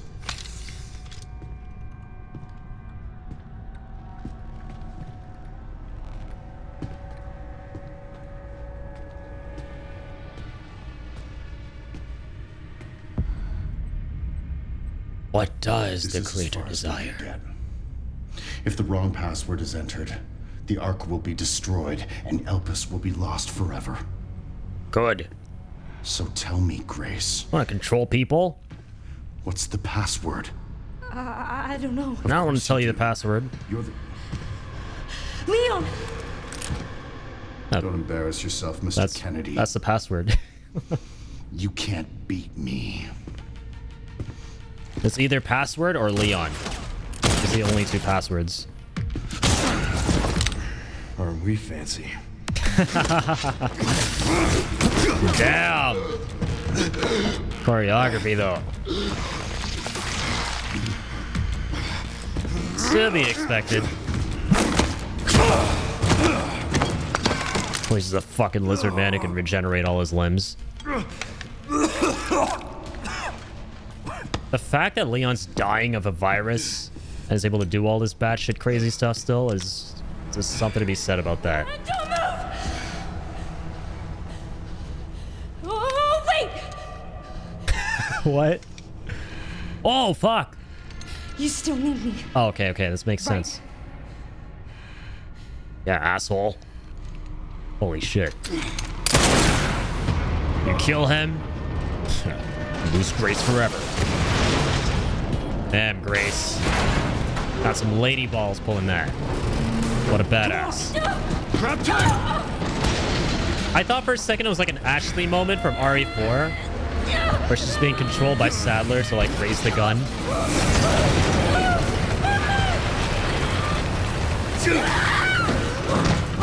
I got you. Okay.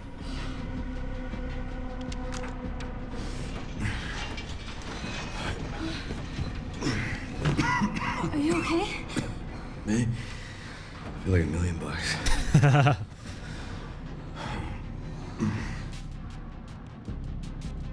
Never a dull moment with Leon.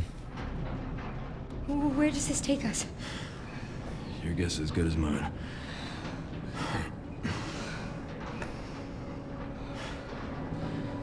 Time to get off. Come on.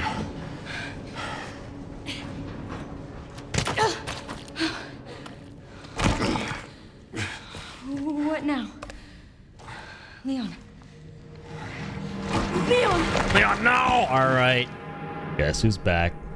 Grace is back. It's time for some Grace gameplay.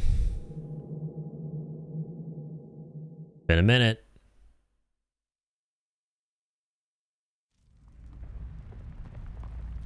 Never thought I'd say it, chat, but I'm glad the game's spicing it up again and we're going back to Grace. As much as I am a ride or die for my hombre, from another mombre, Leon Stupid Sexy Kennedy. The game is also so fun to play as is Grace that I'm kind of looking forward. It's amazing how it does that. Got a game with Leon in it, but you still look forward to playing as the other new character.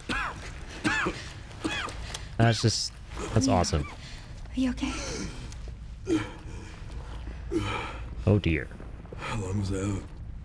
I don't know. He's getting real sick, man. Wild. I don't think those white strands are stubble anymore. I think those are maggots. Those marks. It's T-virus.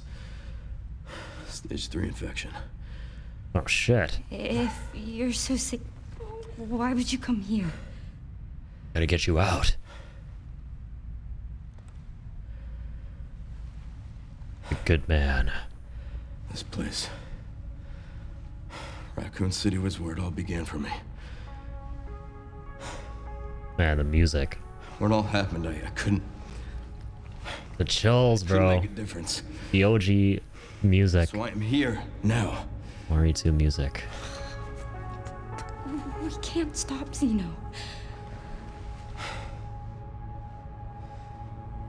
He said something about you having a password. What was he talking about? I don't know. I'm sorry. Hey, here.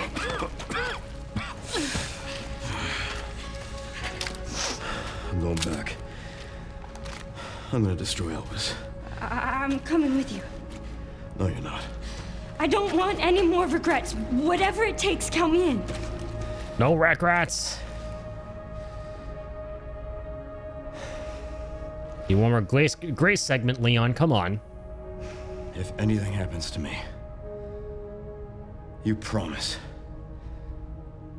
you'll end this. I promise. Nothing will happen in chat. Don't worry. Don't worry. Come on. Okay. Dude, this is crazy. We're playing as Grace and seeing Leon from her perspective in the gameplay. This is so trippy. This is so trippy. Feels like $1 million means passing out in a minute. Oh, he's up again. He's Leon again. I'm Maddie again. Oh, regrets. Leon's a big boy, dude. And why are we surprised? Man, that RE2 music. I can check it out for us. Again, the member berry soup in this game is incredible, chat. Guess we're about to find out.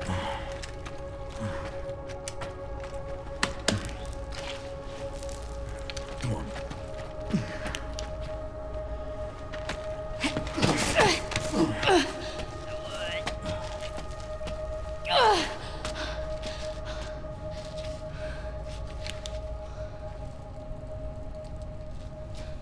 Think you know where this is going? Well, she went up. Watch out for yourself up there, yeah? I know she's going up. Think we can agree on that much. I love how I call the plot twist of the game, though, chat. I saw that coming from a mile away. Doesn't happen every... It's not every day that I, call these big plot twists.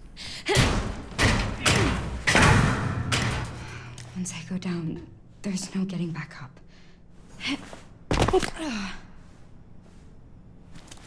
You know where it's going with the story? Noise. Yeah, I'm curious. The biggest plot twist has already been revealed, and we called it that Grace is a clone. However, the way this game could end, I currently have a theory. But I'm not going to say anything because I already called one thing. I already called one thing in the game. I predicted one thing and I was right, so I'm not going to predict the other thing. Because it might be a spoiler. So we'll see. We'll see. System locked. Override key required. I'll tell you what though, chat. Activation. Leon ain't dying. That much is for sure. Got to ask, were you able to find Tuzi's YouTube? Once they go down there, Addy goes down fast.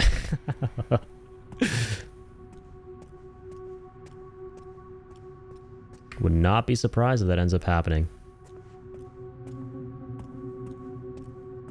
Okay, alright.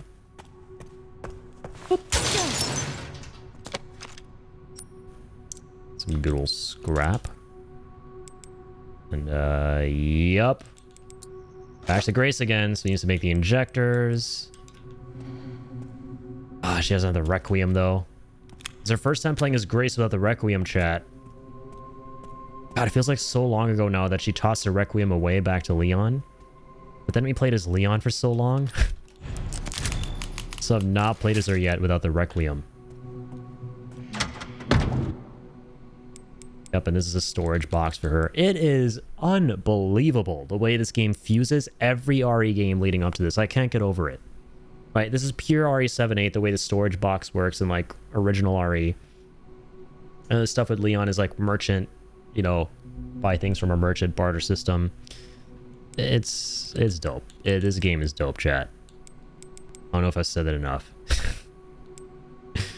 Life power and durability. Empty injector. Yeah, these are all where they belong. These are exactly where they belong. Still can't do nothing with those.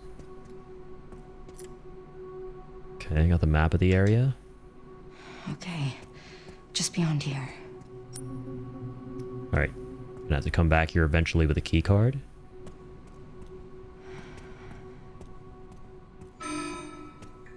Warning. Threat level orange. Confirmed in storage sector. Critical error. Containment lockdown failure. Spooky. One of the big scares are going to be for Grace during this segment. It's going to be the Nemesis, isn't it? Oh, the Lakers are back. Nice cock.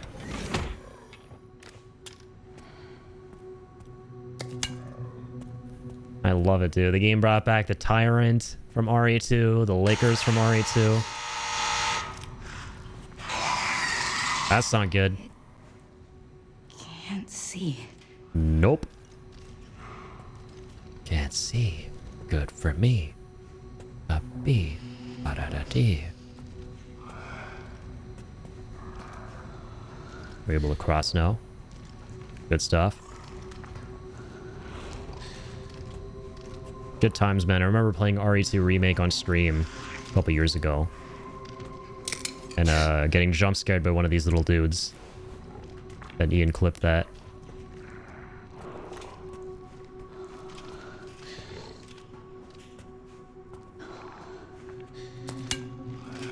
Eat 3 chocolate chunk cookies between last night and this morning. Rip chunk. I think that's how Leon killed him ultimately. That's what ultimately gave Leon the necessary power to do him in. The fact that you ate 3 chocolate chunk cookies. Or chocolate chunk, should I say. Sneaking time. The stealth is very fun in this game, I have to say. Especially that last segment as Grace where we fought the girl. As the game calls her. Or the BFG as I would call her, the big fucking girl. That was dope. You had to sneak around her, turn the lights on, damage her with the light. No key card just yet.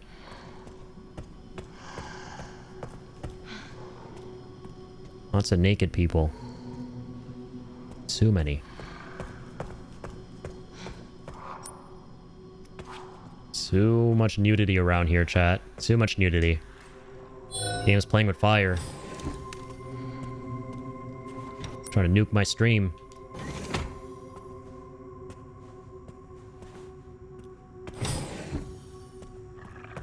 Okay, circling around again. Gotta go to that sterilization chamber.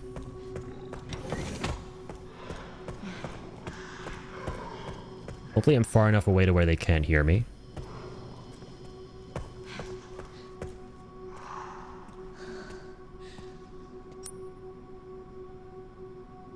Empty bottle, bioweapon, a repulsatore.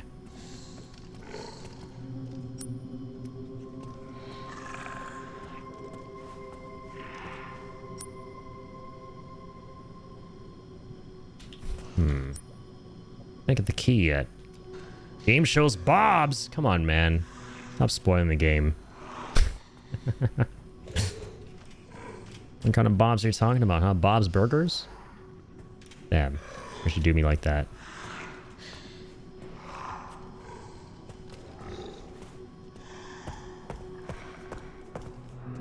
Oh, my bad, chat. We haven't been down there yet.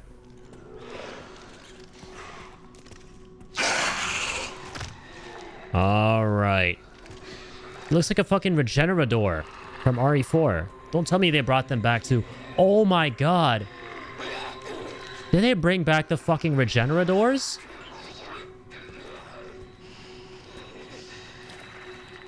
This game has everything, chat.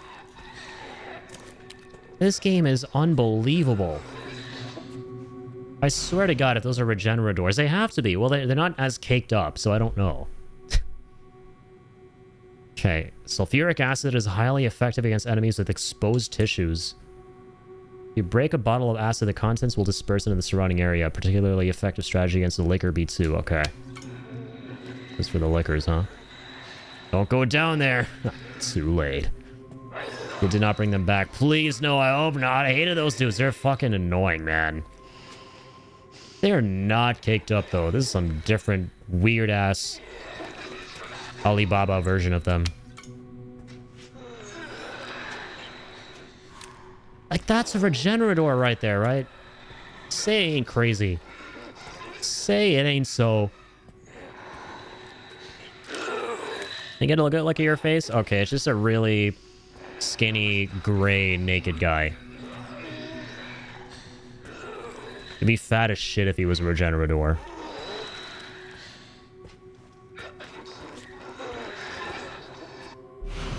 I'm just gonna take that. Don't mind me. See you later, buddy. They're kind of chill. Oh, these guys are chill as fuck. Okay, maybe not. Maybe not. Oh, fuck. The liquor's back. Not for long, I'd hope. Alrighty, take that, bitch. Stay down. Give me some blood. Let me your cock. Thanks. Okay. Move it, Gracie. Oh, fuck. It's not for here? Where do we use it? Store electricity to the dump control room? Sterilization chemical storage. Key reader? What the fuck do I need this key for? Oh, God. Spoke a little too soon. I got a lot of cock blood. A lot of clud.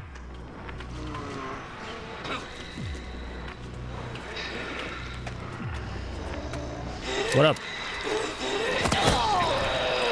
That seems friendly. Very friendly.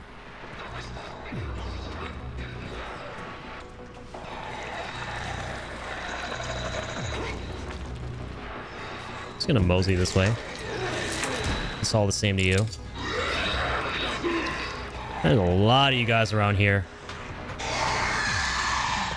And now I'm out of here. I don't intend on joining this party with you guys. Surely the liquor's gonna stay in there, right? Stay where you belong! Oh, hi! Knife the bitch!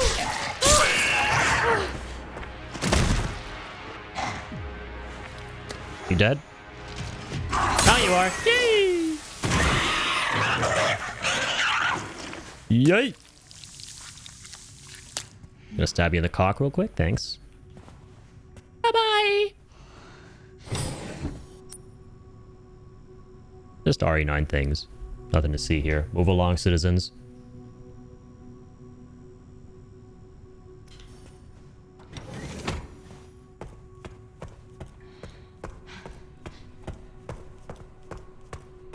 All right.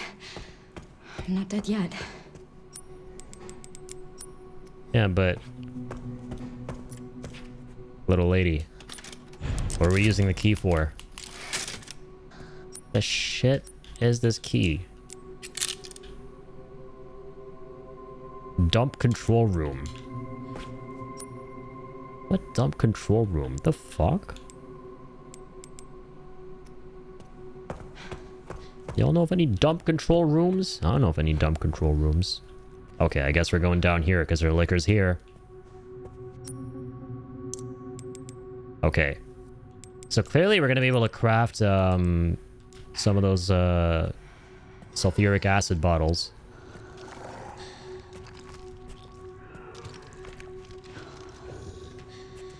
With another one of those puzzles. Blood sample puzzles.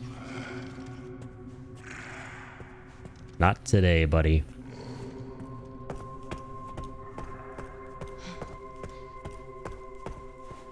As you were, Gracie. Okay, sweet. Here we go. So it's for here. That's what I'm talking about. Beep beep. Beep beep. Beep beep beep beep beep. Beep beep. Beep beep beep beep beep. And the central refining system. I need to get going too.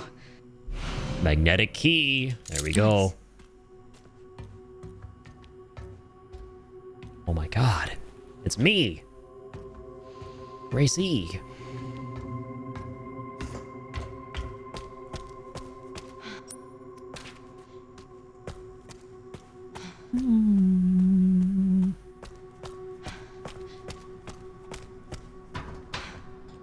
Be able to climb back up there.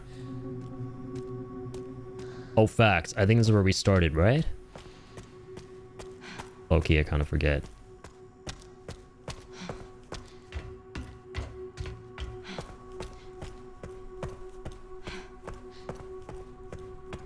Alright, Leon, don't you worry.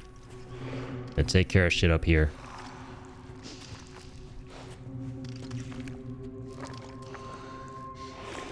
I see you, buddy. See you a little too well.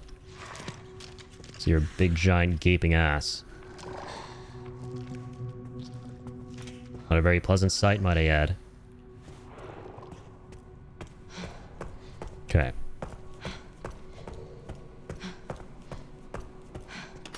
Save here again.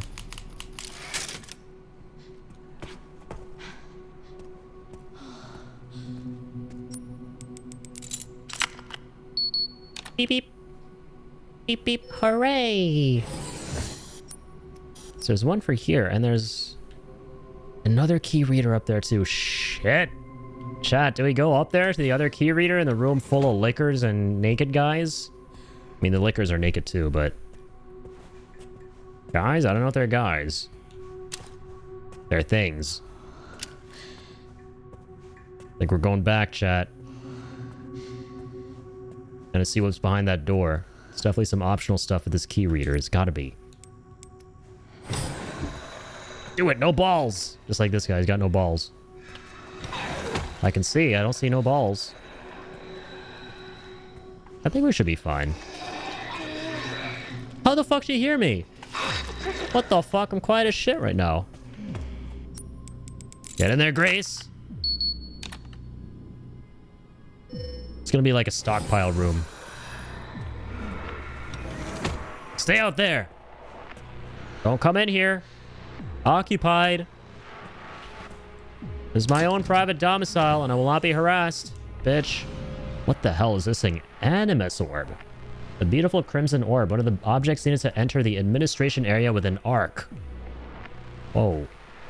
Shay, you know what this reminds me of? It reminds me of the dotted puzzle from Resident Evil 4 Remake to open the door. Whenever you, like, rotate it. What the fuck? I think we needed to come here. Because that seems like some important key-ass item.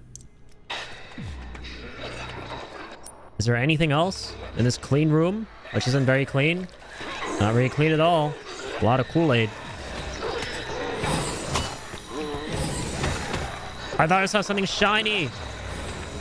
Oh, we're good. Did it, bro? The jukes. Generational jukes. Y'all see that? Y'all see those generational jukes? Look at that movement. Inventing new movement tech out here. God damn.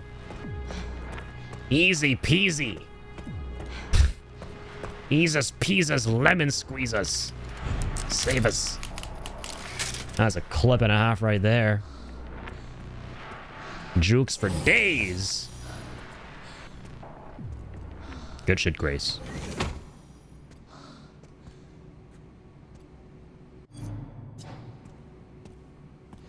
There are a lot of red doors around here. Ah, all right. Good thing I went there, chat. So we need need 2 orbs. That's one of them. What? Threat level red in storage. Shut the fuck up! Rebooting AI control center. Noah. Noah. Oh, no. Who is Noah? Why does he sound like a dick? Reinforcements. You can now craft bottle of acid, various other items. Can you please do the microscope puzzles? I miss those, man, to like craft new things.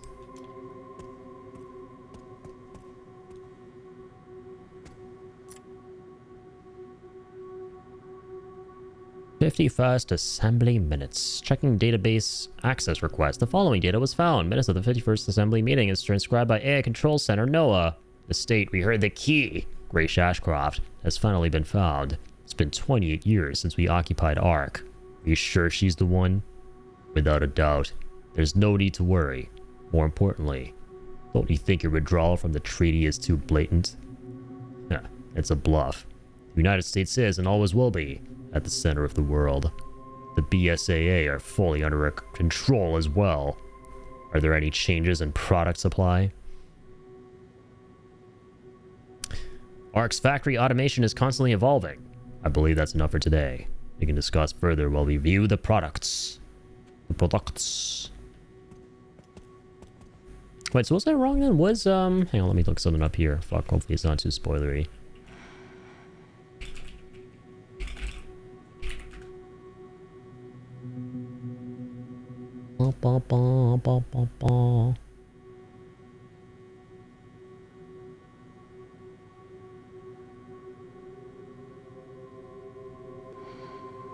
Okay, never mind.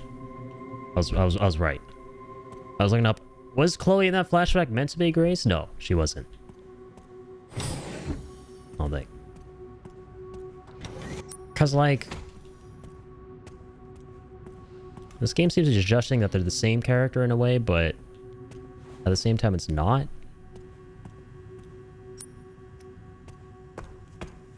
Look at this.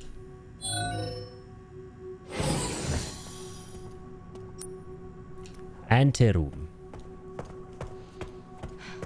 Room, anteroom. I feel like shit's gonna come crashing through the glass. Son of a bitch. Umbrella Corporación. Oh, what's up, Lickers? Alright, nice. Got the save code, 109020. Keep on with the save code.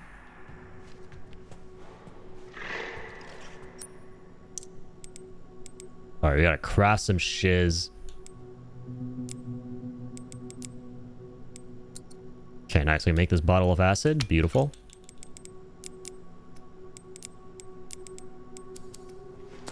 Gonna need this bottle of acid. Maybe not. Goddamn right. Goddamn right. I'm goddamn right about needing this acid. He needs some acid. He's got some ass. That's for sure. Okay, what are we up here?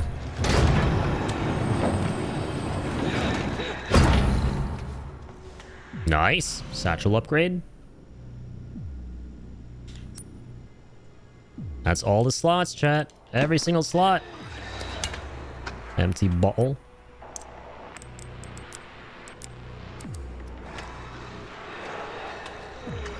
What the fuck? Not this guy. Shit. I don't want to get too loud. I don't want to get too loud. Stay where you are. Fuck! Get off of me! Think they're on acid? They're on something, alright. I mean, look at this guy. Hello to this bozo.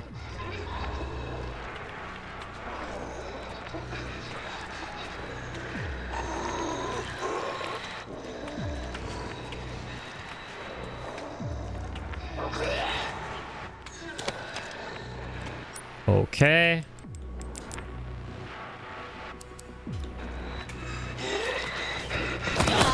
Fuck off, bro. If I fire any guns, everything around you's gonna hear my ass.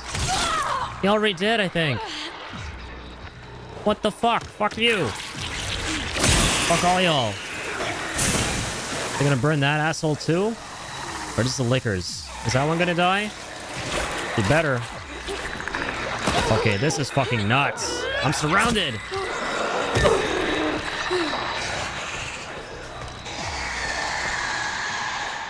All right, give me that shit. I need that cock blood. I'm gonna clip through your cock this time around too. New method of blood collection.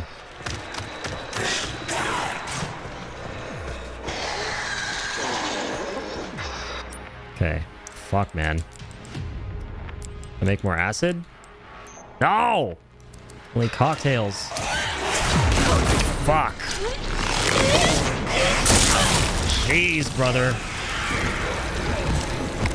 It's like nowhere for me to juke him this time. No more generational jukes. What happened to Leon? Good old Leon A's Kennedy. The T-Virus is getting to him. He's real weak. Grace has got to take over here for the time being. Alright, let's put this Dragon Ball in. Oaksy doksies. Threat level red in storage sector. Rebooting AI. Another bottle. Oh yeah, we didn't get the recipe. Noah. Until now. Oh no. There we go.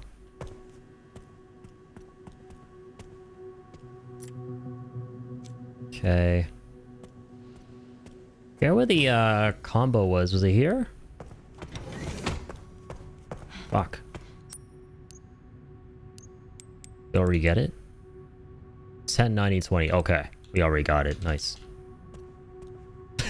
You like toes? You got some of the letters mixed up there. Sonny Jim.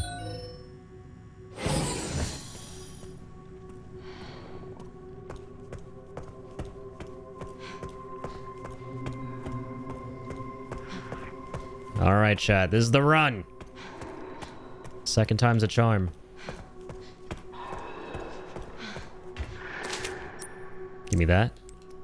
Gimme, gimme, gimme. 10, 90, 20. How interesting. So that carried over. Even though this is where we got it for the first time. And even though we reloaded from before this point.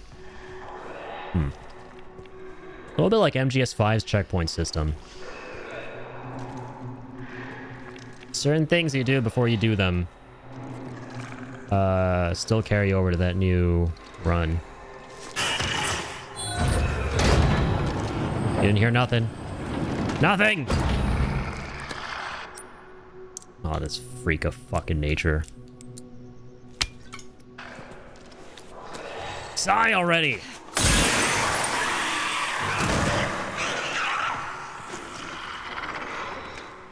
Alright. You good, little lady? Come on. On the double. Oh, dude, we have this blood. Ain't no way. Can make more acid. I noticed that the first time. Get away from me!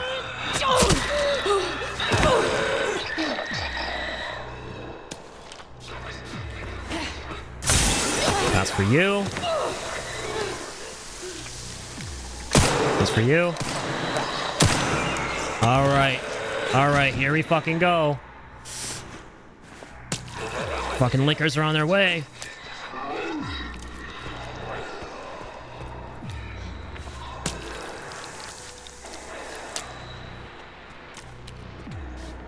I think we're fine, actually. Alright, that's how it's done. Grace motherfucking Ashcroft.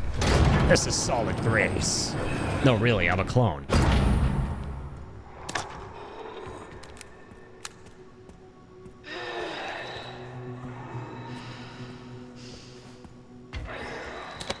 Okay. I'll be taking that. Hemolytic injector. Do we even need these anymore for this area? We have one. I'm crafting ammo for now. We'll keep it real. We need that ammo.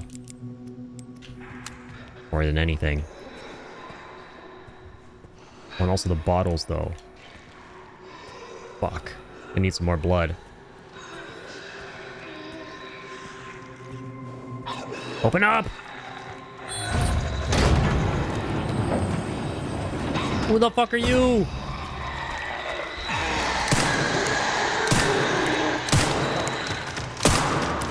Holy, that's a lot of them down here, chat. Oh my god. That's a lot of them. I thought we got all the liquors here. We did not, in fact, get all the liquors here.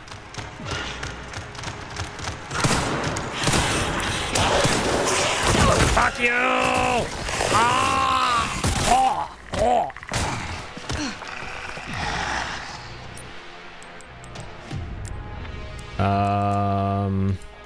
Fuck, I don't know if the cocktail's even gonna do anything here to these guys. Shit.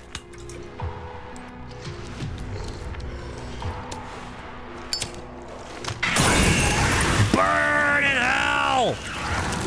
Abomination!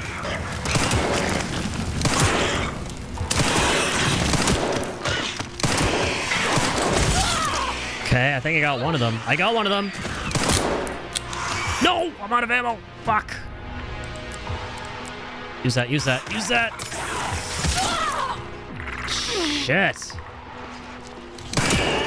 There we go. Holy moly, that's enough out of you. Okay, Molotov's still coming clutch. That looked actually, that fucking looked cool as shit. Let me toss some Molotov at him like that. Okay, it's gonna be enough. No. I'm gonna go back to this. Thanks very much. Sorry, what do they call Lakers? Yes, and they live up to their name a little too well.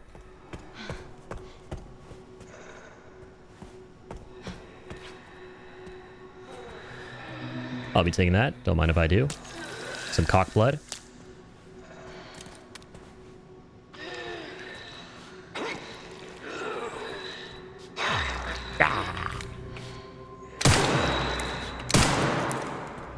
Hold this for me. Thanks, buddy.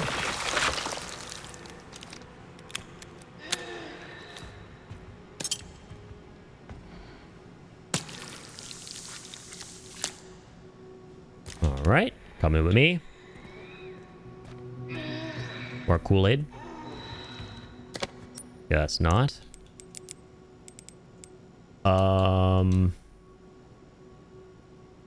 Let's hold off on that. Let's hold off on the next injector. 50, 60, 80. Nice. Another save code.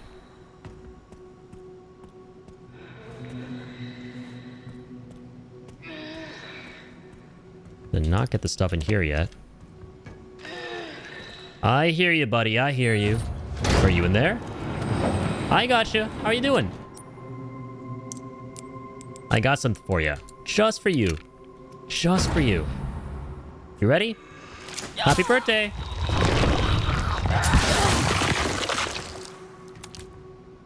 And I'll take that. Thanks very much.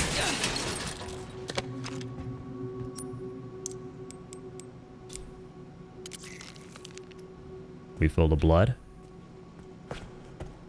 The blood and guts. The bloods.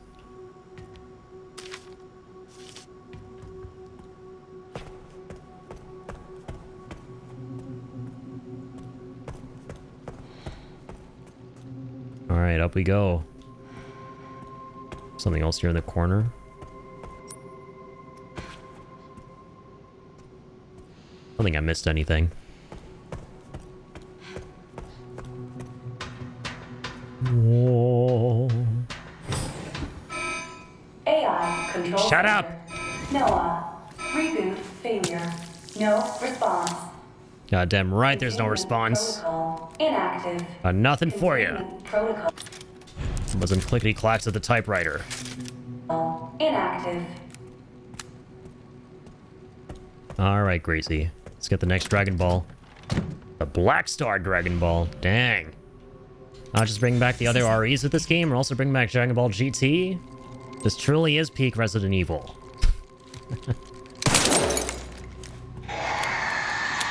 Ain't no way the Lakers heard that raccoon die.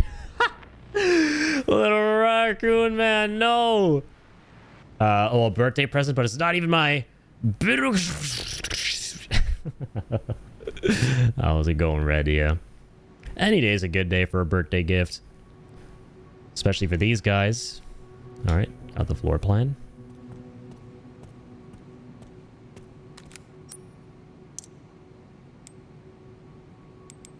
That was so funny. Let's go. W clip. Alright, fantastic. Let's keep on getting on here. And I heard a bunch of really pissy lickers around here. When I shot that little raccoon man. I don't know if they're actually here. Either real lickers or fool lickers. I'm lurking but not watching with voice spoilers. Completely understandable, Martin. Thank you for the lurk, man. This game is phenomenal. This game is absolutely amazing. It's a celebration of all things Resident Evil. Every facet of the franchise in the coolest way imaginable. And I hope you have a blast when you get around to playing it yourself.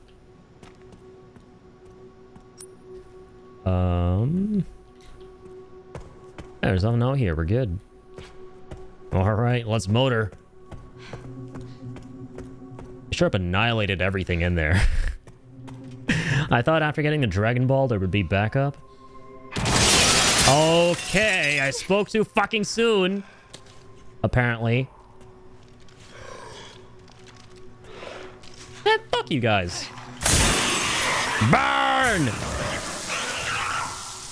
Is that not gonna get the other one? Holy shit, he's tanking it. No, he's not. Got fucked. Alright. Max out on the blood. No bottles. Like one of those. Get some more cock blood. Don't mind if I do. And some more cock blood. Don't mind if I do.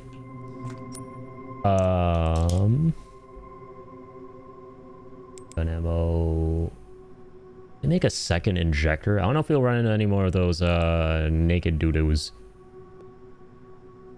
I mean, I'm looking at one right now, technically. I think I have more handgun ammo. Put a lot of shots into their noggins. Get the rest of that.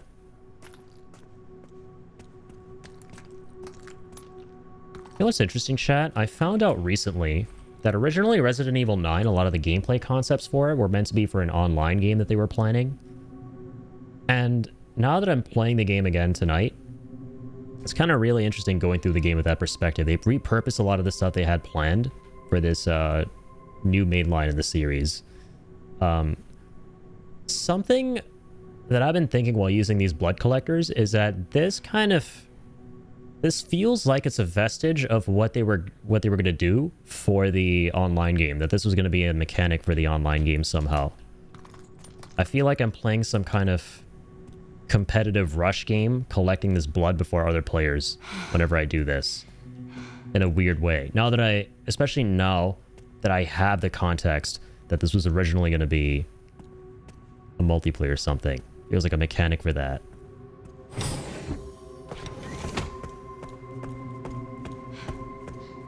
But what's crazy is, if you didn't know, like I didn't know, not many moons ago, that this was originally going to be the case, you would not be able to tell. I mean, this is just... everything just seems so specifically designed in this game with a single-player experience in mind.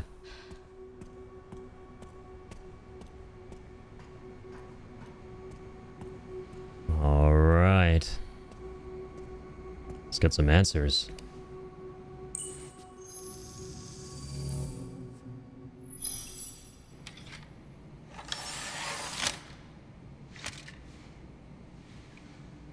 Where have I seen this? A floppy disk. Something important. I'll explain later. Floppy McFlopster from the beginning. He's back. Floppy's back.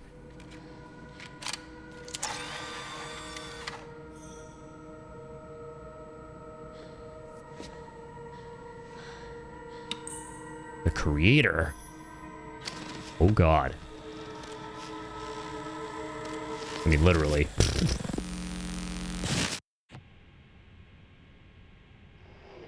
All right. Shutting yourself away in a dark room like this is quite the change for you. What's up, Mom? Life takes unexpected turns, don't you think? This guy Victor? Back, do you feel that the choices you've made have contributed to your present circumstances? Of course. What you sow, you reap. Isn't that the natural order?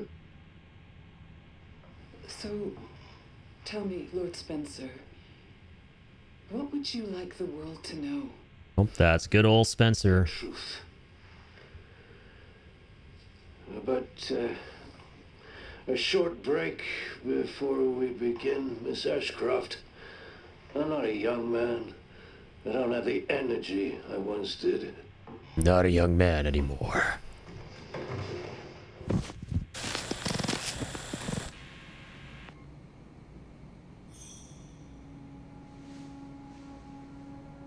Why would Mom hide this?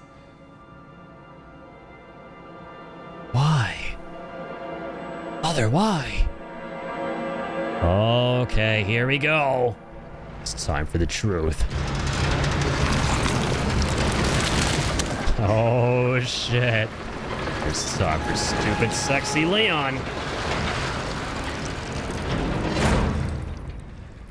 Okay. Back in biz. Are we, though? You alright, Leon? Not looking too hot. I am now. I mean, you know, in terms of health, physically, that's a bit of a different story. Talking about. Your body can't take much more. I'm gonna settle this. You just sent us a chopper for immediate evacuation. All right. Guess who's back? Stupid's back. Guess who's back? Sexy's back. Leon S. Leon Stupid Sexy Leon.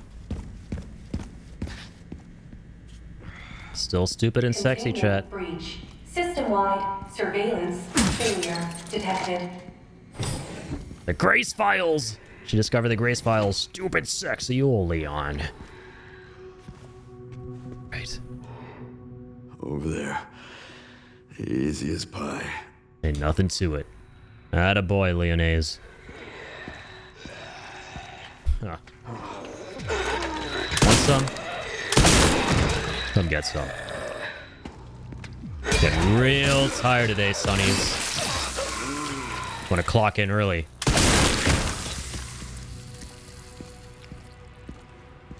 Can't believe the end of the game is near. We're here. The end is near. Yeah, we're in the end game now for sure. Oh god, Leon's reaching his limit. Shit.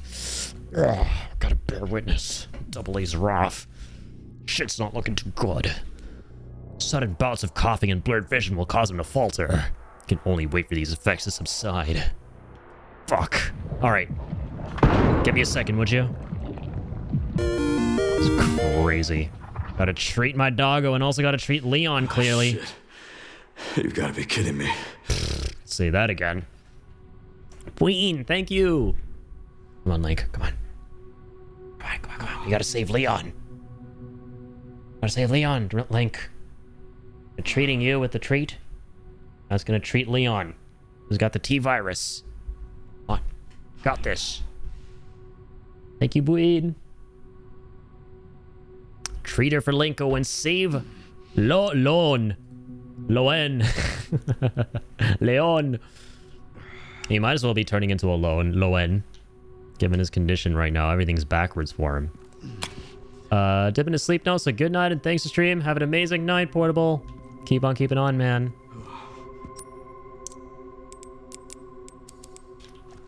Alright, Leonese. Before he turns into mayonnaise all over the floor.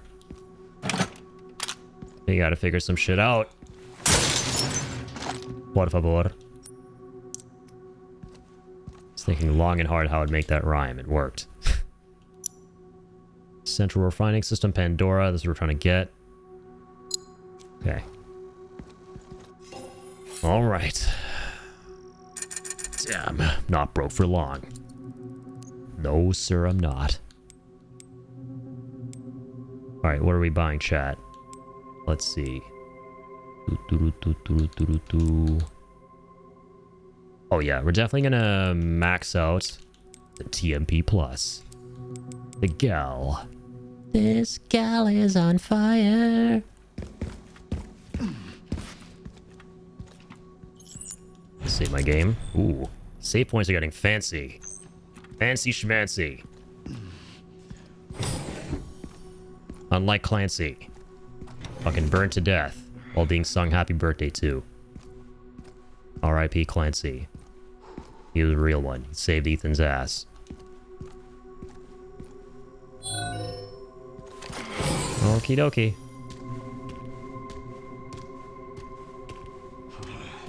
Security threat detected. Elevator shutdown in effect. Override key authorization required. Always a key. Fuck, I was really hoping Leon would say that. Ah, it would have been the... That would have been the clip of the century. Ooh, oh my god, I got 10 grand? Holy moly. As I'm on the cusp of dying. You've got to be kidding me. At least I'll die rich.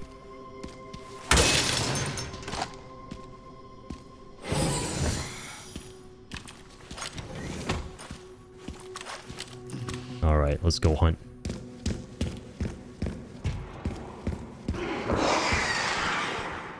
That's a lot of liquors. It's a lot of licky dicky doing they're doing. This must be the room. Better be. Okay. Doesn't want me to enter. Very valid. Posted a pic of Red Dead 1 of the server. Hang on, let me take a look real quick.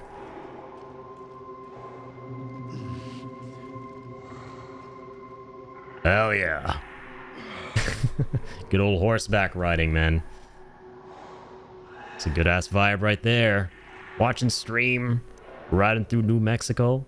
Doesn't get better than that. Hell yeah, brother. Keep on riding on. Alright. I'll take out as many of you fuckers as I can. Starting with you.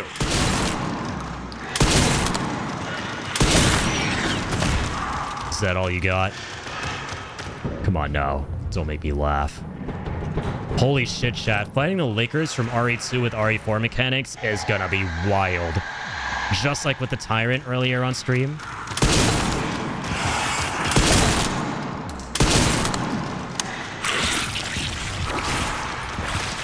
Hold this for me. He parried it too. That's what I'm fucking talking about. Looks like I still got it. Light him up.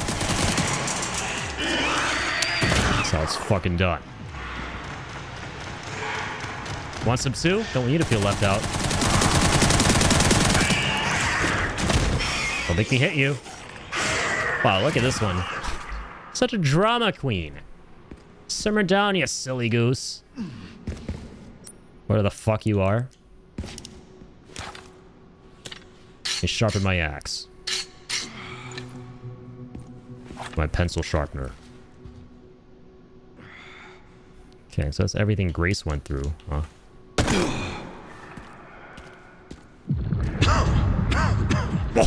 Oh god.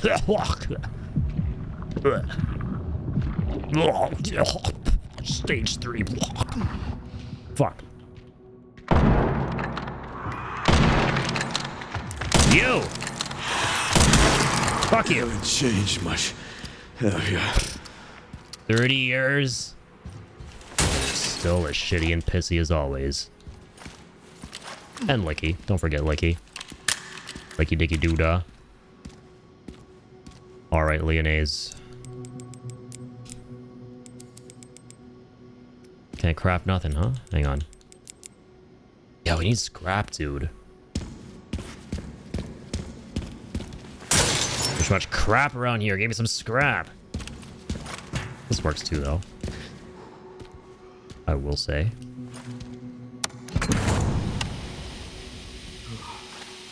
All right. Open sesame seed. More riffle ammo, chat. More riffle ammo. And I'm not sharing it with you, chat. Sharing it with him. Come on. Parry the bitch.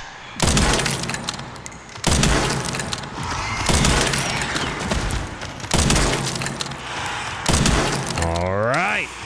Oh god, oh god, oh god. Not now. Not ever. Simmer down, Sparky. Now, where was I? Close scoping these motherfuckers after parrying them. The stupid, sexy Kennedy way. Who else wants some?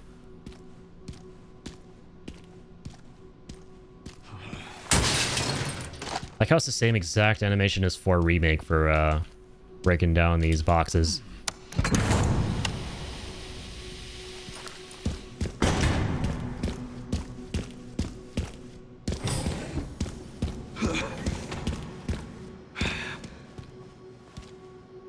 All right, want some more? Where you guys at? Kind of want to like break these guys out and kill them for the money. I kind of want to. I want to. It's going to be more liquors, actually. I just realized, right? The ones in the red? No, it's just regular dudes.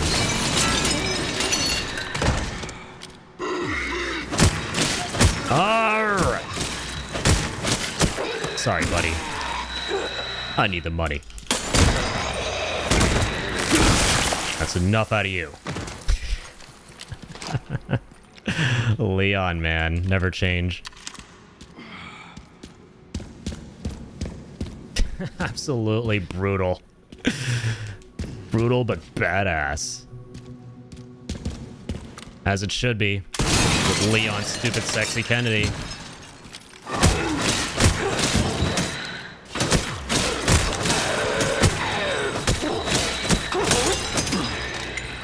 Gonna keep on keeping on with the axe. Save some ammo. Huh. You're not worth the bullets. Not right now, anyway. Now that soldier dude we fought gave us a better axe too. I forgot about that. Yeah, so we deal way more damage now. Okay. Got a ton of healing, bro. So we're doing this just for the money. I want to try and get every upgrade, every weapon, but I don't think we're going to be able to do it on the first playthrough for sure. I hope some of this stuff carries over to the next one. The upgrades and everything. I'm sure they will. To make it easier to get the rest of this stuff for the achievement. Alright, let's get the key. Leon, you're good. Keep on keeping on, Sonny. Yeah, chat. It's slowly but surely crawling, no pun intended, towards the inevitable point in this game where he is going to be crawling towards the MacGuffin at the end. Just shut it all off. Take it all down.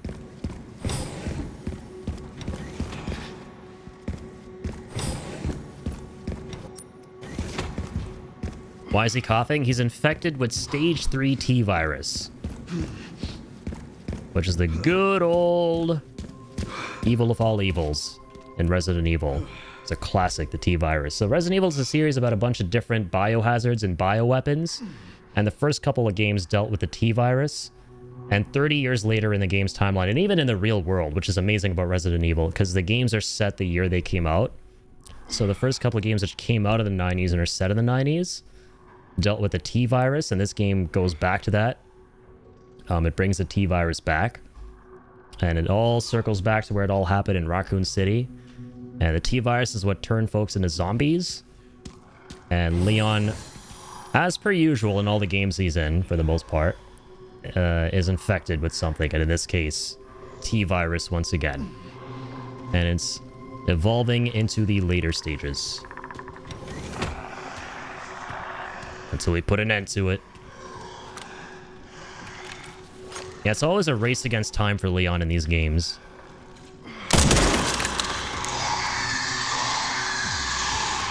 Alright. Got something for you.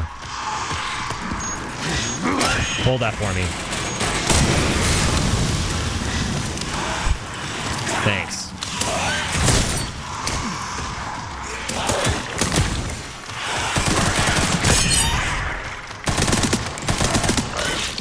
Light him up. Damn it. Licky's getting real likey, huh?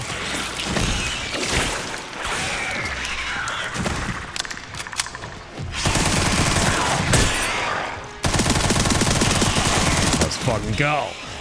That's what I'm talking about.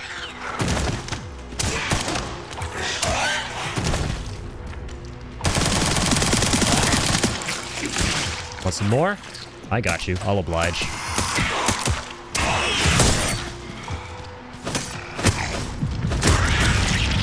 No, God! No, no! Are you serious?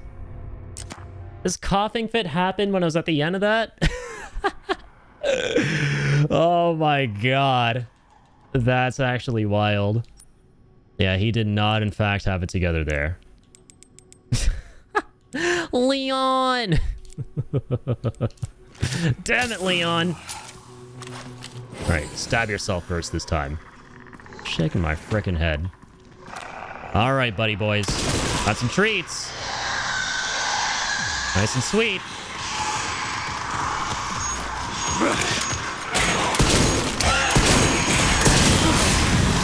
There we go.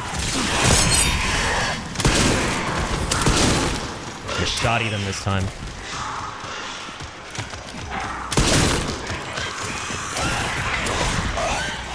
BRB, hang on.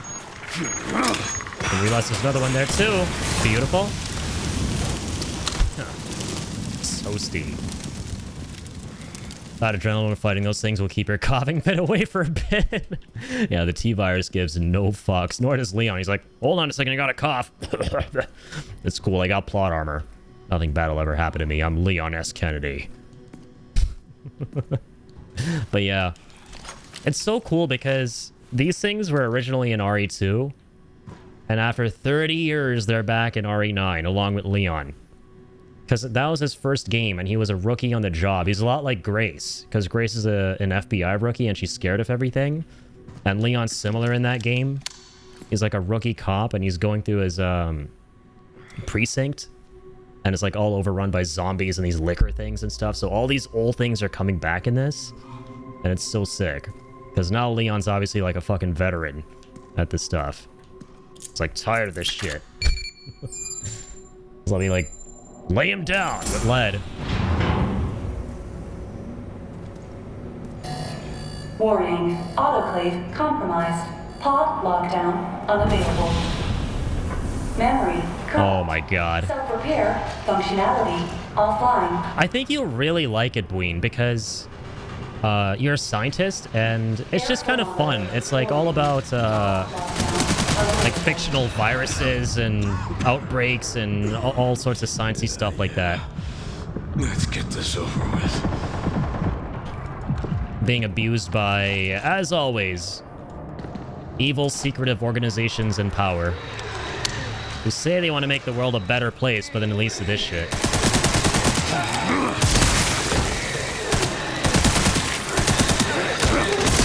Alright.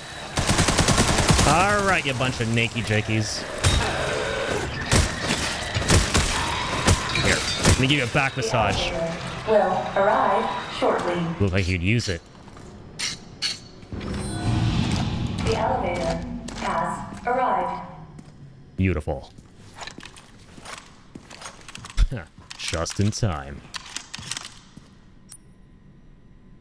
Staff room. Oh, true. Got a shortcut back there now. Fantastic. I can't waste any more time here. I need to go. Spare a second for some weapons, Leon? Some stupid sexy firepower? You know you're gonna need it. Oh yeah. That is a big 29 grand right there. Alright, let's see what we're upgrading. Oh yeah, the new hatchet. Yeah. Let's get this built up. Requiem. And with all the other guns. Body armor repair. Do we buy this new rifle for funsies? High rate of fire and fast reload speeds. Let's do it. Nothing else to spend our money on. Impact resistant material. For power and rate of fire. Yeah, it definitely needs some more power for starters. Because it's weaker than our bolt action rifle.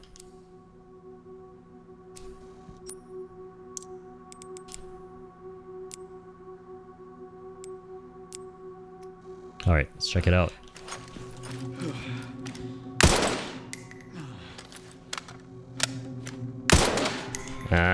Even though it's semi-automatic, it still takes a hell of a long time.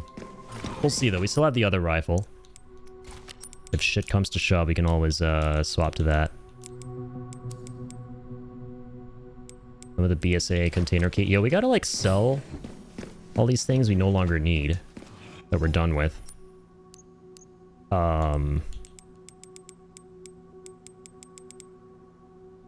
Oh, we can't here. Oh, man. I missed that from RE4.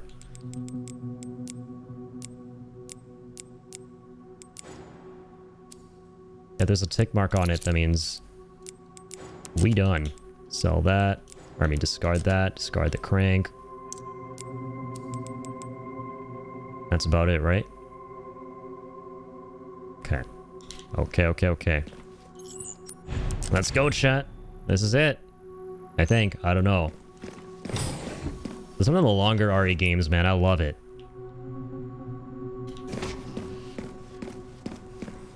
I don't want it to end. It's so good. It's so good.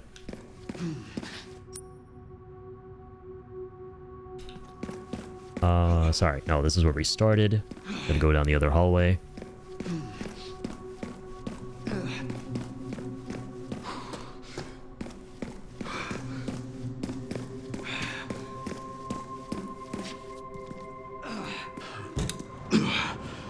Come on, Leon. He's tired because he's lugging around two heavy-ass rifles. No. Requiem. Still have you by my side.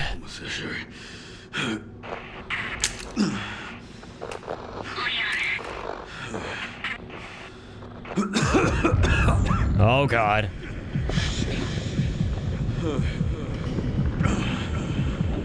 Take a nap, Leon. Take a breather. Take a breather in the lift. And this, I am terrified of lifts and terrified of getting stuck in them. But in this scenario, that'll be my safe place. I'd want to get stuck in a lift. Oh, God. It's RE4 all over again, chat. It's RE4 all over again. Leon infected.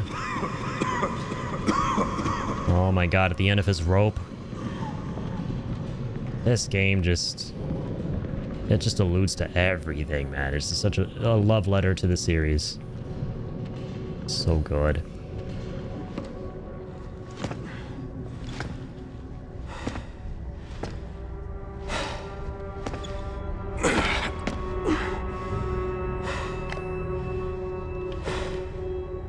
Come with me outside to take the boys for poopies. Let's go.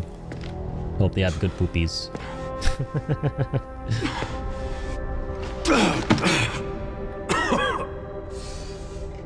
Leon will be honored to provide his coffative voice, I guess we could say, to provide some moral support.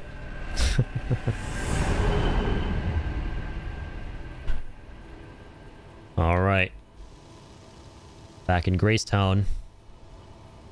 Time for the truth.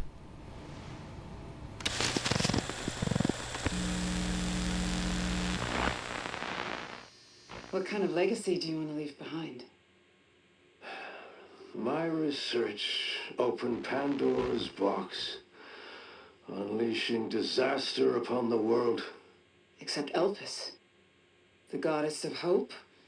Or so the myth goes. A blind hope. What do you mean? Humans cannot predict when death will come for them. This is why they have hope. I was wrong, and I am plagued by guilt. Happiness cannot be achieved at the expense of others. What is this guy talking about? I think that's enough for today. Why did you accept my request for an interview? Oh, there comes Grace. Who is that? Is that one of your subjects? Of course not. She was alone in the world. I took her in to make amends. Okay. Is she perfectly normal? Just an average child needing a home. So Grace isn't a clone? She is my hope. Aren't you beautiful? Oh, she's a normal, healthy baby girl. Would you like to hold her? Oh, Damn. Okay.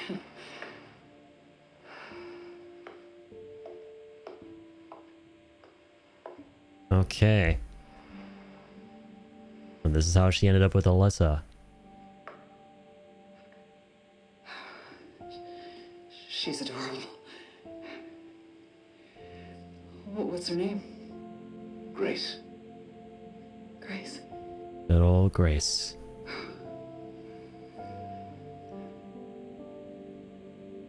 Is there anything else you'd like to tell me? Damn, dude, a twist within a twist. I've said my piece. First the twist is that she's a clone, now the twist is that she isn't actually one. Requiem for those who have passed. This is like some Blade Runner 2049 shit. Without spoiling the movie, it's my favorite film. There's like a twist within a twist. Leon. Dang. Twistception. So glad I took you outside. Hey. I was glad to accompany thine poop walks.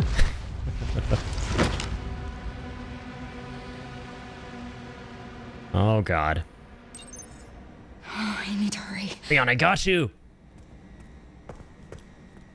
Dang, son. All right. So Grace is chill after all.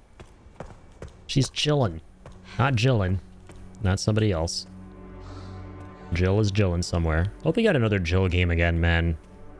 Leon and Chris have been getting a lot of love recently between stuff like RE4 Remake, RE9 for Leon, and then RE7 and 8 for Chris at the end, of course, but he's still in them. But, man, it's been so long since I've seen Jill. And Claire, bro.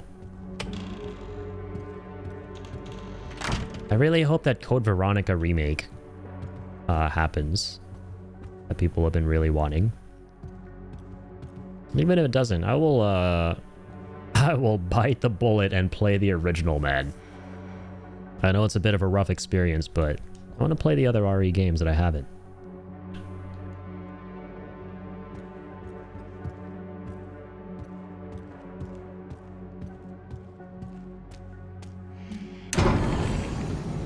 But see, I don't care about if games get remade or not. I'm happy with remasters at the bare minimum. My chance to do something. But with how Capcom have been approaching them with the RE remakes, oh man, I have no reason to doubt them.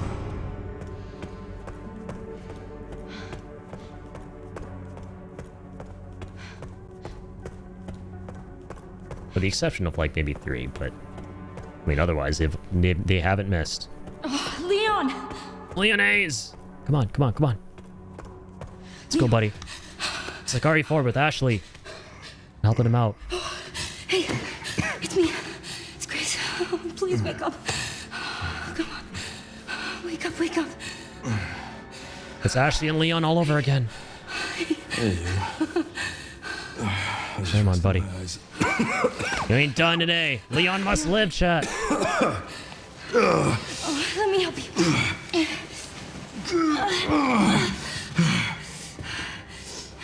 Leon must live.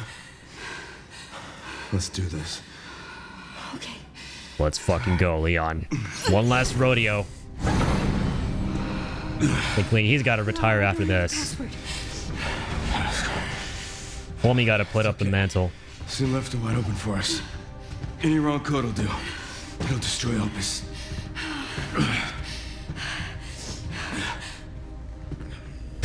Of course.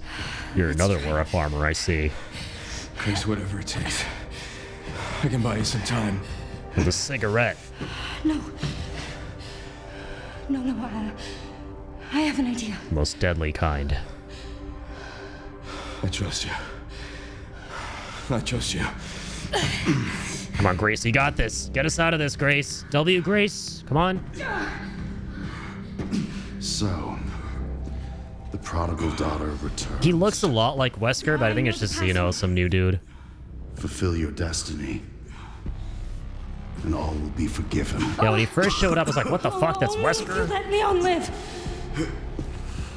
Very well. Very well.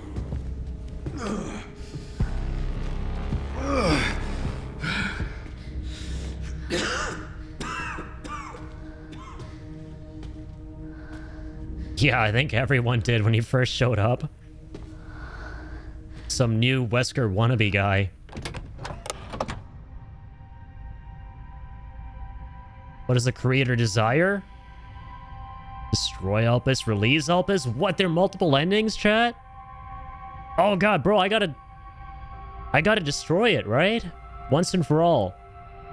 I should destroy it. Oh, fuck. This is some bad shit. What do y'all think? We destroy it, right? Oh. Destroy.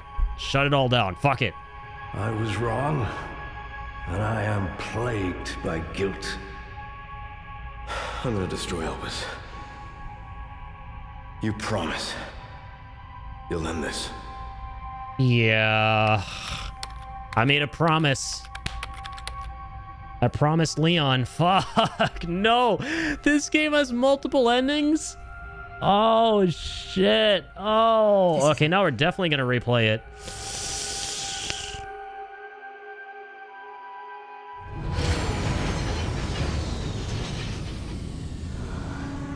Fuck.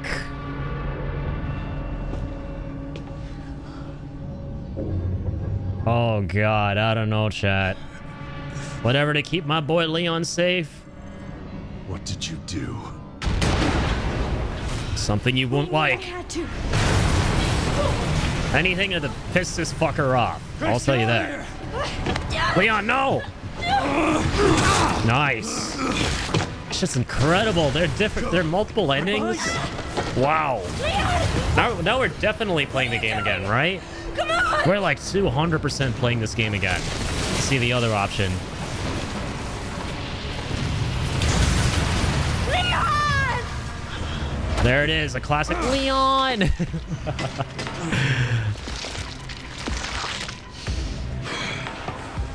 All right, come on. Put him up.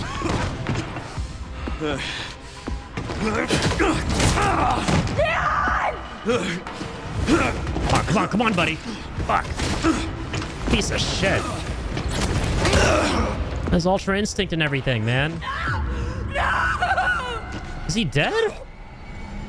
Bro, ain't no way. No, no.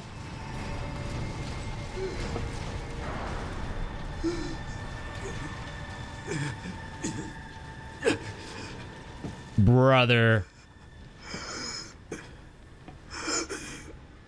Brother in Christ. At least I could save you. No, wait, fuck this. Fuck this. No.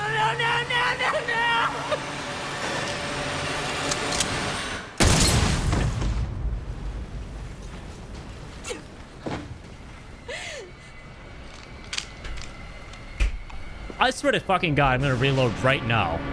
I feel like low-key, no, high-key reloading right now and going the fuck back and choosing that other option. I can't fucking prove it. I'm gonna tell you, Leon's not dying in that other option. Bro, fuck this. This is a bad ending. This is a bad fucking ending. No, no, no, no, no, no, no, no, no. No, no, no, no, no, no, no, no, no, no, no, no, no, no. This is a bad fucking ending. All right. What the fuck? They deadass kill Leon. And in the most visceral, unceremonious way imaginable. That is fucked. Oh my God. Oh my God. No shot. There was a shot there. I wish I could have saved you, Leon.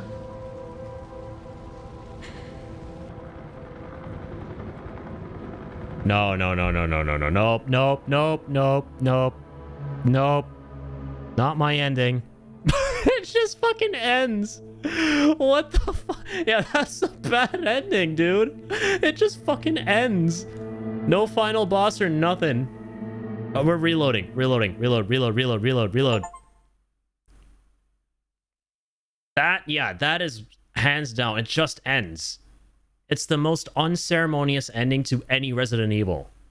Which means it is the bad ending. If you couldn't already tell from Leon dying. What the fuck? That is wild. That is wild. The game is not done. The game is not done. We unlock insanity mode. Alright, I don't give a fuck that I finished on standard. Fuck all this. Fuck all y'all. Fuck this. I unlocked a bunch of cool shit. Return to the point of the game just before Grace selects the password of Elpis. Would you like to alter your choice? W fucking devs. Oh my God. Yes. You won't and you won't lose any content received from completing the game. Dude, this game is fucking bonkers. It's so good. And this is the icing on the cake. Yes. They knew we'd react like this, chat. They knew. They knew. Leon! Leon, fuck you. I ain't keeping my promise to you. I'm saving your ass. We're getting out of here, you and me. Come on. What? Oh. I thought you were already in the cutscene. Oh, man. Hey, ready. Thank you for the follow. Put that in just for you, Addy. Just for me. Just for me and my ass. Leon. Oh, God, chat. All right, all right. Release. Please know that you are my hope. She is my hope. A blind hope. Okay. Password is hope. Okay, okay. This is it. All right, Leon. Hope. There's hope for Leon. There's hope for Leon. Come on, chat.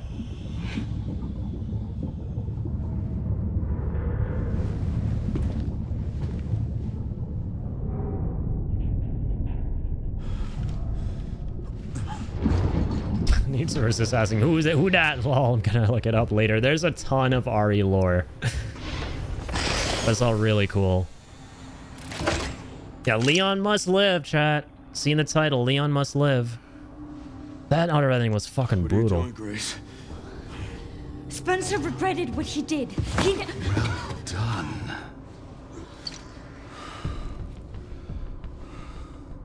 You promised. Yes. That I would let him live. The fuck? Okay. All right, here we go, chat. Boss time. This is what I'm talking about. Kennedy, I give you the honor of experiencing my power firsthand. I'm not sure Elpis is what you think it is. There's nothing special about me. I was never any key. Spencer wanted to make amends. He... But you released Elpis.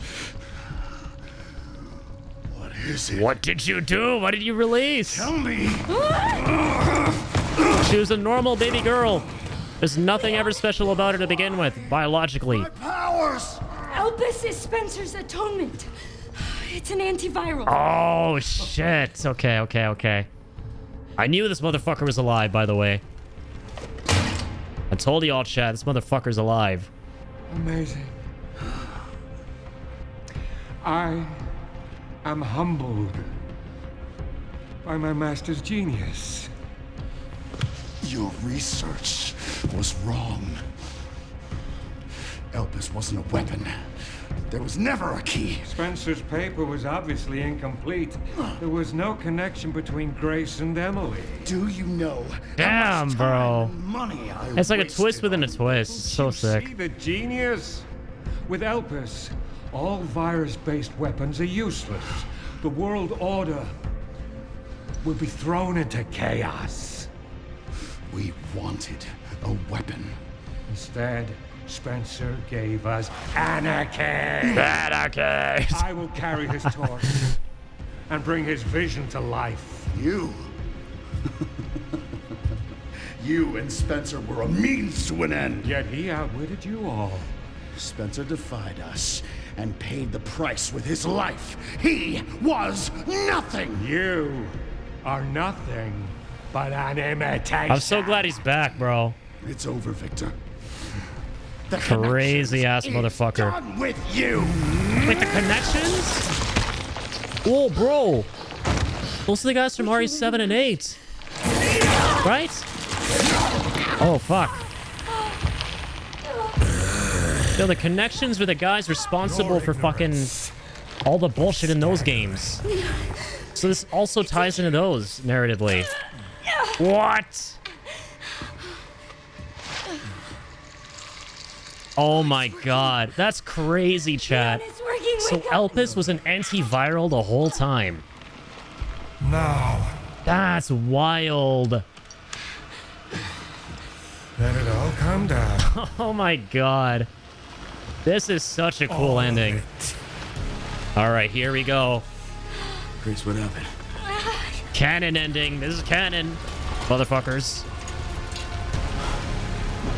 Multiple endings, my ass. This is canon. It's a canon event, chat. The other one doesn't exist. Canon ending.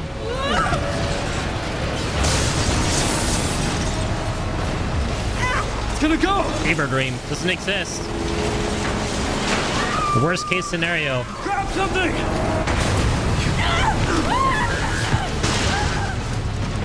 Alright, alright. Leon never dies, motherfucker. Leon motherfucking Kennedy. We're still in town. The stupid, sexy Kennedy. Come on, come on. Grace!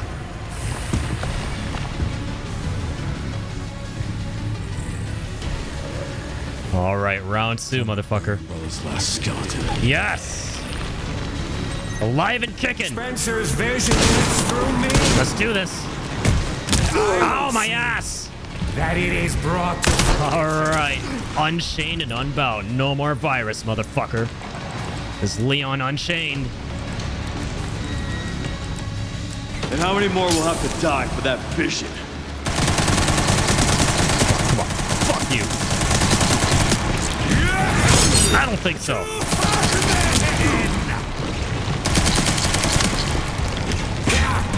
I don't think so, bitch. Sacrifices must be made. Gransky, Let's agree to disagree. a few lives. Not to me. I swore that I'd always protect those lives. Eat this.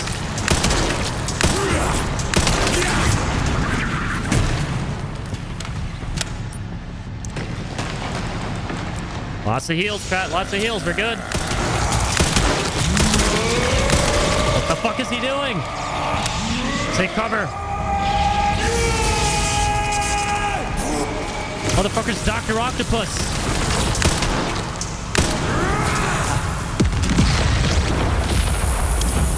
Eat this.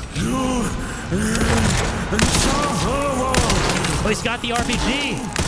Oh, we're gonna get it from him, chat. We're gonna get it from him. This is where the RPG was at. Let's go. Let's go. Oh, this motherfucker's fat as fuck. Shit. Need room. All right, we're gonna lose this. Still can't take it? Are you serious? All right, Requiem. Wait there. I love you, Requiem. You're gonna have to wait there for me, buddy. Oh, wait, we can fit everything. Hey, shit. Let's go, let's go, let's go, let's go.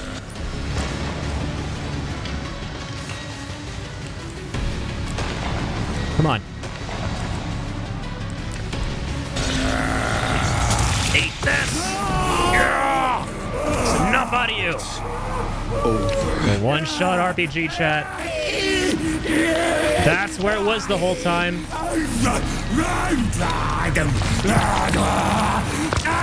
Yeah, I don't understand a single thing either. I'm sorry, I don't speak whatever the fuck that is. See it never. Wait, what? Yeah, fuck you, man. Get out of here already. Good riddance. For real. God, that was sick. What a twist. The virus the whole time that we thought Spencer had worked on, that Xeno wanted to activate, was actually an antiviral. What a fucking debate. Nemesis. And he's back. You're so damn relentless. All right. It's time to bear witness. That's right, chat. They teased the Nemesis. They teased him. Here he is. Here he is. And he's fucking ugly this time around. I should have saved that RPG. I should have saved the RPG, chat. Oh, the devs are trolls. The devs trolled me. They tempted me. Thank God I can parry that. Final form. Oh, God.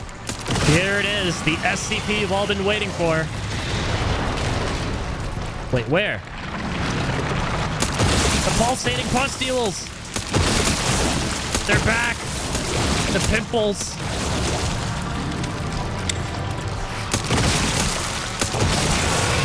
I don't think so. All right, no RPG, no problem.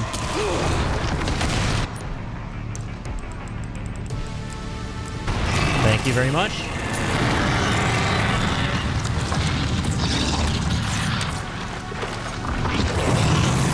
Oh, God. Here we go. All I need is my pea shooter. Me, myself, and my pea shooter. And my hatchet, which I need to sharpen. Give me a moment. Give me a moment. Big parries, chat. Big parries. W. W parries. That's what I'm talking about. Ow.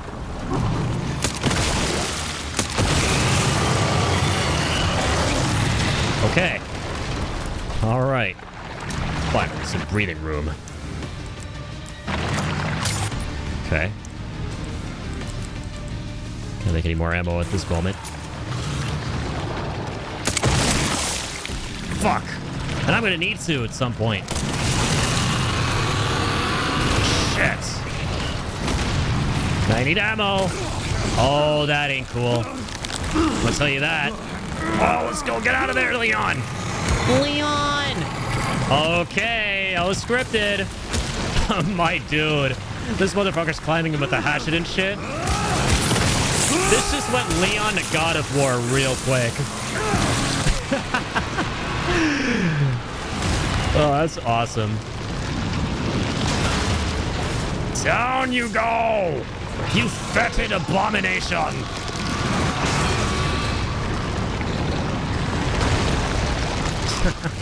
Is Ada gonna show up with a red launcher now? With a condom launcher? Oh my God. Look at him go, just aura walking with a Requiem. Cinema, chat. This time, you ain't getting back up. That's right.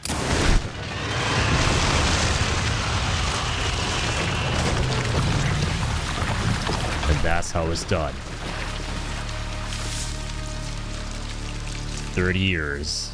Not a goddamn thing has changed. Grace, where are you? Not as long as I'm around to deal with all of it. Sherry, come in. Sherry. Shit. Let's go. Big proud. W one-liner, man, yeah. Grace, hang on. There's Leon as we know and love him. Super Saiyan Leon in this game, man. Grace.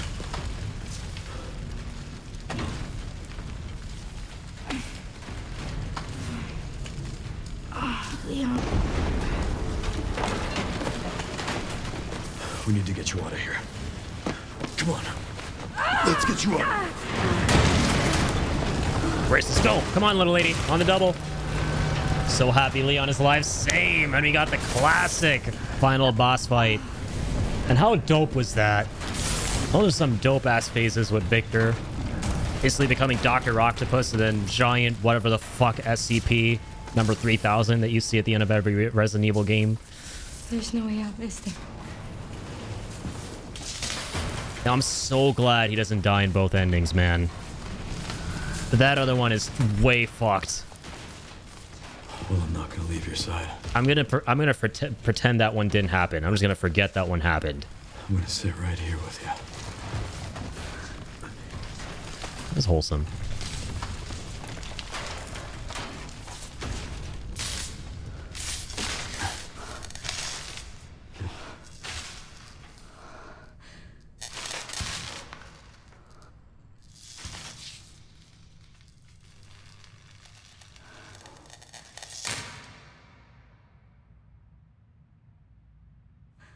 I guess this is it then. No, it's not. No, don't roll the credits. Fuck you. Good. The other one was so abrupt. I have PTSD from that other ending, chat. It ended so abruptly. There's hope. The theme of this ending is hope. That was the password. Hope. The ray of hope right there. Let's get out of here. No one's dying today. Leon S. Kennedy? Wait, who the fuck are you? Depends who's asking. Alpha, you read me, sir? Yeah, they're safe. I got them. Is that Chris? Yes, sir. No, never mind. Obviously Mr. not. Kennedy, I have a message from Captain Redfield. From Chris! What? It ends on a cliffhanger? What the fuck's the message? Yo. It's not Chris, but he has a message from Chris. Okay, it's still going. It's still going. Alright, alright. This ending keeps edging my ass. Stop it. I'll be damned. Can't believe that antiviral actually worked. What was the Better message? than I have in ages. They got out. Thank God. I'm glad you're okay. And Sherry's fine too. We got a dose with your name on it. We'll be back in action in no time. Thank you, Leon. It's so wholesome that Sherry's in the game. Chris hadn't been so late to the party. We're gonna see him? Where is Chris, anyway? Show us his beautiful ass. No idea. I'm sure I'll run into him at some point. What about Jill, bro? Jill, Claire, these are the characters who really need to return. You ask me. It's over then. Shake my head. Yeah. Yeah, did he ask him for a beer? Maybe to play bingo? Hasn't left us any more nasty surprises. I wish we could have saved Emily. Grace. I didn't hit any of her vitals. She could still be alive. What are you saying? Oh snap, really? No way. We can save her. It just gets better. Leon, my man. So Emily could be alive. So wholesome. This is the total opposite of the other ending, man. Thank God. Thank God. Canon ending, chat. Canon ending. Confirmed the existence of an actively trading bioweapons lab located here in the ruins of Raccoon City. the origin point for the worldwide spread of bioorganic weapons. This illegal facility appears to have been in operation for decades. Sources say that the extension of the lockdown and the recent series of mysterious deaths may be related to tragic events in Raccoon City 28 years ago. Evidence seized in Raccoon City has led the Justice Department to reopen its investigation into Oswald Spencer and the long-defunct Umbrella Corporation. Some believe the government deliberately drove Umbrella into bankruptcy. The late Alyssa Ashcroft is credited with cracking the Oswald Spencer story. Sweet. Conspiracy theorists are already claiming that she was killed in a cover-up. Sad The face. organization responsible is secretly controlling our government. Tonight, in a speech from the Oval Office, the president is expected to reject allegations of any government involvement since the Raccoon City incident. Of course. Young girl rescued from bioterror front in Rhodes Hill. Oh yeah, she's still vibing. And get her out of that. And that's it. That's the true ending, chat. The title and everything. Resident Evil Requiem. And now we get the actual epic credits. I like that they gave us two endings. One to like make us make the obvious choice, right, of destroying Elpis, and then it's slapping us across the face with Leon's death, going, no, you're a fucking idiot. Don't do that again. Now go back and do the right thing. That was awesome. W game. I got spoiled, but I'm happy. I'm happy that you're happy, dude. Exactly, yeah. The other one was just so unceremonious, and it was on purpose. Because they knew the player would want to go back immediately. Dude, that Leon death, oh, the devs knew what they were doing. They knew how much this character means to so many people, and how much of a punch in the gut that would be. So they let you go back immediately. I love that. Yeah, this game is peak, man. This game it was unbelievable. It's the best of everything you love about Resident Evil packed into one. That's it. That's the review. They went, what if we killed stupid sexy Kennedy? And the way they kill him is so harrowing, just like a blast to the face. I thought he was gonna come in and be saved at the last second or something, but nope. Oh man. I love this song, by the way. There's always a badass ending song to each Resident Evil.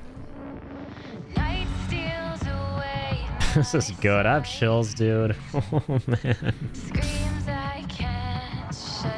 This is easily a top 3 for me. Obviously, RE4 Remake is still my favorite one. If you couldn't already tell, I'm biased for Leon games. I just love the action horror. Yeah, RE4 is my favorite. I think this is a close second, chat. RE9. And then RE1. Yeah, as my third. Leon's so attractive, even the devs couldn't kill him. They couldn't. Even they knew. You could just tell that this is too fucked. We gotta immediately go back. Most wild first experience with an RE game. Thank you for introducing this series to me, of course. I'm so glad you enjoyed it. Such a great game, man. It's so good. It just evolves all the combat from RE4 Remake in the most satisfying of ways when you play as Leon. And it evolves all the shit with Ethan in Resident Evil 7 and 8 with Grace. Right? All the survival horror gameplay. Dude, like, highlights for me, chat. Beginning of the game, when you're in the care center as Grace. Raccoon City, RPD. The stuff with the Tyrant. Right, going through RPD again. And heading for the endgame zone with the lab and stuff. That was amazing. As is the case with most RE games, there is a section in here that drags on for a little bit too long. But it wasn't near the ending. I'll give it that. Most RE games kind of drag on a little bit towards the end. This one didn't have that problem. of dragging on towards the end. It was more so in the middle with when you get to Raccoon City with Leon and you have to go around the streets, you know, collecting everything you need to collect and blow the gate up, right? That section dragged on for a tad bit too long, but, all right, in its defense, it was my first time going through the game, so I didn't know how to solve any of the stuff. I didn't know really where to go, how to get around. So it may not feel like it's too long on subsequent playthroughs, but just on the first playthrough, I remember taking forever in that area. And it didn't feel like ridiculously, you know, stimulating in any way, because most of the zomboids we were killing were just like old rusty dusty bozos from like 30 years ago, you know, in Raccoon City, just like skull and bones.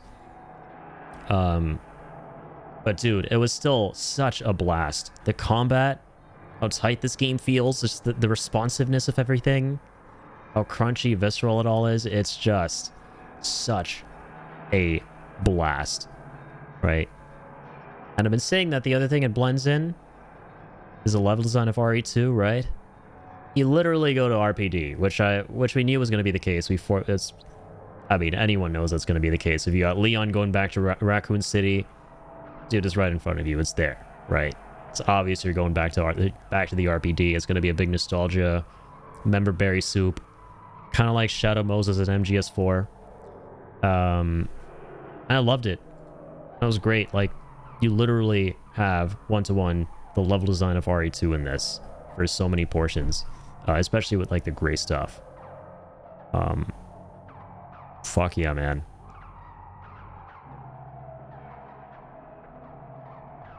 Alrighty. Got a post-credit scene. It's like a solid 9 out of 10 for me, if not a 10. Sure he's okay? Solid 9 out of 10 game. I'm so glad. Emily, yeah, she's doing great. Okay, post-credits. I'm actually teaching her how to read. She adopted Emily. She's fine. Nice. Grace. Is this going to be a good cliffhanger or a sinister, scary cliffhanger? Where's that report? Sorry. Leon, gotta go. Catch up soon. Hey, she's talking to Leon. That's cute. She's pals with Leon now. Oh, that's adorable.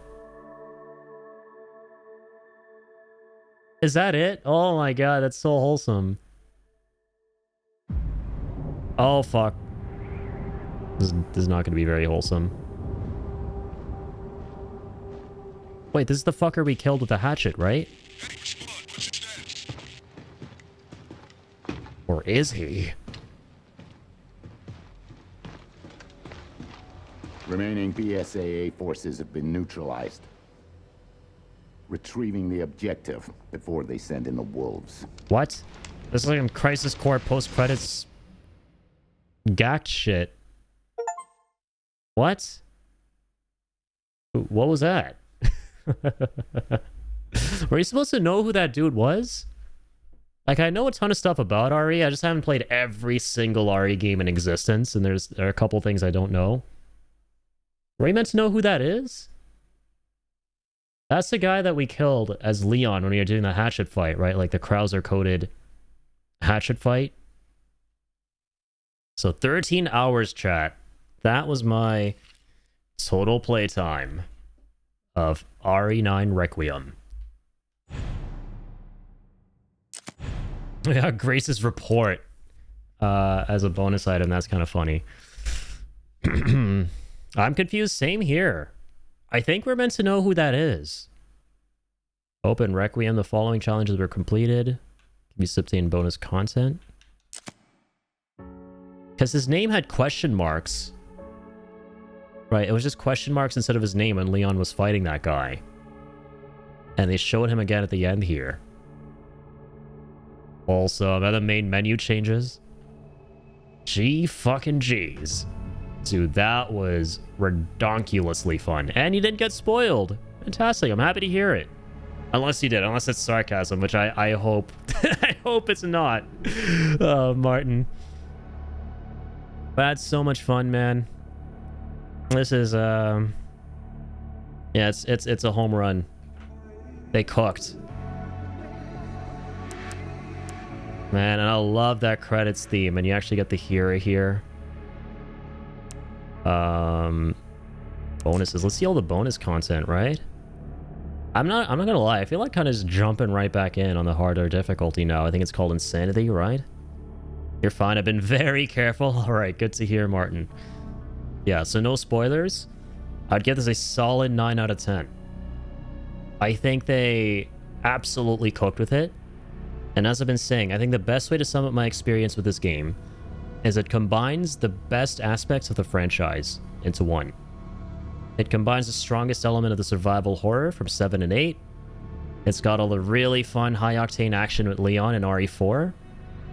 And then the tightness of the level design from RE2.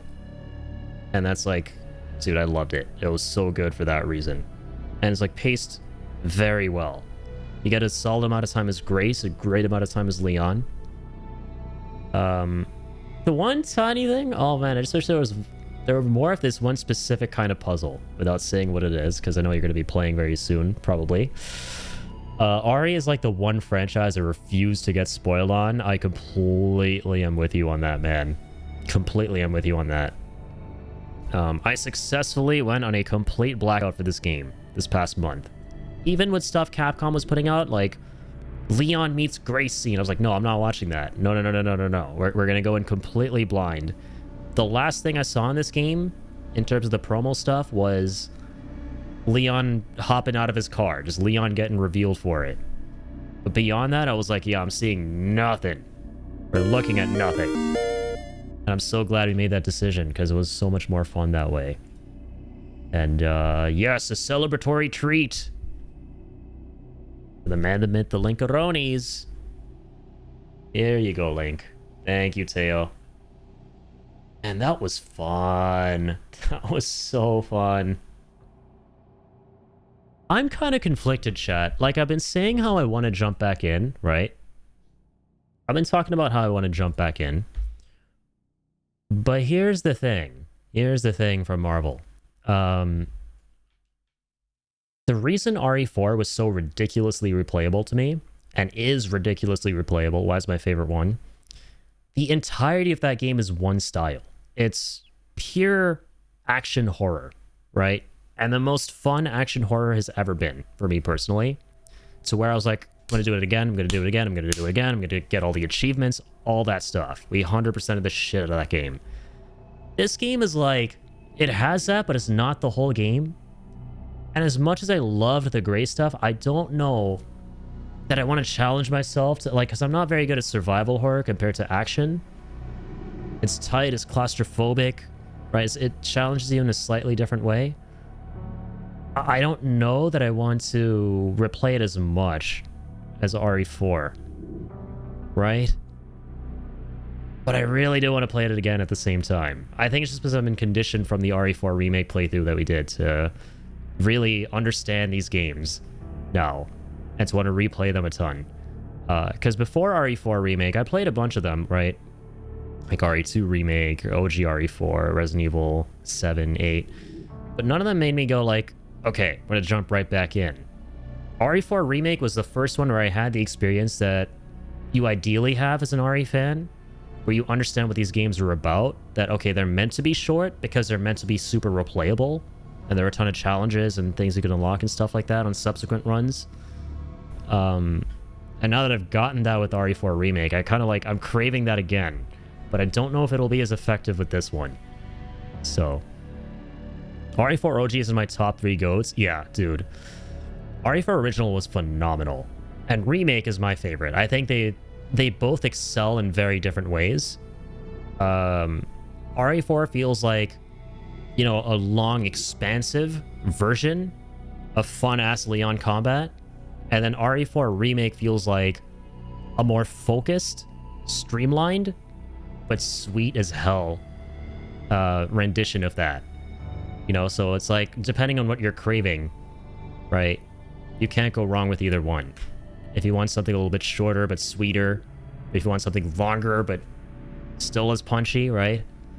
I think they both complement each other very, very well. I personally prefer 4 remake, but yeah, OG RE4 is so good, man. to me though, like right now, I think that my top 3 for Resident Evil would be, yeah, like I said, RE4 Remake, and then I want to say this is a close second, man, just because of that RE4 Remake bias, just getting more of that. And then Resident Evil 1. I mean, Resident Evil 1 is just, that's a classic for me. Classic RE for me. It just has the best progression, I would say. The best puzzles, the best progression, best level design. So you just have like 3K hours in OG. So, you know, I'm super biased. It's 3,000 hours. No big deal. Not biased at all. That's amazing though. Yeah, I'll be honest. I only played the OG like once, but I loved it. It was so fun. And playing it, I could tell why people have so much love for it. The people who grew up with that game. Why did they remake RE4? Is it because of the amount of time passed? So Capcom have recently been remaking all the classic Resident Evil games. Okay, technically they started that in the 2000s when they remade the first Resident Evil, because the first Resident Evil came out on the PlayStation in the late 90s, and then a couple years after that, in the very early 2000s, for the GameCube, they remade it, and it's widely considered to be the best remake of all time. Then for a long time, like, I don't know, 15 years, or 19 almost, they didn't do any remakes. They just made more mainlines and spin-offs and stuff, and they went through a bit of a rough, dark period to a lot of people, where they kind of lost sight of what made the game so good. But then they kind of returned to form in 2017 with Resident Evil 7 and 8, which completely shaked up the franchise. And that was their first time doing gameplay that is Grace's style of gameplay in this one, where it's first person, scary as shit, it feels like you're surviving. 7 and 8 were that. And then now we got 9 here, which is more of that with Grace, but it brings back a lot of the classic Leon stuff, specifically from RE4 Remake. Which leads me to answering your question about the remakes. They started doing more remakes in 2019, starting with Resident Evil 2, not 1 because they'd already done that for the GameCube. Resident Evil 3 then, and then Resident Evil 4. So those are the 3 modern remakes we currently have for Resident Evil games. It's for 2, 3, and 4. And there's speculation as to what will happen next. Currently, Capcom's pattern is they're like kind of alternating. So one year they will do a remake. The next year they'll do a brand new game. And the year after that they'll do, or not the next year, sorry, but because they're like 2-3 years between these games. But the next game after the remake will be an original game, and then the next game after the original game will be another remake. So a lot of people are speculating it could be 5 that they do next. But 5's a weird one because it's a purely co-op based experience. So it's like, are they gonna remake a co-op game? That will be cool, right? But a lot of people also kind of want a remake of some of the spin-offs, specifically this one game called Code Veronica, which wasn't that great. It was very contentious when it came out, and a lot of folks think it could benefit from a remake, and I am on board with that because I would love to see a remake, which I would argue we haven't gotten a lot of these kind of remakes, but a remake of a game that wasn't actually that great to begin with and has problem areas that needs to be patched up, right? I would love to see that kind of a remake. So I'm kind of with the fans who want a Code Veronica remake. And also because it'll be cool to see some of the characters in that game again. It's been far too long. But yeah, that's a I know it's a bit of a mouthful, but there's the TLDR of Resident Evil. I think 4 was remade because 2 and 3 were so successful, to be honest. Simple as that. Yeah, and I forgot what the question even was specifically. It's like, why was 4 remade? But yeah, to answer your question, it's because of the success of 2 and 3. 2 Remake was a massive hit for Capcom. That was a massive, massive hit for Capcom. And I think that's what kind of solidified their direction for doing remakes of the classics. And 4 is far and away considered one of the best, not just one of the best Resident Evils of all time, but one of the best games of all time. So for them, it was like a no-brainer. Like, of course we're going to remake one of the greatest games ever made.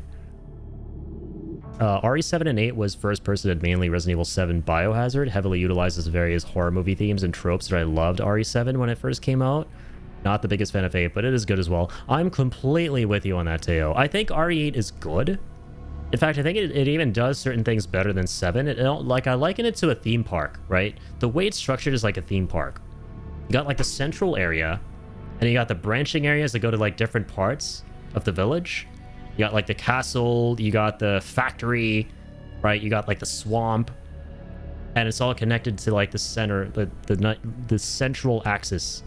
And I liked that aspect of it. It felt like a more ramped up action-y version of RE7. But RE7's horror, man, was so... I think it's my favorite of any horror doled out of the series because of the Texas Chainsaw stuff. Because that's one of my favorite horror movies, and I love that kind of horror where it's just batshit insane, insano mode, folks, who you are completely powerless against. Right? That's like true horror. Right next to, like, for me, Eldritchian, Lovecraftian shit, where it's like horror you don't understand, and that's why it's scary. I like RE7 a lot for that reason. And it just feels like Leatherface from Texas Chainsaw, but like super powered paranormal Leatherface just chasing you around the place with Jack Baker's character in that game. It was fucking terrifying. Yeah. Resident Evil 7 and 8. Sorry, I read that. So it wasn't just because it's been around 20 years and systems has changed, lol. Very interesting. Yeah. It's like, it's a bit of both, I would say, right? It's they want to like introduce new fans to the classics. And also because, yeah, Capcom, they went through a rough patch in the 2010s, to say the least. And now they're like on Cap God status again. The moment they saw positive trends, like with Resident Evil 7, Resident Evil 2 remake, and stuff like that, they were like, okay, this is what our fans want. Like, as soon as they like finalized their new engine, the RE engine, which goes into this game, they were like, yeah, let's just, you know, give the people what they love and give them what they want, even if it's giving them what they've already loved, again, in a new way. And yeah, they've been doing really well with that. I think Capcom are some of the best in the business when it comes to understanding how to respect the classics and how to approach remakes. Right? Like, when I think of what a remake is, absolutely my first thought goes to RE4 to RE4 remake. Right? They kind of, to be fair, right, they kind of flubbed the RE3 remake. There was too much that was on the cutting floor for it. But with RE4 to RE4 remake, they more than understood the assignment. I honestly don't think we're going to see 5 and 6 get touched. The games that have been remade are games that are essential to canon. They were setting up for 9. Yeah, that's a good point, actually. That is a good point. It's interesting, though, with how 4 left off, though, especially that post-credit scene for 4 remake that I don't think was in the original 4, with Wesker and everything like that. So given that, right, that they've been trying to, like, lead up to something, that would have to go somewhere, and we still haven't seen it, because... Okay, I won't say what happens in this game. Fuck. But with no spoilers, that's not really touched upon in this game. So yeah. I do wonder what they'll remake next. Because they're not done making remakes. That is, I can tell you that. I can tell you with absolute certainty they're going to do another remake. But yeah, that's a good point, though. Maybe not for 5 or 6. Can't wait to go watch all the RE timeline explanation videos. I don't think I will ever play it myself. The motion is a bit too aggressive for me. That is completely understandable. Yeah, I know you get motion sickness with a lot of this stuff. A lot of them are third person, though, Ween. The first person stuff was... Because I think, if I understand correctly, you have motion sickness from more first person experiences. RE has largely always been third person. And especially with this game, you can swap between first and third. And 7 and 8 were the only ones that are, like, mandatory first person. That was the only time they experimented with that as, like, a mandatory experience. Maybe the next RE game we get Chris and Leon in the same game. That would be fun. That would be like the first time since what, like RE6? Because I didn't like fully play that game, but as I understand it, like it had all the RE characters, all the classic RE characters, but you could play different campaigns with them featured in them. Like there were different campaigns for each character, but they weren't all necessarily ever together, is my understanding of the game. I forget about the oh my god, there's so much fucking RE stuff, man. And I call myself a fan, bro. I have like barely even scratched the surface with this franchise. Right? I just saw the shitty Mia Jovovich movies growing up, the live action ones. But there's so many like animated ones too, or I don't know if about so many. There's that one where like, yeah, Leon and Chris are in it and they're like fighting back to back in this insane, super duper corny, cheesy, you know, blockbuster action back to back. There's like gunning down zombies and like flipping and dipping all over the place with infinite ammo. You just unlocked that memory for me. But as for a game, yeah, it would be kind of cool to see them together. Vendetta, that's what it was called. Yeah, such a fun flick. I've seen that clip from that film and I found it really entertaining. I think a remake that is apples to apples, Delta Snake Eater, is kind of sinister in the sense that they truly do and are intended to replace the OG. RE1 Remake did this too. I like RE4 Remake because it was a honing of what 4 was already doing well and seeing if they could turn that shit up to 11. Yeah, that's a fair perspective. Yeah, like RE4 Remake is a total, not a total and utter reimagining of original RE4. It just reimagines certain story beats and it like shuffles them around and pretty much all the locations and stuff. But as for the gameplay, yeah, it basically, like you said, it hones it and just dials that shit up to like 15. I prefer remakes where playing the OG is still important and necessary. Yeah, I don't know if I fully agree on that, personally. I think that if you would like to experience something for the very first time through a remake of that classic experience, you want to experience that classic for the first time through the remake, you should be able to without having to mandatorily play the original first. Which, like, that's my biggest issue with my favorite game of all time, man. Like, I think Final Fantasy VII Remake and Rebirth are good games, but they are, oh god, they are not good remakes, dude. And it's like, it borders on like deceptive false advertising, if you ask me. Because people were like led in with the expectation that they would be getting a faithful adaptation of the original Final Fantasy VII, just in a modern sense that people had been yearning for so long, and that people had been edged for. You know, they were being edged for so long for it. And what it turns out, the games are basically, without getting into spoilers, sequels disguised as remakes. It's like, what are we doing, man? Like, what on earth? And then the developers have the audacity to say shit like, oh, you know, you don't have to actually play the original Final Fantasy VII to understand what's happening here. You can't be real. Especially if you experience those whole games from start to finish and you've not played the original. You cannot sit there and lie through your teeth saying that you understood what happened in the game, because there's so much shit in those games that is written and designed with the perspective in mind that the player has been through the original FF7. It's designed as, they're designed as being sequels in mind. Like, narratively, you know? I don't understand what they were thinking with that. And when I see people going, yeah, FF7 Remake and Rebirth are phenomenal remakes, it's like, yeah, sure, like, everyone's entitled to their own opinion, absolutely, but I absolutely cannot agree in good faith. Because a remake and a rebirth, a remake, what it should be is, again, as I say, what RE4 Remake was to RE4. If you have never played RE4 Original, and you play RE4 Remake as your first foray into the RE4 entry, you should still be able to have fun, understand the story, you know, pick up on the mechanics that were there in the original, that people loved about the original, and see how they've been evolved, and then be able to sit down with someone who played the original and bond with them over that experience of RE4 that you went through, that might have been a remake and not the same game, but ultimately you could identify it as being the same game, you know? I think that's a remake done right, in that sense. So, yeah, you know.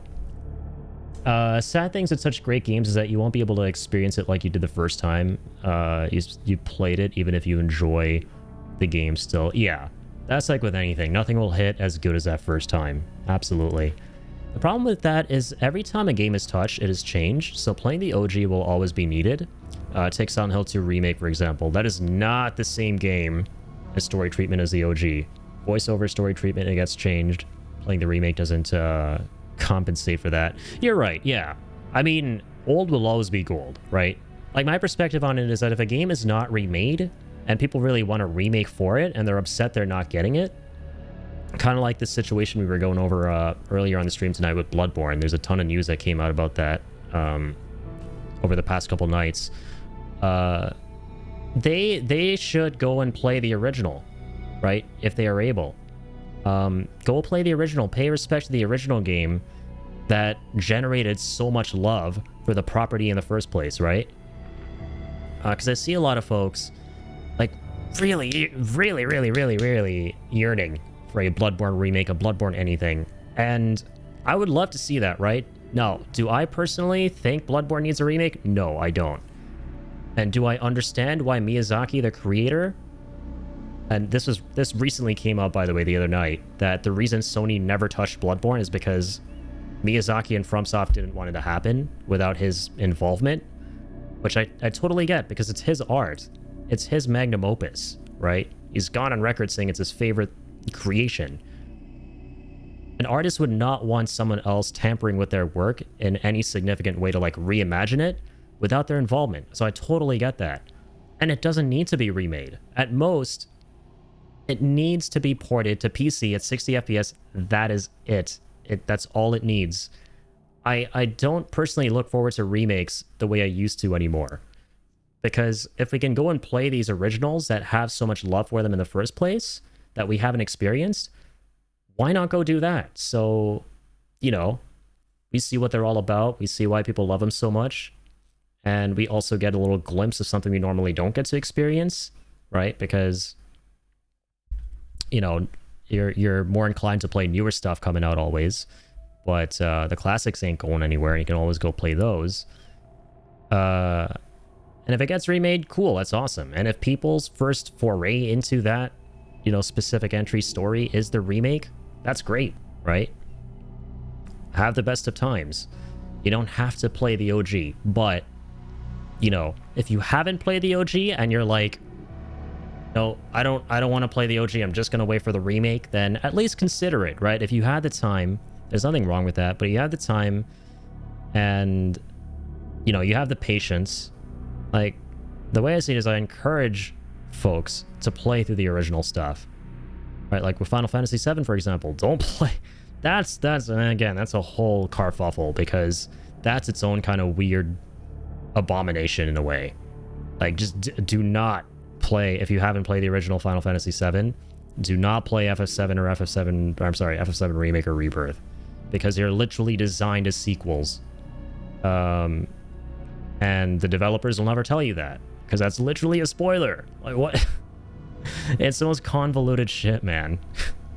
But anyways, I think my biggest problem with remake culture is that there's this rhetoric that the originals are somehow inferior, and that people who made these games were somehow less competent storytellers, and players only had fun because they didn't know better. These games aren't inferior, they're different. And I agree largely, yeah. I mean, see, like, we were having an interesting conversation about this with Kill a couple streams ago. My perspective on that is that everything, like a solid 95% of what you think about a game is going to be subjective, right? Those are your subjective thoughts and opinions about a game. If a game is, you know, if it comes out, you play it, and, you know, you are soft locked, you are experiencing something with horrible frame pacing, it's like 5 FPS when it shouldn't be 5 FPS, you know, they're jarring audio-visual bugs. If there's something technically wrong, right, those are objective problems, right? Nothing's free from criticism. Everything can be criticized, right? But you have to understand that, like, there are certain things that, you know, are going to be your subjective opinion about the games, and certain things are going to be objectively wrong and bad.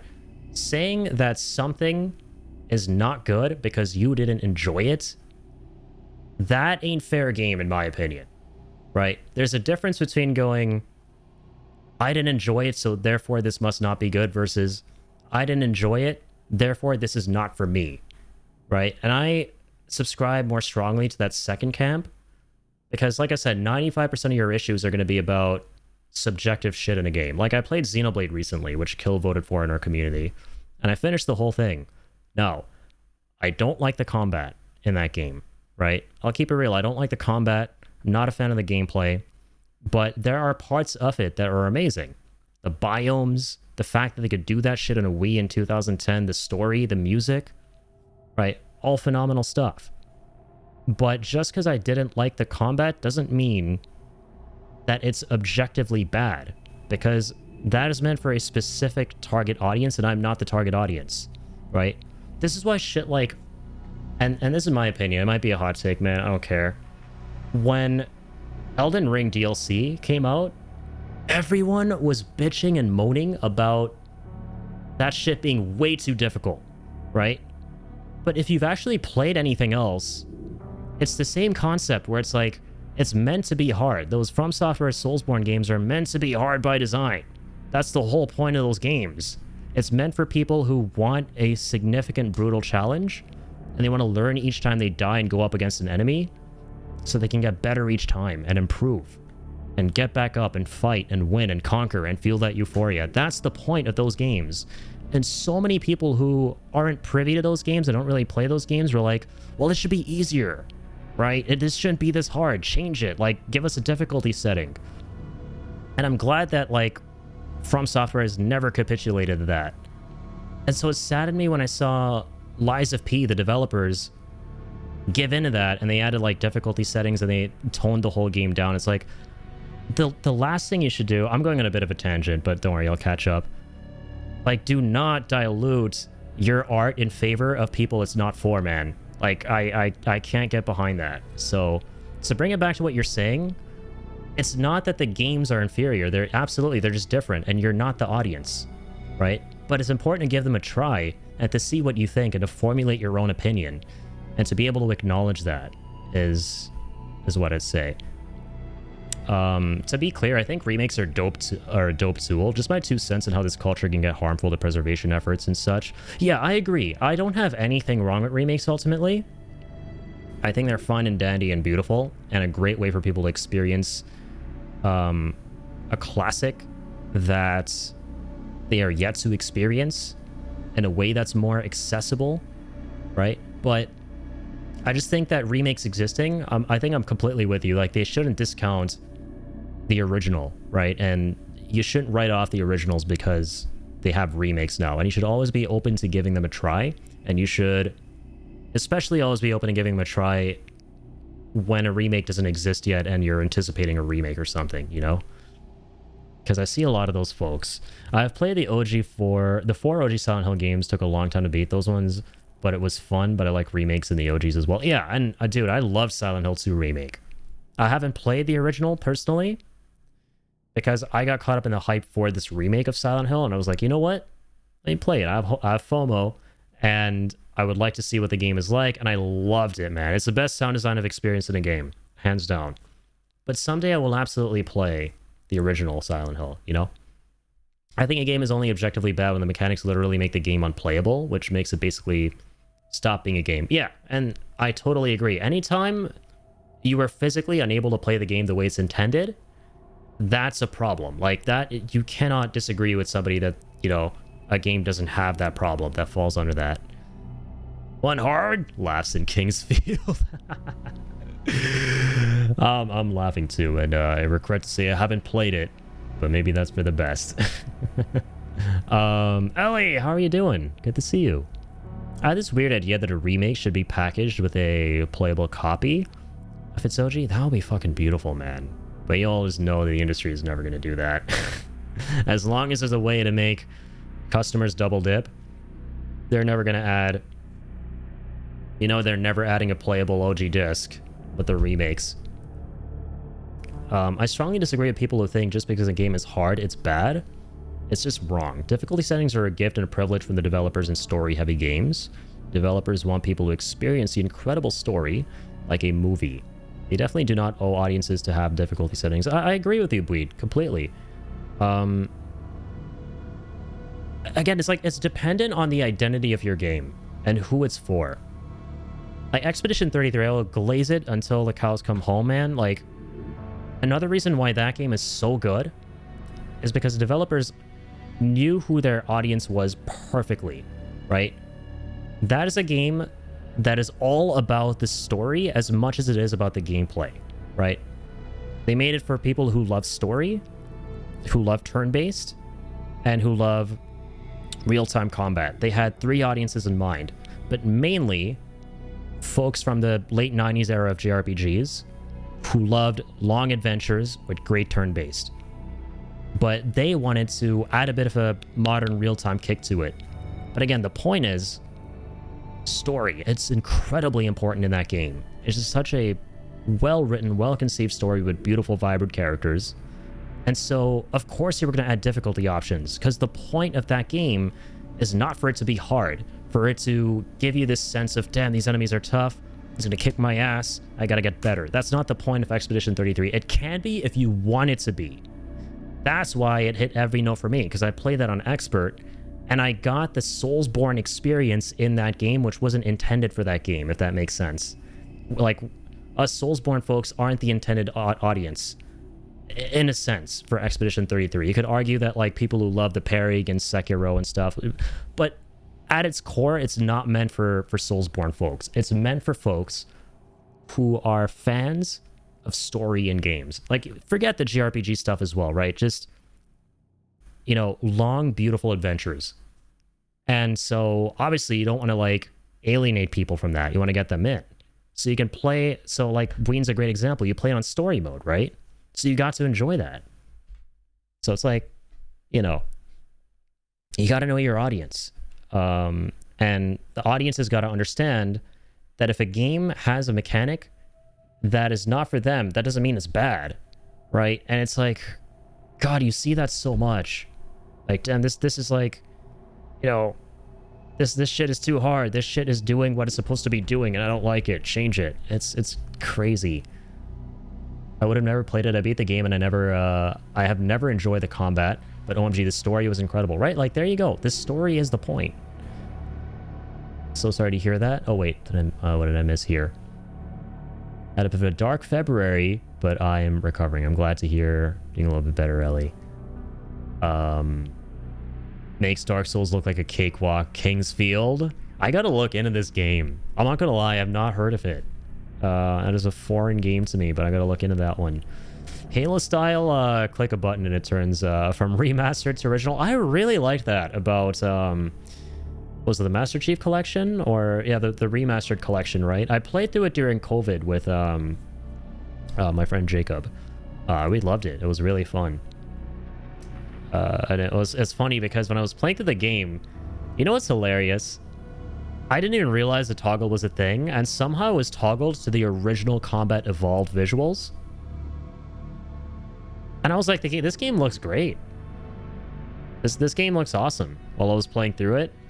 And then I pressed the toggle, and then I saw all the new visuals. Like halfway through the 3rd or 4th mission, I didn't realize I was playing with that off. With RTX off, basically.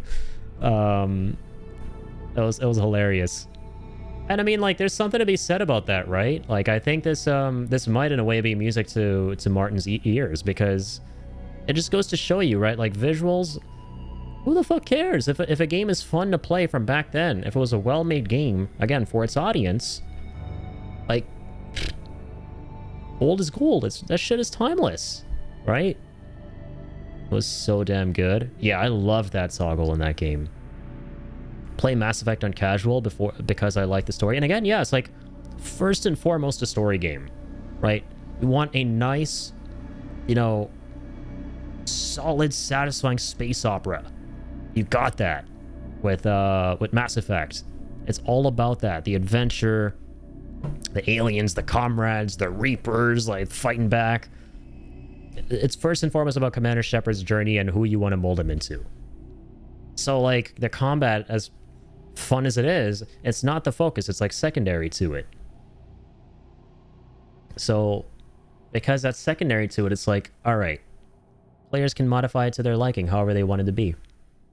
That's why I love the Elder Scrolls. The combat is kind of ass, but who cares? Going from beat to beat of amazing stories in a super immersive and dope universe. Right. I agree, man. Like, it's just, those are just immersive RPGs where the point is you create your character the way you want and, you know, you role play. So if the combat's good, that's awesome. That's the icing on the cake, right? Like, I love the combat in Oblivion and Skyrim, but, you know, even if it's not the talk of town, at least you have like a gazillion and 1 hours to sink into this incredibly well-realized, you know, mythos. Master Chief Collection, and it's actually, yeah, right? Actually seamless, so you can spam the button and the game goes mad. Yeah, it's awesome. You just like, with a click of a button, it's like, oh my god. I'm seeing the world anew. I feel like I'm putting on colorblind glasses for the first time. I think we're very similar in our game choices because we should play a game for the amazing story. The combat system is not our thing. Yeah, you just kind of deal with it. You kind of deal with it. Graphics need to do one thing, reflect the experience of the world that the devs intended. If they do that, the graphics are good. Yeah, there needs to be cohesion. Cohesion is so fucking important, man. Like, everything needs to make sense with the distinct visual style you've chosen for that world, right?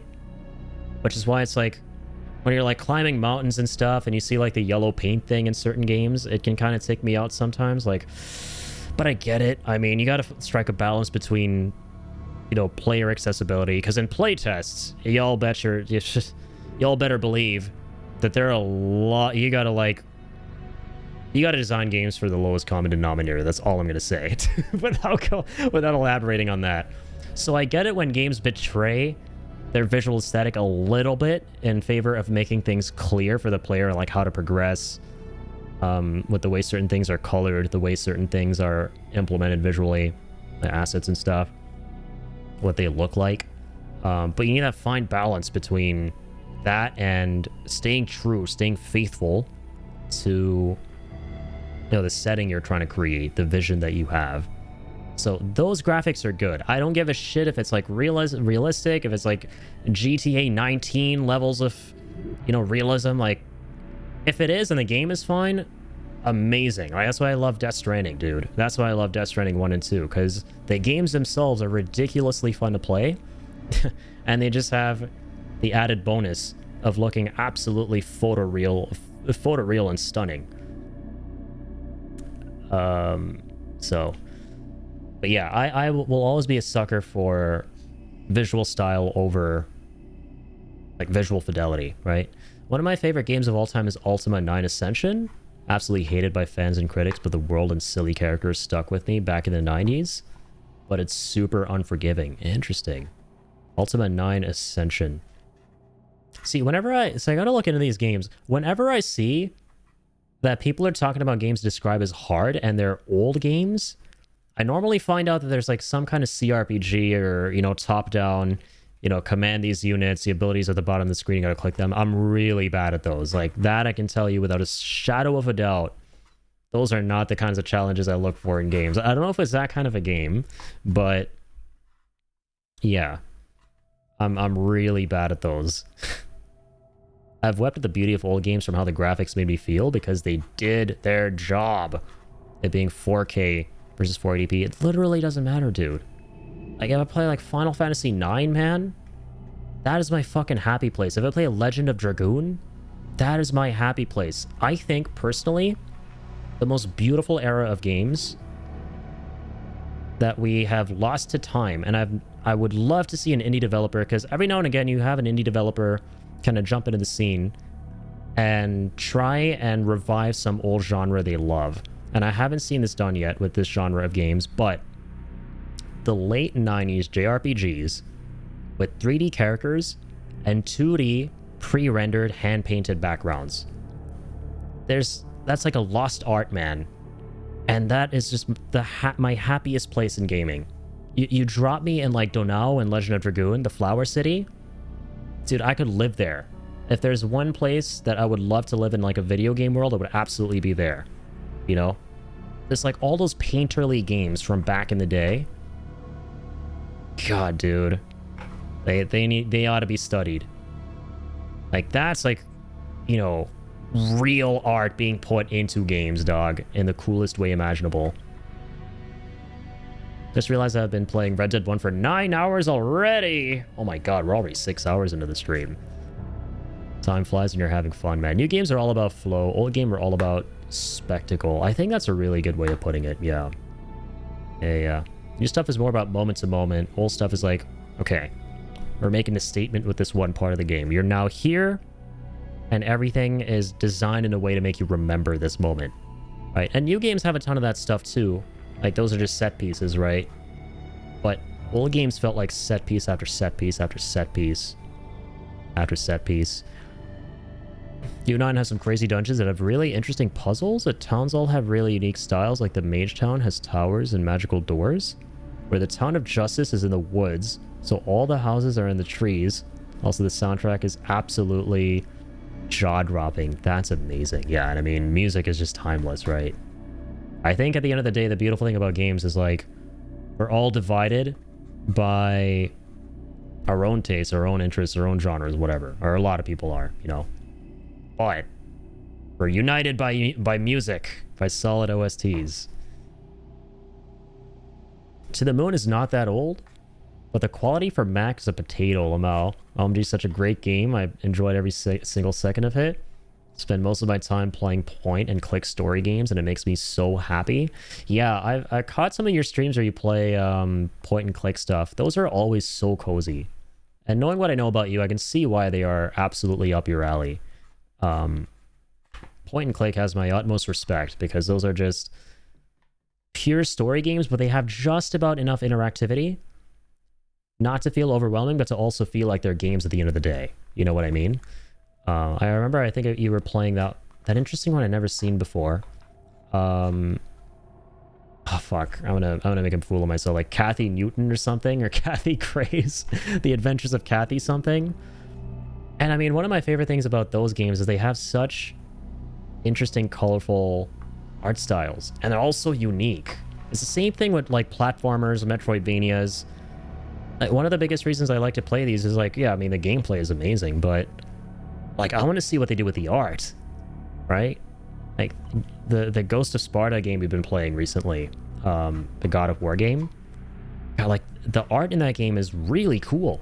Like, I feel every like Metroidvania I play has some style I've never seen before in a way. It looks very clay-like, very sandy, and it just works with the whole Greek aesthetic. It's like, it's awesome. I just love playing these games for, you know, unique styles. I need to do a video on this. Those pre-rendered backgrounds games had such great world design because you had to painstakingly draw everything out. Absolutely, man. And it was just... And the other thing, man, is that, like, back then, we were way more limited than we are now by technology, right? Like, absolutely unequivocally, this is true. Like, we were way more limited back then by technology than we are now. And so when developers worked on games, they had to work creatively around the limitations. And I firmly believe when you have to work creatively around limitations, you come out with something way more impactful and lasting than if you are to work within, work with a lot of leeway, right? When you have a lot of leeway, you're just naturally going to be a lot more complacent. You're naturally going to be like, oh, we could do this, we could do that, we could do this, we could do that. So stuff doesn't feel as weighty anymore to you, right? Stuff doesn't feel as, okay, this is an insurmountable task, but we want to do it. How do we do it? I feel like there's way less of that in the industry now for multiple reasons, right? But this is like, I think, chief amongst them than there were back then. So if you're interested, it's called Buccaneer's Den. Okay. Yeah, you guys are giving me a ton of interesting games I gotta, like, look up here. Kathy Rain. Yeah, that was the name of the game you were playing, Buin. Another incredible story. Super immersive. It looked really cool. Yeah. Point and clicks are just... I love those. Buin, I don't know if you ever played the Telltale stuff. I'm assuming you must have, right? Since I know you enjoy those a ton.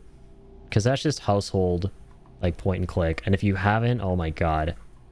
Oh my goodness, you got some homework. Metroidvania's keeping unique art directions and games alive. Absolutely, dude. I love Metroidvanias. I still gotta play Silksong. At the same time, though, I can wait because I thoroughly burnt myself out with Hollow Knight. Even though that was like... even though that was 4 years ago at this point, I still feel thoroughly burned out from it, so... I'm not dying to play Silksong, but I will at some point. Hot take, but I think a lot of preservation efforts in the next 20 years is going to be the games coming out right now. Because these games are just not timeless in the way old media has been. Yeah, that's actually a great point, dude. That's actually a very, very, very, very, very good point. Yeah, old games, the landscape was completely different. The landscape was totally, totally different. And we still, we look upon those games like their classics are not going anywhere.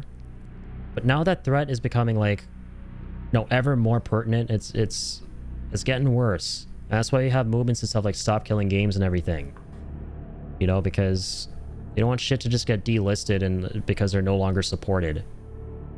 And so now more than ever, right, preservation is crucial. So games coming out now are literally designed to be disposable. Yeah, it's like, I get what you mean. Like, you just play something and you immediately... And I'm guilty of it. I'm absolutely guilty of it. Like, almost everybody is. You're hyped for one thing, you play it, and then it's just on to the next. You know? And so on and so on and so on and so forth. And I like that you're bringing this up, dude, because I think about this a lot. And I wonder if that's just a part of growing up, or if that's literally a culture shift that's happening. Because a part of me thinks that I didn't experience it as much growing up because I just didn't know about a lot of games. Like, I didn't really have access to the internet and that kind of thing, so whatever was there, I would just buy it and play it, whatever I'd hear about. You know, my brother and I would just go and get that and play it. And so we spent a lot of time playing the same stuff over and over again. You know, so that could be it too, like, just more people are getting online, more people are getting more access to information. Now that I'm kind of, like, talking about it, I'm realizing. So now that we're more connected than we ever have been in the past, we know about new shit coming out all the time, and it's way easier to get the next big thing. It's way easier to go out and get, as you say, the next disposable thing, and they're disposable because of this, right? It's no longer a matter of, like, an adventure to get it, right? When you didn't even likely know about it before, and you just about found out from, like, word of mouth without the internet. You would have to go on, like, this 30-minute drive to, like, Toys R Us, you know, get the game in its, you know, delightful packaging, drive all the way home, unwrap it, open it up, read the manual, put the disc in, play it. It felt like a fucking adventure, dude. Now it's just like, oh, you know, hop on fucking Steam, the PS Store, add the to cart, done. Right? It's just, the act in and of itself of doing it it's just mundane, right? It's just peak mundanity. Like, there's nothing interesting, nothing adventurous, nothing novel. So, and I mean, we could make this a much bigger conversation. I'm just going deeper and deeper into this, like, rabbit hole now of, like, you know, how now we're just distracted all the time, like dopamine overload, all of this stuff with, like, doom scrolling, all that. Like, we just don't have the attention spans. We want things done immediately. It all falls under that, my dude. It all falls under that. I think I've played the Puzzle Agent from Telltale. Puzzle Agent. I don't know if I've heard of that one by them, but their big ones are like The Walking Dead, Wolf Among Us. I think, Bween, you would love Wolf Among Us.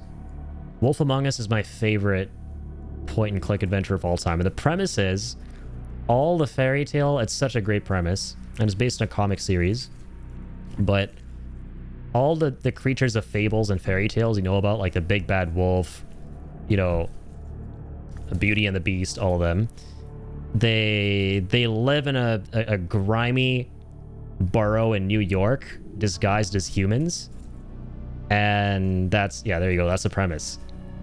And the big bad wolf is who you play as, and he's a sheriff trying to turn a new leaf and, you know, assist the citizens of, it's called Fabletown, with all of their problems and stuff, because they've been driven out of their fairy tale homes to live in the real world. It's really, really good. You need to stop playing this when the next one comes out. Yeah, like you play the newest thing and it's done, and the next one's out. You're like, all right, I go play the next thing now, and just so on and so forth. Buccaneer's Den is a town in U9. It's an excellent piece of music too. That's awesome. Need to find something new to play. I've been on Pokemon Black 2 for the last month. I know we've been on a really fun Pokemon binge recently, right? Especially with the plushies you ordered. Did they end up showing up, Ellie? Stardew will forever be timeless for me, except for Clint being a marriage candidate. That's fine, I guess. Yeah, I heard about that the other day when you were in Shibby's chat. Yeah, and Stardew it's turning like 10 years old now, which is kind of phenomenal. I think that the access is a big part of it.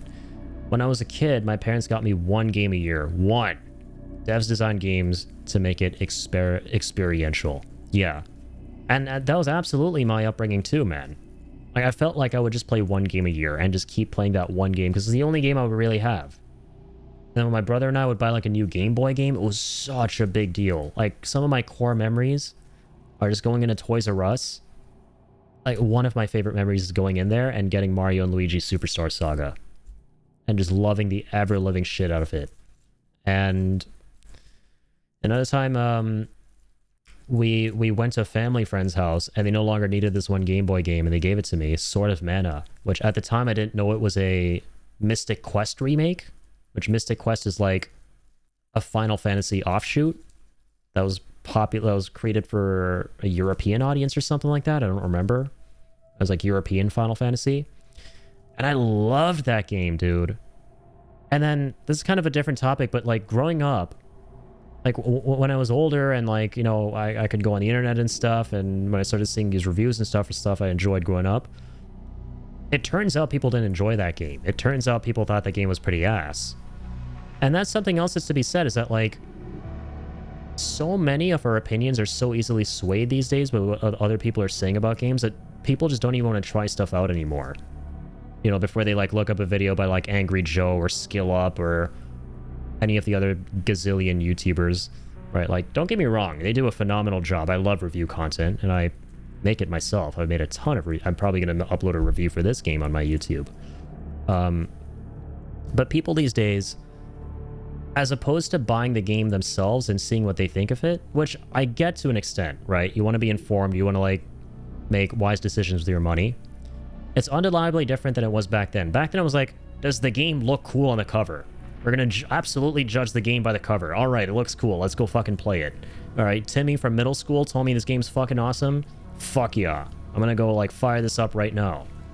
And, you know, that's a thing of the past now. So, it's interesting, man. A lot of this shit I thought was amazing growing up isn't actually looked upon fondly by a lot of folks. Like, that's one of them. 99 Nights is another one that I loved on the Xbox with my older brother.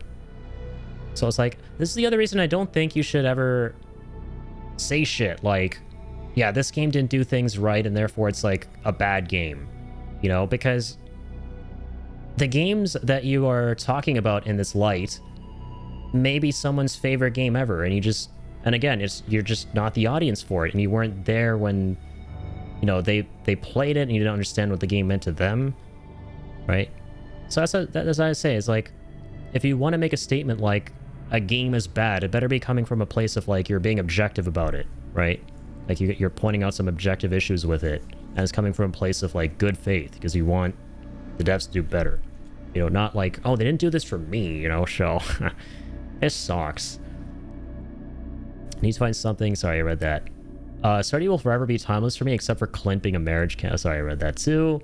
Access, yeah. On this topic, I never thought maybe I should have played Ultima's 1 before 8 before I played 9, but then that could have ruined it for me, because then I may have ended up as one of those angry fans who hated 9 because it ruined the original story, and I don't want that. That's totally fair. Yeah. Yeah, I respect that you want to be, you'd rather choose to enjoy something than not, and that's what like fuels that. Gonna check it out. It's really cool. Yeah. Well, the Wolf Among Us's art style is out of this world. It's Telltale's signature art style. And Queen, yeah, you know about Dispatch, right? So Dispatch was actually created by a group of ex-Telltale employees. They went and founded their own studio called Ad Hoc. And that's why Dispatch is a big deal to a lot of people, because it's the guys who used to work at Telltale. Quite a few of them. It's like an E33 situation. Where those devs left Ubisoft, founded their own studio, and made E33. So, yeah. I had to downsize my basket, but I have a Galvantula electric spider, Clang 2 gears, and a Stunfisk electric groundfish on order. Hopefully here in the week. Nice. Understandable, you have to downsize the basket. Relatable though, like sometimes you're just like really excited, you got a ton of things, you're like, yeah, money things. When I played Pokemon Red, I played that game relentlessly. I'm not a big Pokemon dude, I just never really grew up with a lot of the games. I played a ton of Sapphire and Leaf Green. I enjoyed those ones a lot. And again, I don't know what the sentiment is towards those. It could be a situation of like, a lot of folks didn't actually like them, and I thought they were great, like we were talking about, but sue me, dude. I love those games. I can get Ultima 9 for less than $5 on GOG. Wow. That's a steal. There are people that won't even play RE9 without spoiling the story for themselves. Like, just ponder that for a sec. Imagine not being able to experience that organically. Yeah, man. And it's like, once again, I get it, right? And this is why Let's Players exist. This is why the Let's Play market exists. Because there are a ton of people out there who cannot sadly afford the games, and games are getting fucking expensive, man. Like, this shit was 95 Canadian. Like, a couple years ago, it would have been like, what, $80? So I do get that aspect of it, where it's like, you really want to know what happens. You really, really want to know. You love this series, you just can't play the new ones because of life. And it's like, you know, you can't afford the games and stuff. So you want to go look up a playthrough, you want to see what happens and all of that. But the crowd that's like, yeah, you know, I'd rather just... I could buy it, but I'd rather save my money and just see what happens in it instead and look up the spoilers, maybe ChatGPT some stuff, like... Which I'm not even kidding, right? I'm saying that, but it's like actually something that I've seen before on forums and stuff, where it's like, oh yeah, I just ended up ChatGPTing a summary of it. It's like, that shit is mad depressing, man. It's getting worse. The crowd that just does not want to play the game for the sake of not playing it and saving time, you know, and they'd rather just chat GPT something and they just go back to doom scrolling. Like, that is I don't know how else to describe it, but depressing. Tammy from middle school said Red Dead 1 was lit. I was like, okay, I'll get it for Christmas. Yeah, man, those are the days. Or it's just you know, you took folks' word for it. Like, yo, did you play, you know, the new fucking Tomorrow Never Dies for PS1? And this is what happened to my brother and I, right? Like, Tomorrow Never Dies is like a forgotten game, right? I'd wager, like, you know, the average person will not have heard of that game, would not have played that game. Very, very few people, like less than fucking 100 people have played it. But my brother was told by his friend in school, like, that game was awesome. Went and bought it, we played it, we loved it, dude. And we never got to experience GoldenEye. But it didn't matter, because we got to experience a ridiculously 007 game on our PS1 that we had. You know what I mean? Even though GoldenEye is like the big talk of town, and that game was, you know, lauded for being revolutionary and stuff, in a lot of ways. So it's like that human connection with other folks that was healthy and positive in a lot of ways, we don't have that anymore, man. We're just hyper connected, but we're not connected with any individual people at the end of the day when looking at this kind of thing specifically, of going out, buying things, making decisions. It's just like, okay, I want word of mouth now from a million people I didn't know, and I want that to be aggregated. Is Resident Evil 9 a good game? Should I buy it? And you will literally get that when the first thing that comes up is like an AI generated response going, according to multiple sources, you know, on Reddit and X, this, that, and the other. Yes, Resident Evil 9 is great if you've never played this or done that or do like this. It's I don't know, man. I can't get behind it. Experienced games organically and honestly never shared our opinions with another soul until we became a teenager. That's accurate. And I love that. I love that era, man. And we're never getting it back. It's like how my absolute favorite game as a young child was the Little Prince puzzle game. Don't think anyone knows about that game.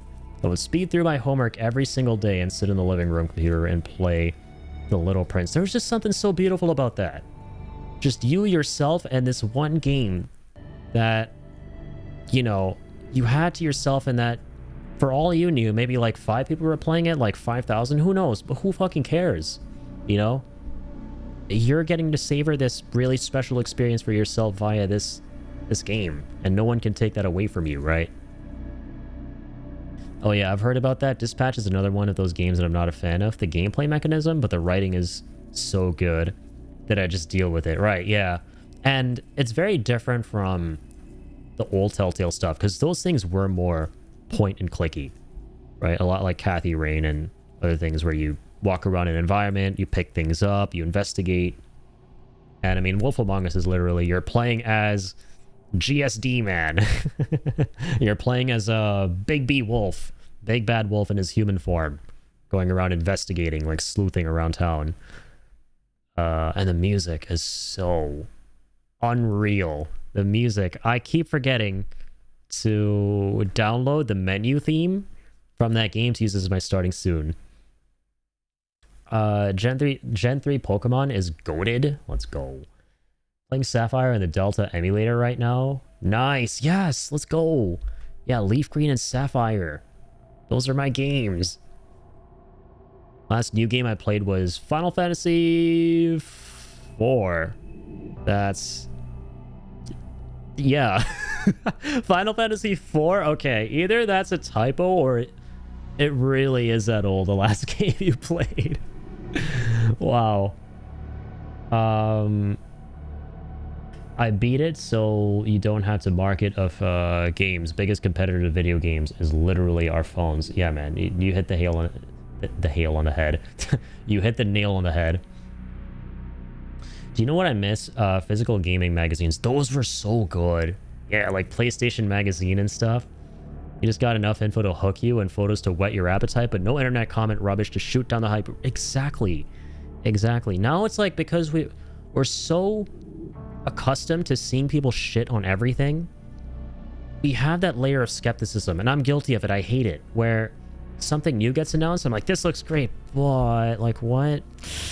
What if? And I miss the times when it was like, when it wasn't like that. When something looked really cool, and then you're really excited for it, and it comes out, and okay, maybe you don't love it, maybe you're not over the moon about it, but you're really happy you have it and get to experience it. Nowadays, in a way, the thing that's going to come out is dead on arrival already, because you're going in with some negative preconceived notions about what it's going to be like, right? You're already kind of like, you've made up your mind because you've seen other people being unhappy about it, and you're letting that taint your perception of it a bit subconsciously. It's how, like, when you see other people for the first time, we're always like subconsciously judging one another, whether we like it or not, as a human thing. It's the same with opinions. It's the same shit with opinions, right? Towards things that haven't even happened yet, haven't even come out yet, people jumping the gun. We see people being not excited for something, and we go, okay, I'm gonna be excited for it, but fuck, I can't get this one sentiment that this guy has out of my head, right? Try as I might. Like, we just, as humans, we're like conditioned to, we're just more attuned to some of the negative stuff. That sucks.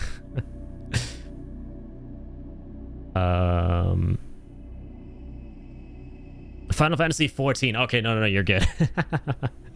Yeah, I was like, FF4. Oh my god. Are you pushing 50? The cool test for buying a game. Fuck. I got some whack-ass games because the cover was amazing. Hell yeah, dude. The magazines, the freaking demo stations, dude. The demo stations were the shit. Toys R Us was my home, chat.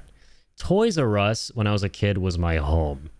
Just going into a Toys R Us with my parents, like maybe twice a year, either buy like a Lego or just to like look around and play the demos. They would have like the controllers and you would play the demos. Oh my god. And it's so sad, dude. The Toys R Us that I grew up near is like, it's being shut down. Like, it just always breaks my heart when I see stuff like that, because it's not just, you know, any old store getting shut down. It's just, it just feels like a part of my identity and childhood is being shut down whenever I see shit like that. It's like a bygone era. So, used to grab magazines for just a hint of news about Majora's Mask. Yeah, that's right. I remember you're a big fan of it. And I recently played it back in October for the first time. Majora's Mask is so good. Yeah, I love Zelda, but unfortunately I was just never able to play Majora's Mask for a long time. Seeing the press photos being so hyped for it, there was nothing that even came close to the levels of hype when you would see a sequel for something back then. Like, nothing, right? I remember being so excited for like Halo 3 with my older brother, because we played a ton of Halo 2 together, and then Halo 3, and then even Gears of War 3. Like, we had so many good memories on the 360, right? Because like those are the last days before shit would become the way we know it today, right? On the internet, and people just being hyper connected, sharing opinions all the time and stuff. Like, there's this natural hype. You just heard about it, you got excited for it, that was it. You're there day one. And 9 times out of 10, dude, that stuff delivered. That stuff delivered, and then some. Honestly, what got me into preservation of games, I was always that guy saying it's fun when people shoot down. Yeah, it's fun when people shoot down a game for not being AAA. Yeah, man.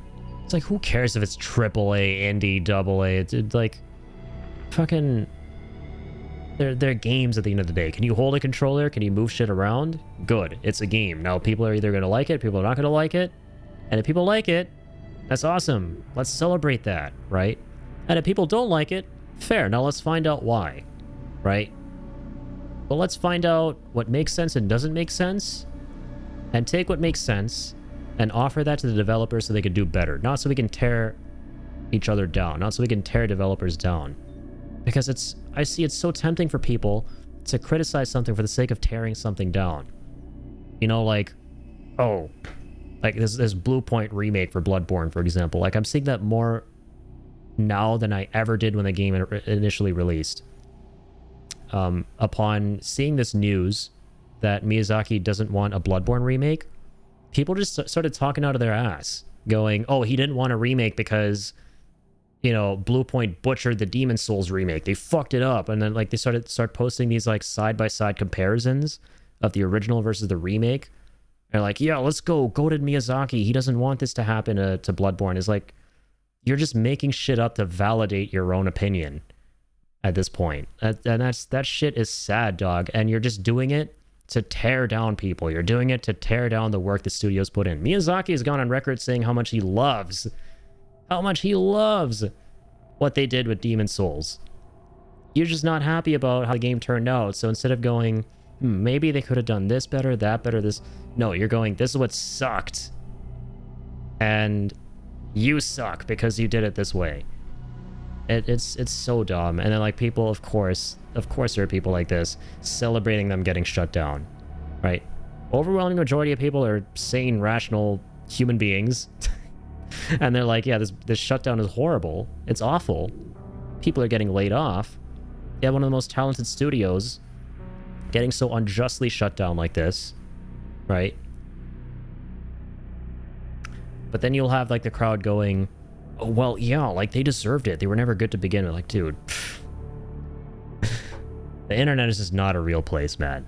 Toys R Us does not exist in the UK anymore. Oh, I didn't even know that. Damn. Yeah, it's going down slowly but surely.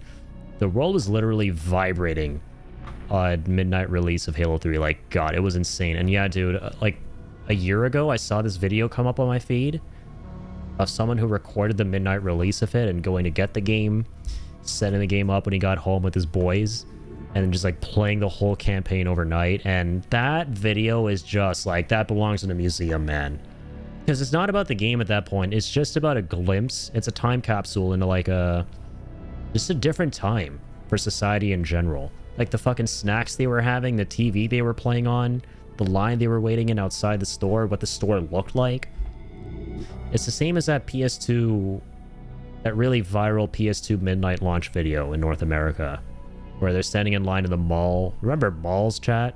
They're standing in line at the mall and interviewing people in line, and there's like the most 90s fucking looking dude, but like the golden locks, and he has like a cat on his shoulder, and he's like, my name's Smitty. SMITTY. Really excited for the PlayStation 2. We could play your old games on the PlayStation 1. It's got a DVD player. It was just so wholesome, man. God, I'd do anything to go back, chat. Fuck. 5 out of 10 is a normal game, not a bad game. People perceive that rating as bad. And dude, I especially feel that with movies. Right, like, people are... Oh, God, movies is a whole other can of worms, but in a similar light, films are treated the same way as games by a lot of people, where it's like, okay, if this film isn't exactly a 7.56 on IMDb, it's not worth my time. I ain't checking it out. Like, come on, dude. You're gonna let like a number, unless it's like a 1, at like 2,000 people have rated this shit like a 1 or a 2, or anything less than a 5 with issues that they have with it that are genuine issues, and it's the kind of movie that, you know, you want to see that, and your interests are aligned with these people who reviewed it that way. But you're not even going to go that far to look at these, you know, reviews and do this research to see what people are saying. You're just going to look at the number and go, fuck, I'm not watching this. This isn't at least a 7.5 on IMDb. Oh, it's not worth my time. Or even worse, you're going to turn it on, you're going to look at your phone. You're going to look at your phone. I don't know where my phone is. And you're going to look at the TV and go, wait, what happened? I don't know. What's going on? Huh? This movie sucks. Nothing's happening. Let me turn it off. We're actually cooked, man. We're totally cooked. And I don't know if you saw this, but Netflix has literally put in a requirement for the producers making films for their platform that you need every 25 to 30 minutes in the script to remind the viewers of what is happening in the movie. Which, dude, to me, that's fucking horrifying. That things have gotten so bad with attention spans and being able to sit through stuff that writers are literally being told by distributors of a movie to write dialogue a certain way so that people continue to watch the film until the very end. Like, that is just, that's unbelievable to me.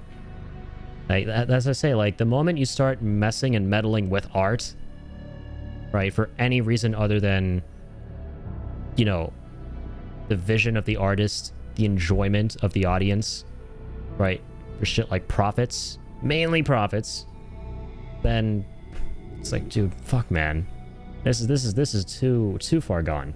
It's way too far gone at this point.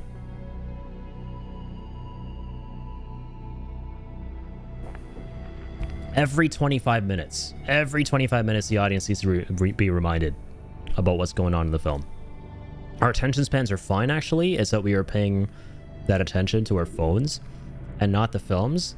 See, like, and I would agree, but it's like, dude, we're at the point now where we can't even, like, not we, right, but a lot of folks, given the kind of content that I see now in shorts and reels, it's not even the short anymore. People can't even pay attention to what they're paying attention to. It's scary. A lot of the shorts now are becoming the focus of the short on one side of the screen and some brain rot on the other side of the screen, right? Like mixing colors together on the right side of the screen. Let's see what colors this makes. Like running through Minecraft and doing parkour on the right side of the screen, while on the left side of the screen is the focus of the short, like some guy delivering a keynote or whatever. It's like, if we're so fucked that in the middle of the short we are consuming, we are also watching something else in that same exact short on the same exact aspect ratio, so that we can sit through the whole thing. That's only 1 to 3 minutes. Dude, like what? I don't even know anymore. You know? A dopaminergic loop. Dopaminergic loop. If my short has less dopamine than the last one, they'll skip. Yeah, and now it's just because we have this over-reliance on insta-dopamine, right? And we're so used to it, just this overload of it. It's like we're trying to catch that next hit all the time, and we want it to be as good as the first couple, but then it just doesn't hit the same. And that's what leads to like mindless scrolling, because you're just trying to hit that first high again of dopamine. And thank you, Ellie, for the hydrate. But you're just not getting it. It's like with any other addiction. You're always chasing that initial high, but you'll never get back to it. That's the scariest part of addiction, right? Well, that rubbish is someone ripping someone else's video and using that crap on the other side to get around copyright. And it's not just that. It's and that's what makes it worse too. That is so true. Like, most people do that shit to get away with it and to like re-upload it and to get hits on their video, right? And they'll like, if they get lucky, they're able to like monetize it and profit off of it, off of stolen content. So it's just like the worst of the worst, because you're profiting off of somebody else's content and you're manufacturing content that feeds in to this negative cycle of dopamine addiction for consumers. It's like it's literally just scum behavior. It also pisses me off that older generations would say the younger generation plays too many games, meanwhile they're watching reality TV. I'm not hating reality TV, right? It's content for a specific group of people, but you cannot generalize complaining about people playing games in the same sentence as reality TV. Yes, thank you. And every generation goes through this, where they see the younger generation and they see what they're doing and they go, what the hell are you guys into? This shit is stupid. This shit is bad for you. What is this? And meanwhile, you're participating in something that you can be judged for as well, right? That isn't necessarily very good for you as well.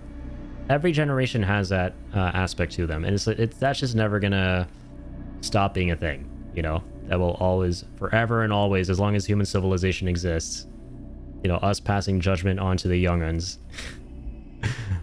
that will never go away. All right, chat, it's 1 a.m. and my videos are done. Yeah, boy needs sleep. Much love, Addy. Love chatting with you, man. You as well, Martin. Have a good rest, dude. And congrats with the videos. I'm looking forward to checking them out, dude. Yeah, if you guys haven't followed Martin yet, anyone here, if you are not following Martin, which I don't think is anybody, thankfully, I don't think, go change that. All right, he's working his ass off to make incredible shorts content. And in general, his streams are very informative, educational, fun, entertaining. Plays a lot of older games, brings voice acting to the table, and talks about so many interesting topics, like the ones we've been talking about right now. Thanks to him, actually, here. So go drop him a follow. He's working hard on some shorts content from all the streams. All right. But take care, Martin. Have an amazing night, man. We are literally old gamers yelling at Cloud. Yup. Damn you. You see Cloud from Final Fantasy VII staring down at you from the literal clouds. When I asked them to name the game that they're saying is bad for younger generations, they're like, I don't know, it's just game. You're just looking at screen and pressing buttons, and it's like, okay, yeah, sure. It'll rot your brains. It's always brain rot.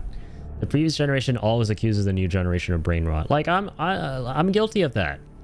I'm very judgmental of the young iPad kids these days. I'm very judgmental of the alpha kids these days, and how the content that they are consuming is affecting them in a negative way. But in my defense, chat, we have research to back up. We have more research than we did back then. We have way more research to back up the fact that what they are doing is actually really bad. And that what we did as Gen Zs growing up is not as bad, you know? Because we played a lot of video games growing up. Where it gets bad is where you're addicted. And honestly, you can make that argument for any generation. Look, a kid having an iPad is not a bad thing, right? If I see a little kid with an iPad, yes, a part of me is going to be a bit judgy, right? I'm like, kids these days, right? Back in my day, we had none of that stuff. We were in the moment, right? I'm going to be a bit judgy, but I will understand that there's hope that they are using the iPad appropriately. Like, the parents haven't just neglected them and gone, here, just play with iPad, right? Because if they're not using it appropriately, then it's like, we're just scrolling. Just actually rotting your brain from a very young age and becoming addicted to it. And that's like, even with Gen Zs when we were young, right? If we were just left with video games by our parents, right? Or our caretakers, whoever, and, you know, we were left to play with them for however long we wanted to, naturally we're going to get addicted to that stuff because it's the only thing we know how to engage with it in a way that's going to bring us some enjoyment. And then when the addiction happens, you neglect all the other important aspects of your life, right? So that's the danger, man. It doesn't matter if you're like a Gen Alpha iPad kid. It doesn't matter if you were a Gen Z, you know, playing on Game Boy kid, right? It doesn't matter if you're like a fucking, I don't know, millennial who grew up watching a ton of SpongeBob, or like, you know, Final Fantasy on the PS1. As long as you're not addicted, as long as you have a healthy environment, things will be okay. It's where you start getting addicted that shit does not look good, right? So yeah. When I asked them to name the game, sorry, hilarious thing was back in the day was when they said, don't play Pokemon, it promotes violence. Oh yeah, that's so stupid. Dude, you're literally waving a gun. What the fuck, right? Yeah, that was a wild time when media created mass hysteria around video games.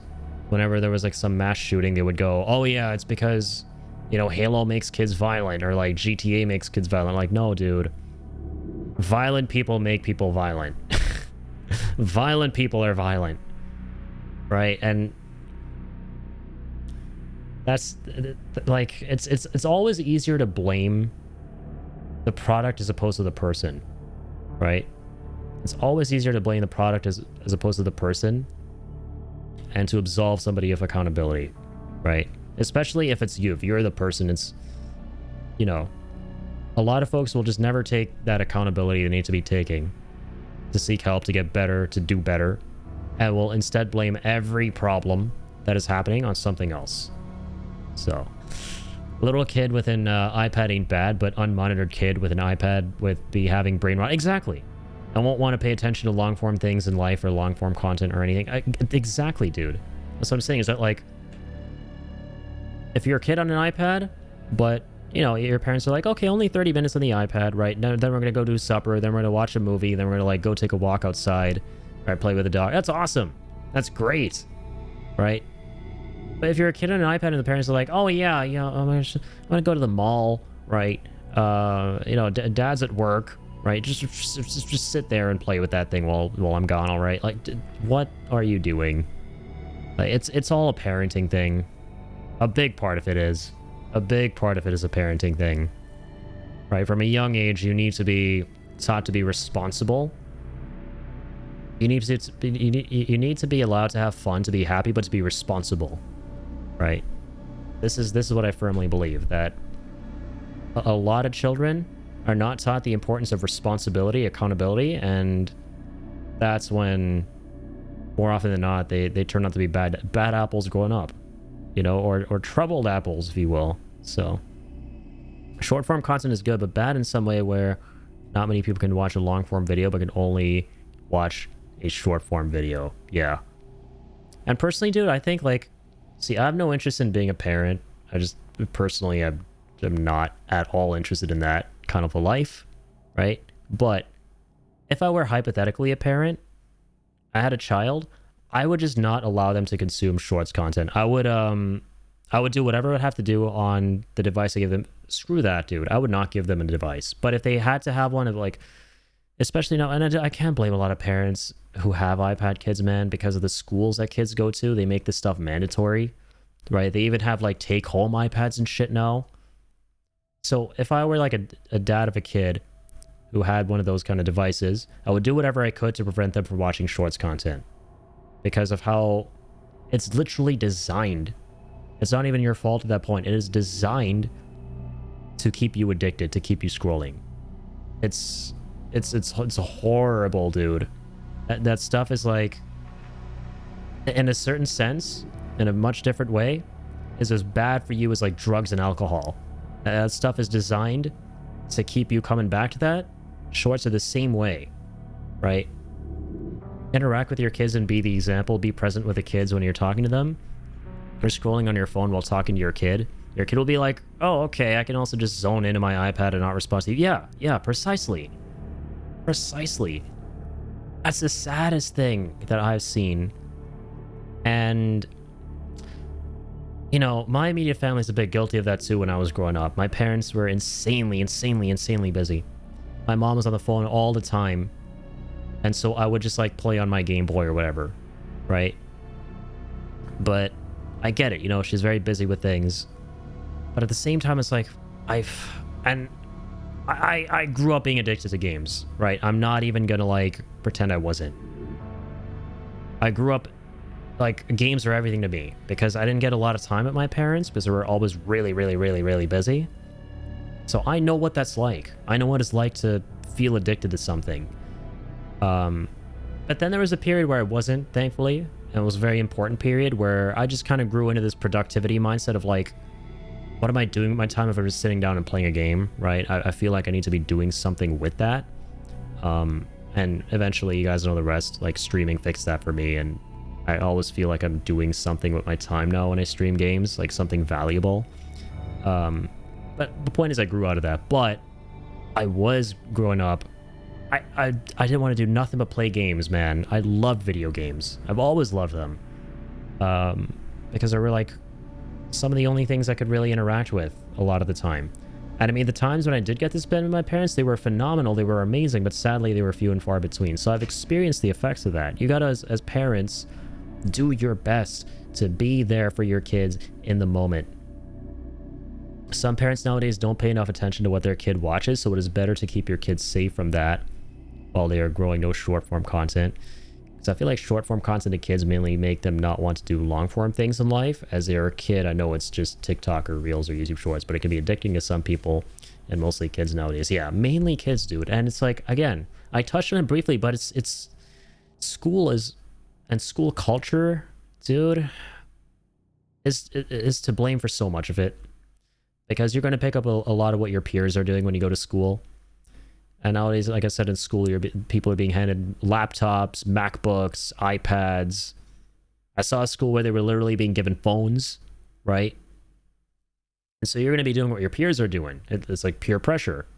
So then when you come home, you're pretty much already programmed to be the way that your friends are, which is, okay, doom scrolling, sharing shorts, watching these, watching that, like all this kind of stuff.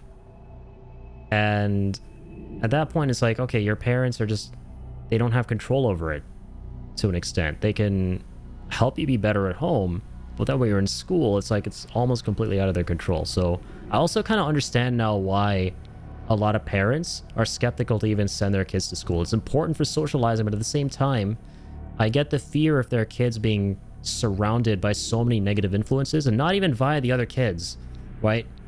It's the way things are designed for the kids, by the system, right? Being surrounded by the system and wanting to homeschool them so they can avoid that environment. We just live in a really messy time right now, dude. It's just a really messy time for everybody. Yo, Kill, welcome back. Welcome to a weird time. Yeah, we've been talking. I don't know how long we've been kind of just vibing for now at this point. We finished Resident Evil 9. Phenomenal game. I loved it. We've been talking for like, I want to say the last hour and a half. I don't know. We were having some great conversations with, Martin was here. And that was fun. We were talking about gaming and stuff. We were escaping into gaming. Escaping into gaming conversation. Deep convos, deep. Yep. Now we're just kind of talking about life. It's very different because GSD is a dog, but he's my service dog. My trainer tells me that I need to be very mindful what he watches, which has a whole mind-blown situation. Like, you know those bird watching videos for dogs that change very quickly? I can't show him that because it shortens his attention span. This is why I keep people's streams up for GSD when I'm at work. You can really tell the difference when I made the switch from bird videos to streams and GSD's behavior. That's so interesting. That, yeah, you're mindful of that for dogs as well, and there's actually, you know, a tangible positive result from him not consuming dog brain rot. That's cool. But yeah, I mean, it makes sense how, right, it's applicable from species to species. It just makes sense. I mean, the shorter something is, and the more, and the sweeter it is, right, the quicker it's going to release that huge dopamine hit, right? So naturally, you're going to want to crave that. Things that are shorter and sweeter. So you get that dopamine all the time. It's the worst kind of addiction, really. So it doesn't matter if you're like an ape, you're a human, you're a dog, right? It's some kind of, you know, semi-intelligent species, semi-intelligent, sentient. You're just going to be craving that all the time. You're just going to be craving what's good that you can get in the shortest amount of time. Logged in an hour ago. Yeah, we've been kind of just vibing for a while. Congrats on finishing the game, and always good escaping into gaming. Absolutely. Someone should do something with that IP. Yeah. You're right, Kill. You're absolutely right. If only. If only someone did something with that. K_I_L in the chat. But yeah, man, we had a ton of fun, and I was kind of debating if I wanted to jump back into this game immediately or not. So, also Rudy, thank you for the treat for the doggo, and welcome on in. How are you doing, sir? How are you doing, kind sir? Here you go, Link. Enjoy the treat. Enjoy the Treato burrito. I wish I had a Treato burrito. That would be kind of fun. Delicious. But hey, thanks for tuning in, man. Yeah, we're just kind of vibing. Completed RE9 a little over an hour and a half ago now. Really enjoyed it. Amazing game. And I'm probably going to be jumping back in. I don't know if I'll jump back in right now. Maybe I'll take a little bit of a break, even though this has been a big break. Because like I said, I haven't eaten anything today, chat. I woke up 2 hours before stream, and literally all I've had is my apple juice. Because I really wanted to finish this. So I'll probably take a break and go grab something, maybe come back. Or maybe just end at 7 hours today. I don't know. I really want to play more. I want to jump back in and see what Insanity is like. Right.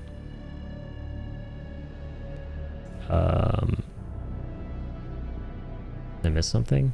Okay. All of you taught GSD that he can take a head dive back on my keyboard and roll, so is it better? I don't know. Dogs are just built different. I think dogs are just always excited for everything all the time, you know? PC crashed, rip. I did not hear anything you said when you read my chat. I sent shit. I don't even remember when that was. What was your last message? Oh my god, okay, that was a little minute ago, I think, about parents not wanting to pay attention to their kids when what they're watching. But no, basically the whole gist of it was parenting is important. Things are not inherently bad. Addiction is bad. iPad kids are not bad as long as they're using iPads correctly. Gen Z kids growing up with Game Boys are not bad as long as they were using the Game Boys correctly, right? Just don't get addicted to stuff. And the way you don't get addicted to stuff is you have a healthy dynamic with your family. And you don't succumb to peer pressure in school, which is the harder part. No, that's less of the parents. But anywho's, we're moving on. We're done with that topic now. we kind of talked about society, gaming, how it's all changed, how people have changed, war has changed. For a minute now. I think at this point, I am I am about ready to just jump back in and vibe a little bit with this. See some of the bonus content we've got. Been making the final session notes for your D&D group. We finished our first campaign earlier this week, and it's got me in all sorts of feels. Your very, very first D&D campaign? That's amazing, man. Shit. Hope you had a lot of fun. How does one crash a Linux PC? Dude, Linux has been very cursed for Teo. I'm honestly proud of him for fixing all the problems he has at this point. It sounded like it was a total nightmare switching over to it. Please go eat something, Hattie. Oh, I will. I will. New point redeem. Feed the Hattie. Yeah, I gotta keep, like, I don't know, potato chips or something nearby. You can, like, redeem that and feed me a potato chip. Short game. It was like 13 hours. 13 hours was our full, complete playtime for Resident Evil 9. It was awesome. And we finished about an hour and a half ago. We've just kind of been vibbing. We've been vibbing. Been doing the vibbing.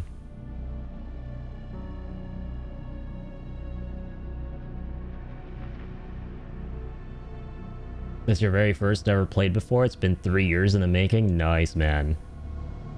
Is that considered short? Resident Evil games are very short, yeah. They're not intended to be very long. They're meant to be short and replayable. Like 10 to 20 hours long. Did pick the wrong Linux.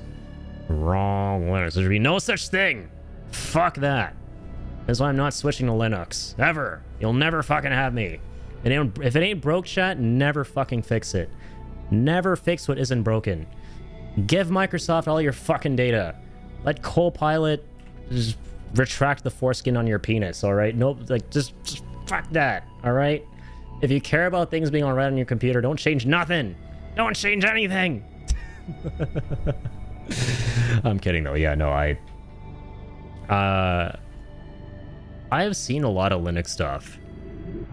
And that shit looks mad interesting. And like the performance boosts and stuff are very, very appealing. But it's like, yeah, the one thing I'm not kidding about. But it's set to kill a long time ago. I'm a very reactive person, not proactive about certain things. Right? If shit happens on my computer that literally makes me unable to do anything the way I do it, will probably be the only time I switch to Linux. But, you know, everything's fine right now, so it's like, whatever, you know. Short games are great, man. I love finishing Witcher 1 and 2. 3 is maybe feeling a bit too long. Yeah, 3 is massive. 3 is massive. It's a very, very long game. Because 1 and 2 were like... I think they were like very linear, right? And then the third one is basically taking the series and thrusting it into like an expansive open world. So, damn, they love that NG Plus grind. You know it, man. I love that thing with RE4 Remake. That was my favorite Resident Evil. And I really am tempted to go through this again with RE9 because I enjoyed it a ton, and it's very RE4R adjacent. Microsoft is an amazing company. I love Microsoft, man. I can't wait for Satya Nadella to come to my house next Friday. He's such a swell, upstanding dude. I'm best friends with him, you know. All us Indians know one another and stuff. And like, you know, my computer's gonna auto shut down a couple hours from now, and he's gonna help me fix that in person. No, I jest. I'm a jester, a court jester. Who else heard they are killing Xbox? Windows Next? What? Microsoft killing things? Big companies killing things? Dude, next thing you're gonna tell me Sony's about to kill something. Alright, I've never taken them for murderous psychopaths. Ever. Like, next thing you'll tell me is Sony just shut down a beloved studio that could pump out another gazillion and one phenomenal games that never pumped out a single game for this generation beyond Demon's Souls Remake. We're not gonna reopen that conversation. Ever since I built my new... I'd move to Linux if it was easier and more universal. So on Windows 10. My streaming PC is on Windows 10 still, yeah. My My gaming PC, I didn't want to upgrade to 11. Somehow, there you go, I got possessed and upgraded to 11, but I haven't had problems, so it's like, meh. Linux looks phenomenal, though. I mean, the fact that you have the freedom and the leeway to also customize the OS it looks like for your ease of use is really sick. But I don't want to do something as radical as switch into it, man. No, I'm good. Ever since I built my new PC and it's AMD only, don't think I've had a crash. Like maybe a game crashes and closes, but it's been stable as heck. That's really good. It's very, very good. 2 is currently crying and crashes. Why? Yeah, I'm gonna keep it completely real, Chiefs. I'm gonna keep this very real. One of the biggest turnoffs for me when it's come to Linux has been seeing Teo's experience. Literally, I feel like Teo is me if I were to try and switch to Linux. Like I was hearing about all the shit he had to go through after he did it, which shit not making sense the way it was going. Right? Stuff having no business, no longer working, just stopped working. Like, I don't think he's even fixed his webcam. I don't know if Teo's here, but dude, you haven't fixed your webcam still, I don't think, right? And that problem only started when you switched to Linux. So they're like, and I'm not even talking about a Linux thing at this point. Like, I don't give a fuck about Windows versus Linux stuff, right? I'm talking about just in general, the moment like, this is just the joy of using a computer, right? The moment you do anything even semi-radical to your PC, and take it from someone who's been streaming for like 6 or 7 years, like I've changed up a ton of things with my streaming setup and stuff. Shit that you don't expect to break whatsoever at all starts to like break out of nowhere. And you're like, fuck, now how do I go back? What the fuck? Like, dude, I had a power outage. Explain this, right? A power outage, right? It caused my streamer bot to basically never open, and I had to go back to a previous version and load a backup to get all of my presets and custom settings back when I shouldn't have needed to after a power outage. Like, this shit just doesn't make sense, man, with computers sometimes at all. Like, what would work really well and swimmingly for one person, when you try and change something up, may not work that way for somebody else, right? It's not even a matter of like switching to Linux or doing this or doing that. Like, anything you do that fundamentally changes the way you interface with the program or your computer as a whole, that is inevitably going to cause something that you don't expect to happen, that you're going to have to like figure out how to get through. And that's like, I'm fucking done with that, dude. I never want to deal with that bullshit in my life ever again for as long as I have to. I'm going to deal with it again. It's not going to be of my own volition, but it's never going to happen of my volition. You know what I mean? I'm never going to go like, I'm going to make this conscious decision to like change this, and a bunch of like shit happens that I don't expect to happen. Like, that is not going to go down, you know? So, like, I'm good. Best part of Windows is Copilot. Man, I fucking love AI. And let me be real with you, man. Copilot is a piece of garbage, but it's never given me a single headache. It doesn't open itself up when I'm using Windows. It doesn't pop up. It does nothing. Okay, you're looking at shit in my folders, brother. The NSA probably has pictures of my dick somehow. Like, all of your information is out there, man. All of your information is out there. Like, am I willingly going to give up more of my information if I'm asked? Like, no. But there are a million things that currently have your information. You'd have to be like living out in the Goonies in the middle of nowhere, off the fucking grid, right? Not even having been, you know, born at a hospital with your like name being registered in a ton of places, for there to be absolutely nothing on you, or like some lucky ass uncontacted tribe in the year 2026. Like, there are a ton of entities who have shit about you. When I've decided to switch to Linux, can Kilniath come to my house and do it for me? Yes, same question. If I do consider switching to Linux, which, again, is not going to be anytime soon, you know? I found a fix for it. It works perfect now. Okay, that's good to hear, bro. I'm very happy to hear it. Because I know you've been kind of going through it, man, trying to like fix all that stuff. Found a good alternative for my webcam. Nice. Zago Fuss Party, the best kind of party. The best party. I'll be a door-to-door Linux salesman. Bad career choice. Labao. It's a dirty job, but someone's got to do it.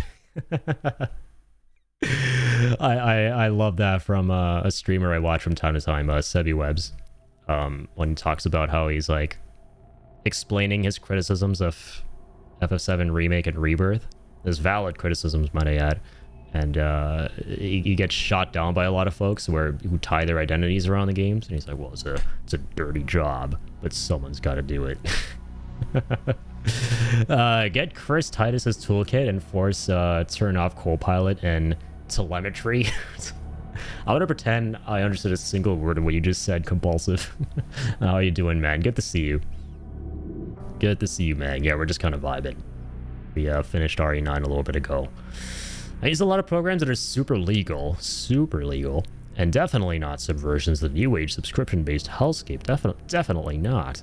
But I can only get them in Windows versions. Also, there are a few games that don't have Linux-specific versions. Now, I know that there are compatibility tools for that, but I would 100% miss the plug-and-play that Windows has. This is a really good point. In Linux's defense, a lot of shit now that wasn't compatible back then is compatible. Like a solid, like, 98.5% of things are like now compatible. And it's easy to, like, track that with, I forget the tool. Teo and Kill can remind me. But yeah, like there's still a couple things here and there, like specifically things with weird anti-cheat that you can't use on Linux. But I'm totally with you on the whole plug and play. Like, I grew up with this in a way, dude. I grew up with a Mac for a very long time. A very, very, very, very, very long time. I had a Mac, and on this Mac, whenever I wanted to install something, do something, I would always have to do it with the fact that I was on a Mac in mind, and that by default, a lot of these things were designed for Windows and didn't have Mac versions. So I'd have to go through hoops. I eventually ended up getting Parallels. So it just to have to go through that on its own can be a bit of a headache, to like think about the operating system you have and whether or not what you're going to be getting is going to play ball with it. So understandably, a lot of people don't want to deal with that, you know what I mean? NSA, nude setting administration. Got more nudes than PH and OnlyFans? I think so, I think so. Who knows? Imagination is a powerful tool. Worth asking someone on Linux to see if they work. Or checking... Yeah, ProtonDB. Yeah. In terms of plug and play, Steam games tend to be just as easy to run as on Windows. As you just download and click play, and Steam manages it all. For other apps, there's easy things like Lutris, lots of things. Yeah, you gotta find alternatives and stuff. Not the personal information or data screening that annoys me. It's the idea that they can use the resources of my computer to enrich them, making my computer work slower and worse because of some shit bloatware that they have to put into it. They can take Windows 10 when I die. That's my issue too. I'm gonna keep it completely real once again. All right, this is just my anecdotal experience. I am not discounting anybody who's been through this, and I know for a fact that this is a big fucking problem with Windows.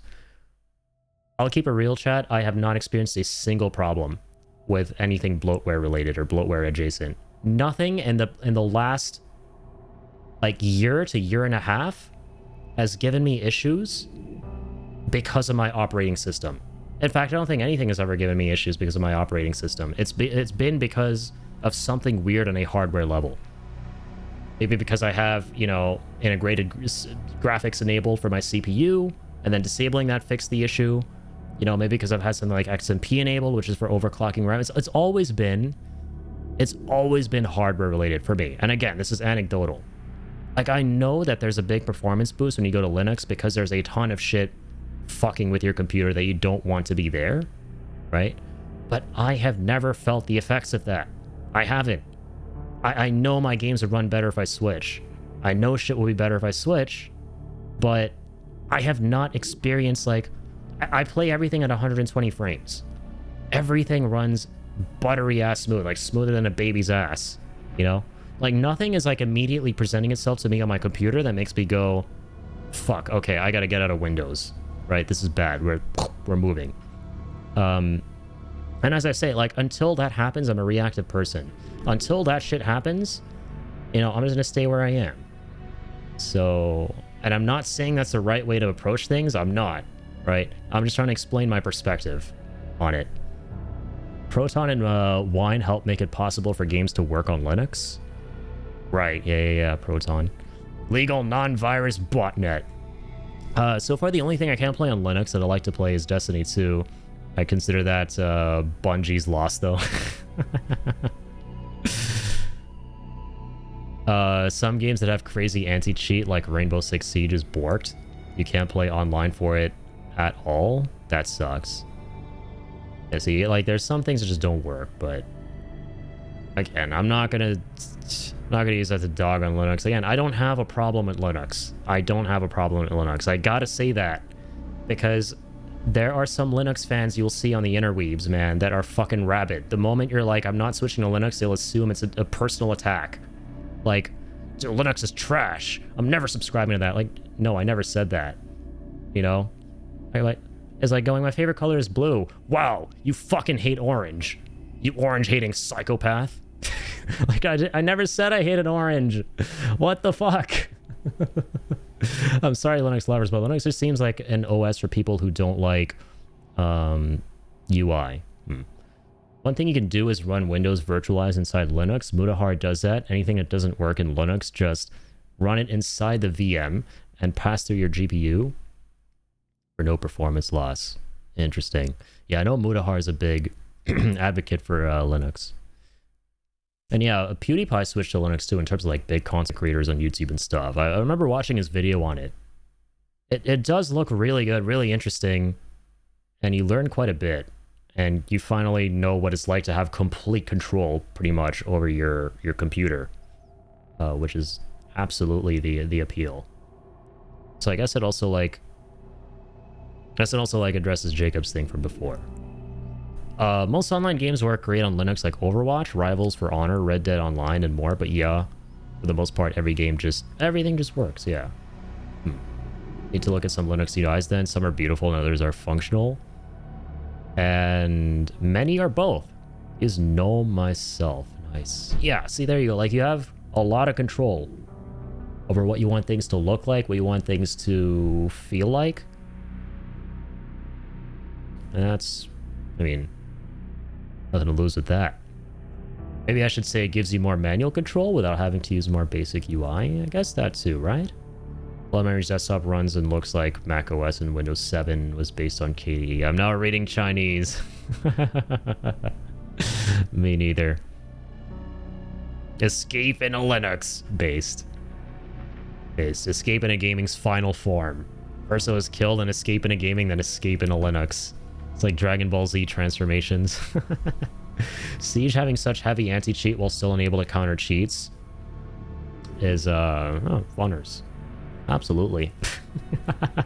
Don't you love it when the thing called anti-cheat doesn't actually cache cheats? Yeah, I get that. It's why I haven't moved from Windows 10. Everything still works, and even new games that have released, like Ninja Gaiden 4, work perfectly on it, and all that ending support BS was just a scare tactic. Yeah, like, I would have kept my gaming PC on Windows 10. I, like, fucked up because it was late at night once, and I thought I was just doing, like, a regular security update. I didn't realize I was updating this motherfucker to Windows 11. And I was scared of doing that because there were, like, known issues with, OBS in Windows 11 for a long-ass time. And that is a good reason to switch to Linux, actually. I think those have been fixed, largely. This was back, like, 2-3 years ago. However long Windows 11 has been around for, I actually have no fucking idea as a Windows 10 Andy.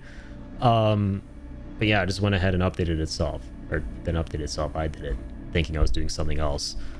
But yeah, I mean, I've been fine, man, with Windows 10 for a long time. I think Windows 10 was phenomenal. Related side note, Ubuntu is very orange. Very orange by default. I don't think I've ever seen Ubuntu. I keep hearing about it. I love China. Plus 10 CCP points. Congrats. Here's some credit for you. Some juice. That's empty. Apple credit. Why am I not surprised that will be something that Apple would introduce not long from now? Apple credit. Oh god. W2-hour yap sesh. Have you been yapping for 2 hours now? My god. Actual W yap sesh. That was a great yap sesh, yeah. That was really fun, man. Don't do enough of these, I feel like. Well, we do while we play, but not to this extent. With full screen and everything. You know, full ultra widescreen entertainment of my face. Talking to you guys, right? What's better than that? Huh? Got stupid sexy Addy on your liquid crystal displays. Resi 9 was still that tiny, sub 15 hour. No, I would say this is around the average length of Resident Evil. It took me 13 hours to beat it. Yeah, most Resident Evil games are 10 to 20 hours. This was very, very appropriately paced. I think the length was really good for this game. And the ending was sick, man. The ending was really, really cool. You actually get multiple endings with this one. That's all I'll say.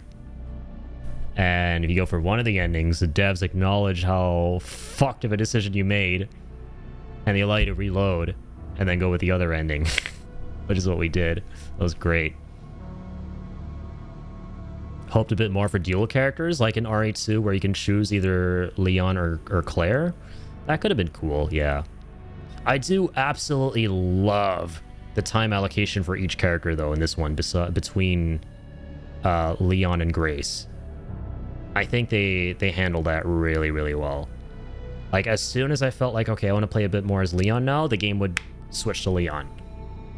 And whenever I felt like I wanted to go back to Grace, I was like, oh yeah, no, don't worry, the Grace segment's coming up in like 5 minutes. So I had a great time with all that. But yeah, if they were to ever do another Leon Claire style game in the future, oh, that would make me so happy, dude. 1 minute video. Early Linux desktop environment explained in 1 minute. All right, let's check this out. The Apple fanboy of Linux. Everything's hidden behind gestures and activities. Where's my minimize button? Welcome to 2024, boomer. Great for laptops and touchscreens, terrible for your 90-year-old dad. KDE Plasma, the gamer's paradise. RGB everything, widgets everywhere, more customization than a Skyrim mod list. Runs great on modern hardware, but will lag on your grandmother's netbook, harder than Cyberpunk on PS4. XFCE, the server admin's choice. Looks like Windows XP had a baby with common sense. Perfect for old hardware, remote connections, and people who actually want to work instead of tweaking themes for 6 hours. Cinnamon, Windows Refugee Headquarters. Wait, this isn't Windows 7?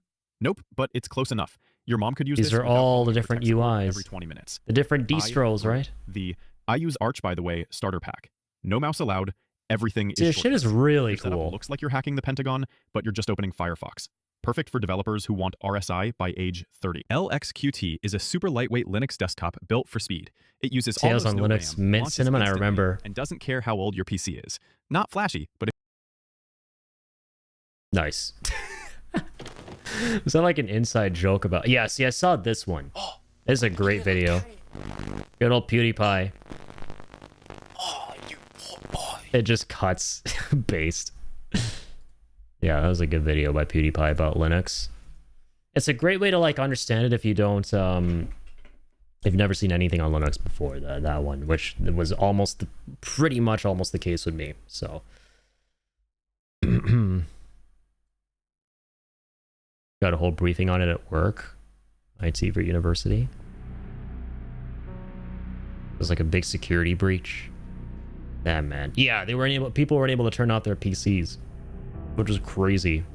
Thankfully, didn't have that issue myself, but one of the Windows 11 updates last year was bricking SSDs. Yeah, crazy, dude. Soon we'll have ChatGPT credit where the more you compliment AI, the more you can do in society. Oh, I can't wait, man. Happy with my Xbox Series X and my 3DS? Yeah, and I mean, to circle back to what we were talking about like almost 2 hours ago, you know, just have fun with what you got. There are amazing games everywhere, right? Doesn't matter if you got a 3DS. Doesn't matter if you got like a PS5 Pro. Doesn't matter if you have like a PC or you get the Steam machine eventually. There will always be good games. All right, you don't got to go out and buy like the latest, greatest most insane mode thing to enjoy something. That is never the case. It's only just for the bells and whistles, ultimately. Ending doesn't exist. I don't know what you're talking about. Oh, yeah, my bad. There's only one ending to this game. Only one. Lots of servers not on Linux, run on Linux. Don't update Windows. That's what I'm saying, man. Just, as I was saying, like, it's not even a Windows Linux thing, dog. If you're a PC user and you value the way you are doing something, for God's sake, don't fucking change the way you're doing it. Do not change the way you are doing that thing by installing something new, changing something, reworking something, whatever it is. Just don't uproot that, man. Because you're going to cause all sorts of issues you did not anticipate in a million years by doing it. Android is also Linux. Yeah, it is. There's Windows Server, but I don't know who runs it. Linux and Mac OS is also Unix based. Windows is the odd one out. I'm the insano mode. I have become insanity. Speaking of kill, Google wants to kill Android.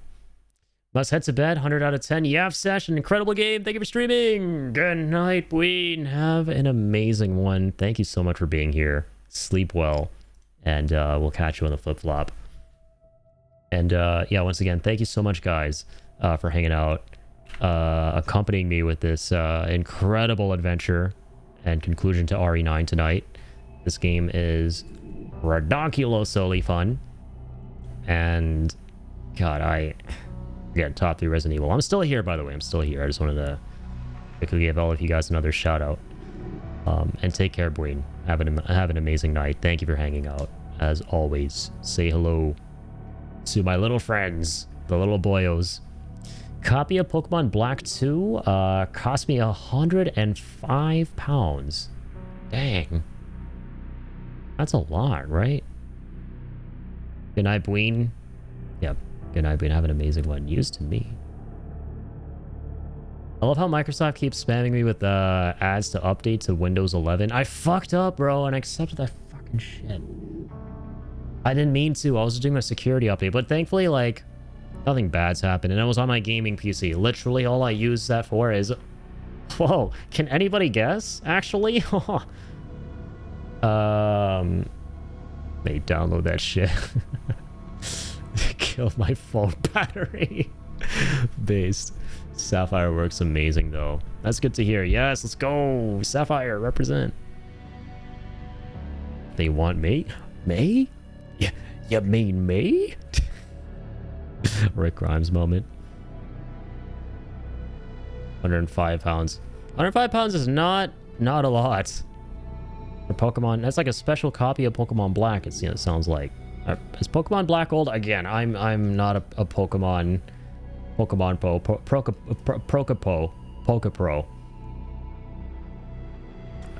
Speaking of Windows, did you hear about Bill Gates giving his wife an STE from the E Island? Oh, whoa. Is that a wholesome island where everyone says the Markiplier E meme? I think so, right? Just kidding, don't answer that. And secretly giving her drugs to Conrad. Freaking crazy. Dude, all I'm gonna say about that, dude, once again, like we said yesterday, the world is a pretty fucked up place run by fucked up people who do fucked up things. Can't fucking wait for Overwatch Mobile.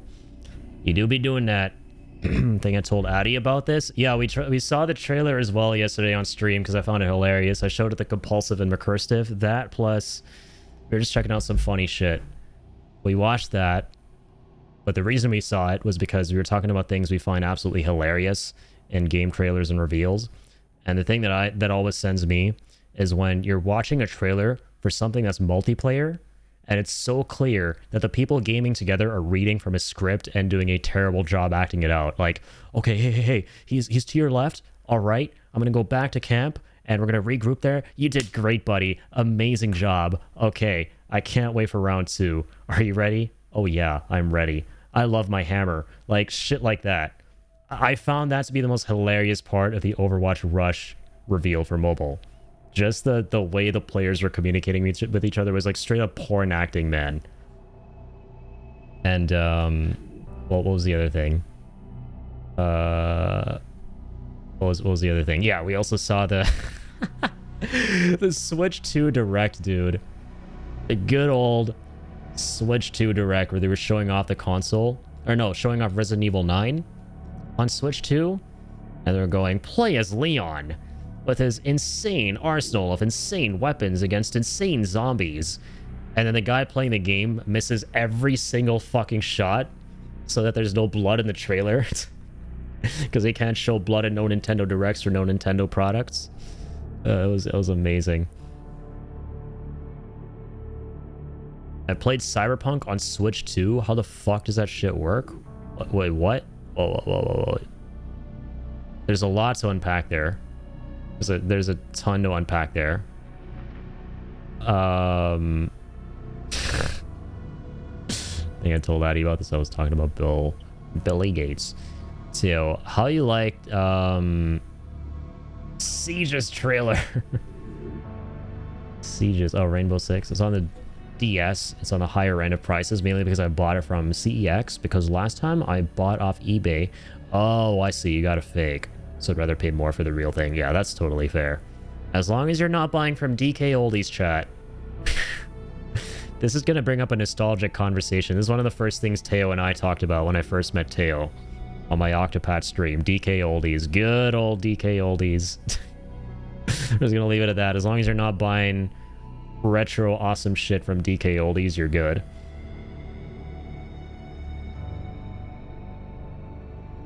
I think Ubisoft ushered that bullshit with Rainbow Six Siege trailer. Yeah, man. Hate to see it. It's LBU acting. Runs well, I was surprised, but what the fuck? You don't have a Switch 2. Were you playing on a Swens? Swens. Were you playing on a Swens Switch 2? A friend's Switch 2? I didn't even know Cyberpunk was on it. Or maybe I did and I just forgot, because I just can't fathom Cyberpunk on a Switch. But that's good that it runs well. The Switch 2 is actually not a bad system, dude. It's not. You're Swend, correct? Okay, good. As I thought. Nintendo Direct Resident Evil 9 trailer went so hard, Adiaga tried to mimic it in-game yesterday. Exactly! And a little bit low-key today at the beginning of the stream. Alright, I wasn't whiffing any shots. I will not accept the whiffed shots allegations, chat. I was just trying to be an accurate game player for Nintendo. Alright, I was recording footage for Nintendo.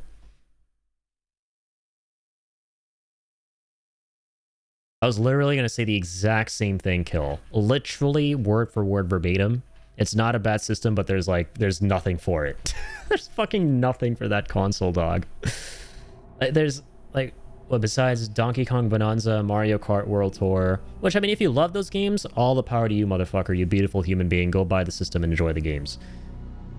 If you don't give a shit about that stuff, there's nothing to play. AKA me. I love Donkey Kong. Don't get me wrong, Donkey Kong Country is one of my favorite franchises, but Mario Odyssey Donkey Kong Edition is not enough to warrant me buying a Switch 2, dog. Like, no. It's not enough. It's not. The system seller inevitably is going to be the next big Zelda game, right? Whenever that's out in, like, 60 years. You're pissed off they ruined Metroid? A series renowned for open, isolated exploration became linear as fuck. I gotta still play the Metroid series. I really want to play Metroid Dread, man. I genuinely really want to play Metroid Dread. That game looks really cool. But that's unfortunate, man. Shit. Jokad was playing on a Swens. You Swens. Sounds like Johnny English giving truth serum. Sponsored segments by Nintendo. Yep.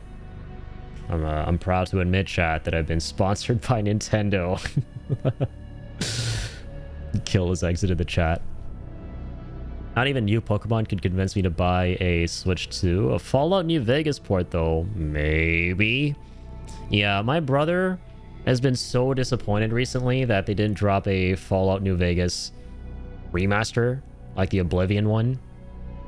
And I was like, dude, they are going to inevitably do a Fallout 3 remaster, but it's probably not going to come out anytime soon. A lot of people were hoping it would coincide with the show. It didn't. But I would love that. Fallout 3 is my favorite one, so... And I know how much you love New Vegas. I remember watching your stream of that, Ellie. That was fun. They recently just ported Fallout 4 to the Switch, but again, it was so... I don't know what other word to use besides cringe to describe the Fallout 4 trailer on Switch 2 chat. Like, the whole time I was watching that, I was like, okay, you've never played it before and you have a Switch 2? Awesome, you get to now play it. But the way they were marketing that game, like an 11-year-old game, as if it's the second coming of Christ for a handheld that isn't the first of its kind, right? And you could already play this game on the Steam Deck, right, for 60 frames a second. The way they were advertising it, like, okay, this is the first time you will ever get to play this crazy-ass game on the Switch 2. I was like, but, like, why not play it on literally anything else? Anything else if you have other shit. Like, I might be out of touch, chat. I just don't understand the hype people have for... And if you're excited, that's amazing, but I don't get it. I don't get the hype people have for third-party games coming out on the Switch 2. I don't. I genuinely don't. I would have understood it much more, like 2,000,000% more, actually, before stuff like the Steam Deck, the ROG Ally, all of these, like, other handhelds that have been cropping up that are also really good, if not in a certain sense better than the Switch 2. But I just don't get it now. Right, like you can already play all these games getting announced for the Switch 2 on other shit that has a bigger catalog of games, right? Like Steam Deck has a massive catalog of games that in 3 years from now, when you're going to be able to play something that's on the Steam Deck within your Steam library on a Switch, when it gets ported to that, once again, it's going to be a Nintendo Direct where they announce it like you've never seen it before anywhere else. And this is the first time you're going to get to be able to play it on a Switch 2. Right? I don't understand the hype. I get, like, obviously the first-party games, but again, like we were saying, there's just nothing substantial with the first-party stuff at the moment. So, yeah, the whole thing confuses me, man. Dread is amazing. I really want to play that one. Mate, for you, get a ROG Ally. Yeah, Kill's ROG Ally looks dope. It sounds really good, too. It runs things very, very nicely, from what I'm hearing. Will the remaster also be green? If it's not, is it truly Fallout 3? It better be, dude. That better be the first thing they get right. Dude, if they don't get the color filter right, I have news for you, man. That's gonna be the least of your worries about all the shit they're gonna be getting wrong. It's time to be worried.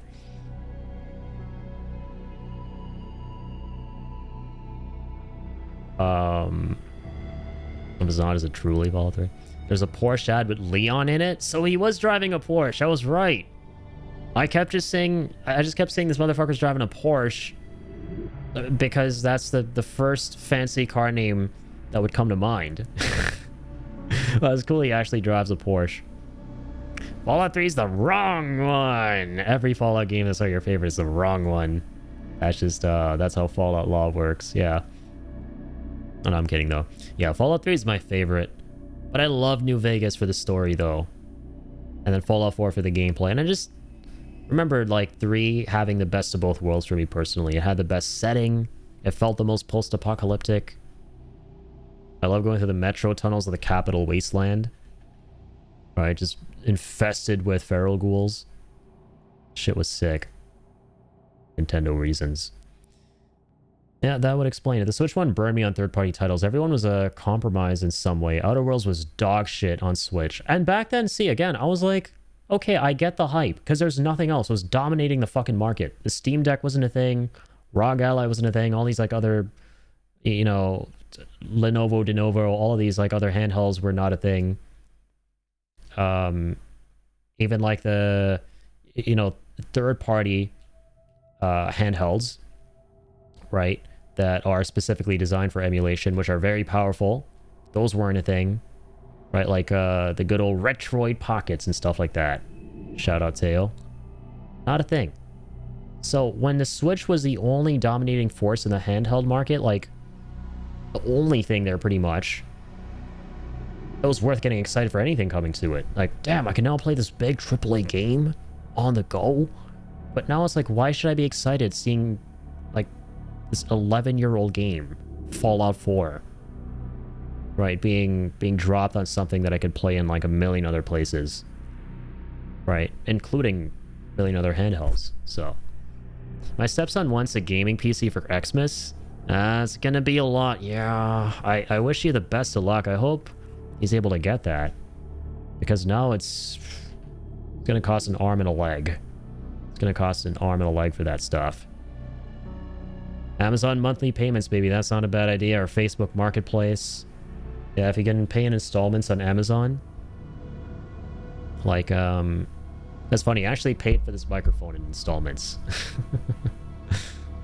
On Amazon. That's not bad. Tell your stepson to get a job because capitalism. PCs are ultra expensive about now, Ellie. Yeah. Especially with, AI! Goddamn AI bubble, man. Make sure you don't get scammed. Oh my god, yeah. Impulsive, I love you. Won't advise anyone to get a PC now until their lives depend on it. Sorry for doomers. WAI. Someone needs to take a pin and pop that AI bubble. It's all the stupid fucking Jeffrey Epstein versus fucking P. Diddy AI shorts that we're getting. That this stuff now costs an arm and a leg and a kidney. $1,000+ RAM because of that shit, by the way. I love it. I love it. Found a PC from Stormforce with an AMD Ryzen 5 5500 CPU, 3050 6GB graphics, 16GB DDR4, 3200 RAM, and it also has an NVMe SSD memory. That is actually not bad. That is really good. That's really good for the price. That's probably what we're saving for him. He's only just turned 14. Yeah. Especially if it's just he's 14. That is an amazing computer. I'm not gonna lie. For 700 pounds, that's a steal. And I hope you're still able to snag it. Absolutely. I reckon the RAM itself is half the price of that, Ellie. Yeah, the RAM is going to be very pricey, that's for sure. If with any build you're making, one of the priciest parts at this point. Anything less is integrated graphics, which I assume is bad. Yeah, integrated graphics is an entire kerfuffle. You don't need integrated graphics. You just need a good GPU. Because integrated graphics causes more problems than it does, it poses more issues than benefits for sure. I recently just fixed Bween's problem with her Elden Ring stuff when I was in Shibby's chat the other day by just going, just turn off integrated graphics and see if that helps. Because that's what I did, and it fixed all my problems in all my games. And it fixed her issues too, which was kind of amazing. Because there's this weird issue right now with computers where integrated graphics will interfere with your actual graphics card. You know, your RTX, your Radeon, whatever it is. And it'll start causing weird shit to happen in the games that you're playing until you disable it in Device Manager or you disable it in your BIOS. And it's crazy, man. I gotta make a video or something. Nobody fucking talks about this. Nobody talks about it on the internet. I haven't seen a single YouTube video. I haven't seen a single Reddit thread. I just went in and went like, Device Manager, okay, why do I have this other thing? It should just be the RTX 4070. I disabled it. And this is like almost a year ago at this point. Jacob knows. Anytime you would play Marvel Rivals, you would go to this one specific map and everything would fall apart for me, the Spider Islands map. And when I was playing Oblivion Remastered when it came out, the moment you leave the jail at the start, the world fucking fell apart. I was like, yeah, my computer's either possessed or something's horribly wrong with some settings somewhere. And literally, it's integrated graphics just being a total dickhead. DDU didn't fix shit. It wasn't the DDU. Because I fixed it with, I didn't fix it. I DDU'd. And then I relaunched the game. And I was like, yeah, let's go. I've played for 3 hours, no problems. Oh, okay. No, now we're back on the map again and everything's fucked. Yeah, no, it was turning off integrated graphics and device manager. So you go there and you'll see the list of your graphics adapters. And one will be your RTX whatever. And the other thing will be AMD something. It'll be Intel something. It's your processor. That motherfucker should not be under graphics adapters. So turn that shit off. Just, there's no reason to have it on. Like, if there's one bit of knowledge I can impart before I die, if I were to die in the next 15 seconds, I'd be like, turn off integrated graphics on your computer. It's gonna fix the timeline going forward. Otherwise, you guys not knowing about that would cause a terrible butterfly effect. I thought in BIOS, yeah, so BIOS is the more permanent way, because if you disable it in device manager, it'll come right back. So I had to go into my BIOS, and everyone's process for going through the BIOS to do that will be different. I went into my BIOS and turned it off from there eventually, and now I just never even have to think about it while playing. Dude, I fucking dread to think what this game would have been like with that shit on. How do you do that in BIOS? The fuck? Make a video on it, Addy, again. Well, I don't have the same BIOS as you, man. And I think, well, there may be odds that we do share the same BIOS. Well, I'd reckon we don't, alright? So, you know, figure it out on your own. Just, like, look up how to turn off integrated graphics on your BIOS. Alright? It's not my problem. No, yeah, but for real, literally just, like, look up, yeah, how to turn it off on whatever BIOS you got. Because it'll be different for everybody. But in device manager, it's the same for everybody. Just go turn it off there. Fuck that. Seriously, and go sit on a cactus. It's actually actual terrorism on your computer. It actually just hijacks your computer. Oh man. Okay, sorry. Rant over. Why don't we get a family computer for Christmas or just for him? They're built to order. At this stage of saving for Steam Machine, that's fair. Steam Machine is going to be interesting. Kind of dubs over integrated graphics to not crash outright. Also, with our family, we never had anything like this. I want to provide him the chance to keep up with his friends and not be like me and treated like a pauper by everyone else. That is super noble. Yeah, that's really nice to hear that you want that for him. Those characters, though, look how I turned. Character development. JC Denton, my BIOS is augmented. I don't know why I find that so funny, bro. Because I have no idea what that is, what that's referring to, but for some reason, it just sounds like a really cheesy line of some kind, like Reggie going, "My body is ready." Reggie of Nintendo. Or like, "My snake is solid. My BIOS is augmented." I use Windows. It's been off every time I check since. Been off. Oh, okay, nice. That's good. That's very good. Yeah, just if you have it, keep it off. Definitely don't keep that shit on. So. Damn chat. 8 hours in. 8 hours. We've been talking for like 3 hours at this point, almost, I think. Which is amazing. I think I'm gonna probably sign off too. I really appreciate this chat, actually. Finished the game in the first like 5 to 6 hours of the stream. And it would have been a little bit awkward to jump back in, right? On the same stream, even though that was a plan. I kind of like that we talked for a bit, just hung out. Always love that. It is 3 a.m. It is time for me to head to bed. Have a great night, everyone. Much love, Addy. And I will see you next stream. Stay safe. Stay cool. Don't be a fool. Take care, Teo. Keep on keeping on, my friend. And I'll catch you on the next one. Chat, honestly, I think I'm going to end it a little bit soon. Or cut this a bit short tonight. I'm going to end this a little bit sooner than usual because I would like to go get some grub. And I think 8 hours into a stream is kind of a weird time to be taking a break.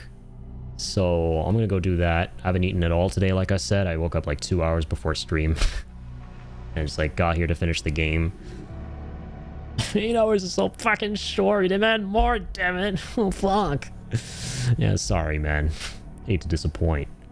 But, you know. Duty calls. Have good food, have good one. Oh, yeah, have an amazing one, everybody. And, as I've been saying over the past couple of streams, this coming week, I'm going to be streaming a lot less. I just want to take a little bit of time off from streaming. I want to pump the brakes on it. So, Monday to Thursday, I'm not going to be doing any streaming. I also just want to catch up on a lot of clips and content for outside of Twitch. So the YouTube shorts, TikTok stuff, you know, long form content on YouTube. I want to do a review for Resident Evil 9. I want to start making that shit again, man. I feel kind of bad.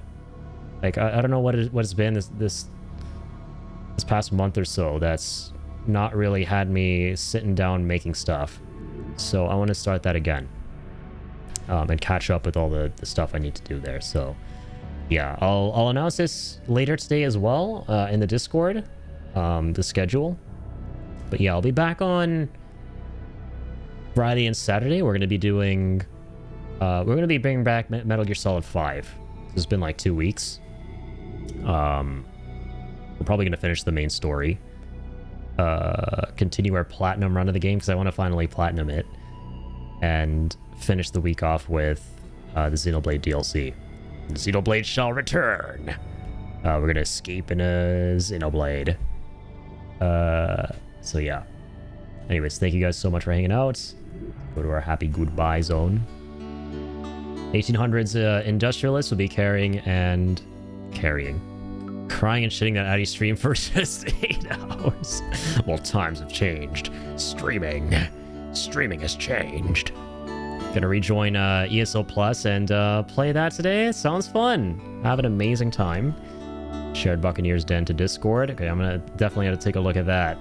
I know a couple homies who really love ESO in the community. Please come to my house later. Okay, thanks, bye. All right, fine, man. Fine, I'll do it, all right? It's not all about you, bro. Jeez, get a load of this guy. Wants me to come to his house? Imagine the gall. Imagine the fucking gall to ask something like that, Jacob. Just kidding. Yeah, I'm gonna be hanging out with Jacob later today, all right? Y'all better be jealous. Y'all better start farming some jealousy. Let me see if there are any homies on a raid. Oh man, I really wanted to. You know, let's see. Always peanut butter and jelly. Let's see. The night is kind of young, right? Oh hell yeah, dude! Oh my god, yeah, we're absolutely gonna be raiding Clinical, aka Brent, our good buddy. He hasn't streamed in a while, but he returned recently and he's playing some Grounded with Flamin', our other buddy. So let's go drop in with all the love, alright? Having a good time here. Let's see to it that they have an even better one.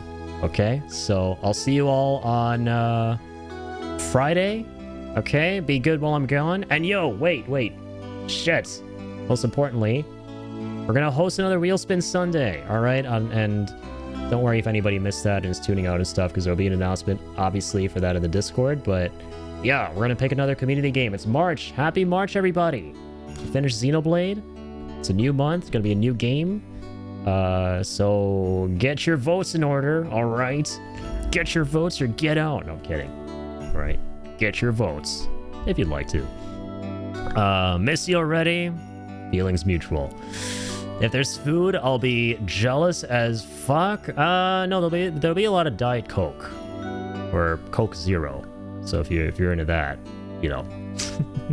Have a great one. You as well, Ellie. Take care, everybody. We're gonna be raiding Brent here and keep on keeping on.